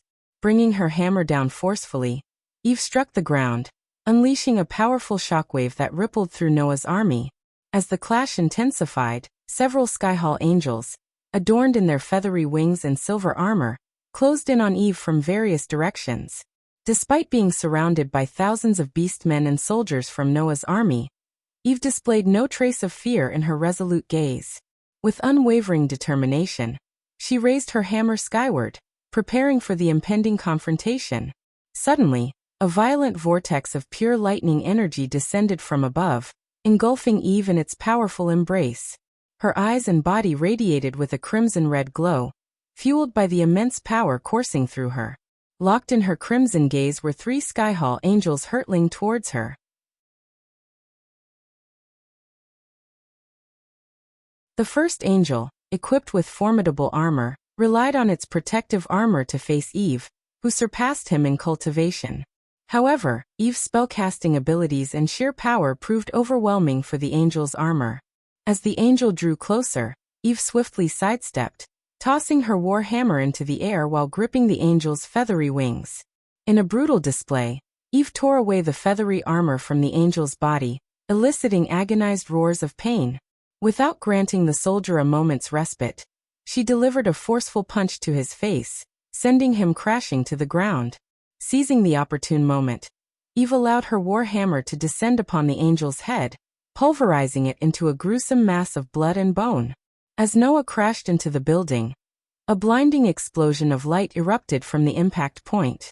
The radiant burst propelled the surrounding undead into the air, reducing some of them to mere piles of ash. Emerging from the wreckage, Noah rose with determination, his gaze fixed on Michael. Seizing a large boulder nearby, he hurled it towards the Dark Lord who loomed in the sky. Michael swiftly reacted, unleashing dark beams from his eyes that sliced through the boulder, splitting it in two. However, Noah skillfully maneuvered himself through the resulting gap, catching his opponent off guard. With swift precision, Noah landed a powerful punch to Michael's face followed by a forceful kick to his gut. In retaliation, Michael seized Noah by the neck, his grip firm and unyielding. Descending with great speed, he plowed through the ground, causing debris and asphalt to shatter beneath their combined weight. Finally, reaching the end of the pathway, Michael forcefully hurled Noah into a distant building, the impact resonating with destructive force. It was at this moment that Michael realized he found himself amidst Noah's army, surrounded by his enemies. Despite being in the heart of the opposing forces, the Skyhall Angels and Beastmen halted their advance, refraining from drawing any closer to Michael. Fear was evident in their eyes, for they understood that Noah alone possessed the strength and chance to confront the Dark Lord. At that moment, Eve landed gracefully right behind Michael, standing shoulder to shoulder with her friend. A brief exchange of glances passed between them, a silent understanding of their shared purpose. "Destroy those light orbs," Michael commanded Eve, his voice carrying the weight of urgency. The intense bright lights emanating from the orbs needed to be extinguished. Although the light didn't pose a significant threat to Michael, he knew that eliminating it would ensure he stood at his absolute strongest. "Stop her!" The Skyhall Angels, witnessing Eve's actions, desperately cried out, commanding their forces to stop her. In a swift and calculated motion, Eve propelled herself towards the sky, her war hammer firmly grasped in her hand. The Skyhall Angels, attempting to impede her progress, found themselves swiftly dealt with by Michael's dark beams. The sight was gruesome and unsettling, as bodies were torn asunder, drenching the battlefield in pools of blood and filling the air with its pungent scent. Amidst the chaos, the battlefield erupted into a whirlwind of violence and bloodshed. The undead clashed mercilessly with Noah's army, tearing through the ranks of beastmen and soldiers alike. In retaliation, Noah's forces unleashed powerful spells upon the relentless undead horde. The clash of spells and the clash of steel created a cacophony of chaotic warfare, with neither side showing any sign of relenting. In a desperate attempt to turn the tide of battle, hundreds of Noah's soldiers raised their hands simultaneously, channeling their collective energy into a powerful spell. The air crackled with electricity as their combined magic swirled and intertwined, forming a swirling vortex of energy above them. "I think you should take a look at." The spell began to take shape, manifesting as a colossal beam of pure elemental force. It surged downward from the vortex, tearing through the battlefield with unstoppable force. The beam glowed with intense light, tinged with shades of blue and white, as it sliced through the ranks of the undead army. Wherever it touched, the undead disintegrated into dust, vanishing from existence. The ground beneath them trembled as the spell carved a path of destruction, obliterating everything in its wake. The soldiers watched in awe as their spell wrought havoc upon the undead forces. The sheer magnitude of their collective power filled them with hope, their shouts of triumph echoing through the chaos. But their celebration was abruptly cut short as the Dark Lord's army retaliated with a sinister countermove. From the depths of the undead ranks emerged a grotesque sight, bloated figures, their bodies swollen with foul gases. These abominations, known as bloaters, emitted a pungent stench that permeated the air, causing many of Noah's soldiers to gag and cover their noses. "No, not the bloaters!" One soldier cried out, his voice laced with fear. But before he could finish his warning, the bloaters reached the spellcasters, their grotesque bodies pulsating with lethal intent. With a sickening explosion, the bloaters detonated, unleashing a wave of destruction that engulfed the spellcasters. The force of the explosion tore through the ranks of Noah's soldiers, leaving devastation and carnage in its wake. Noah rose from the rubble of the shattered building, his eyes burning with determination. He raised his hands towards Michael, his palms radiating with intense light. Concentrated beams of pure luminosity shot forth from his outstretched hands, blazing through the air with blinding speed. The beams of light sliced through anything in their path, disintegrating the undead soldiers unfortunate enough to be caught in their trajectory.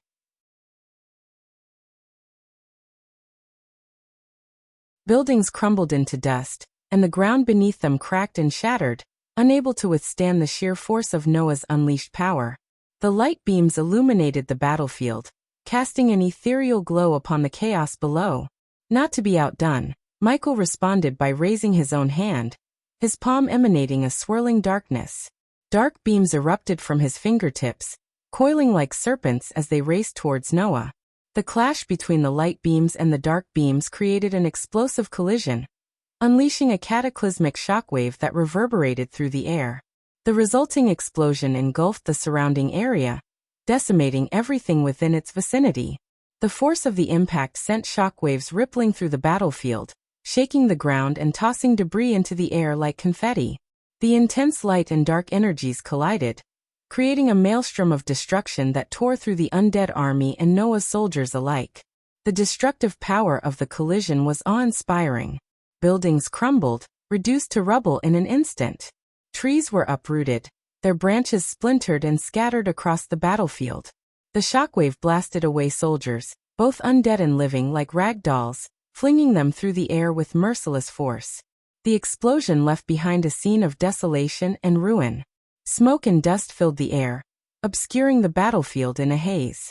The sound of crumbling structures and anguished cries echoed amidst the devastation. The once bustling landscape now lay in ruins, a testament to the unrelenting power of the clash between light and darkness. As they soared through the sky, Noah and Michael collided, engaging in a fierce battle without the aid of their swords. Their clenched fists clashed with thunderous impacts, each strike resonating through the air. "Tell me, Noah, how did you manage to reach the half-celestial stage?" "Let me guess, someone lent you a helping hand as always." Michael sneered at Noah, taunting him about his progress to the half-celestial stage. He mocked Noah, suggesting that someone had assisted him, as if Noah's accomplishments were not his own. "This would have been a one-sided massacre if it weren't for the constant plot armor you seem to acquire," Michael jeered, attempting to undermine Noah's abilities. Their bodies twisted and turned in the air as they exchanged blows, their movements fluid and precise. Noah's determination fueled his every strike, while Michael's dark aura enveloped him, lending an air of menacing power to his attacks. With each clash, the sound of fists meeting flesh echoed through the sky, their intense rivalry escalating to new heights. The air crackled with their energy, their movements leaving trails of energy in their wake. Despite their physical combat, their conflict ran deeper than mere punches and taunts. It was a battle of brothers, of contrasting powers and ideologies. Each blow carried the weight of their shared history and personal vendettas. You're tuning in to the Li Mei's Wuxia Whispers YouTube channel. We're so grateful for your support, and don't forget to subscribe to join us on this incredible journey through captivating stories. Your generosity through donations truly makes a world of difference, as it's the primary source of revenue that allows me to expand and enhance this channel for you. Thank you from the bottom of my heart for being a part of this adventure.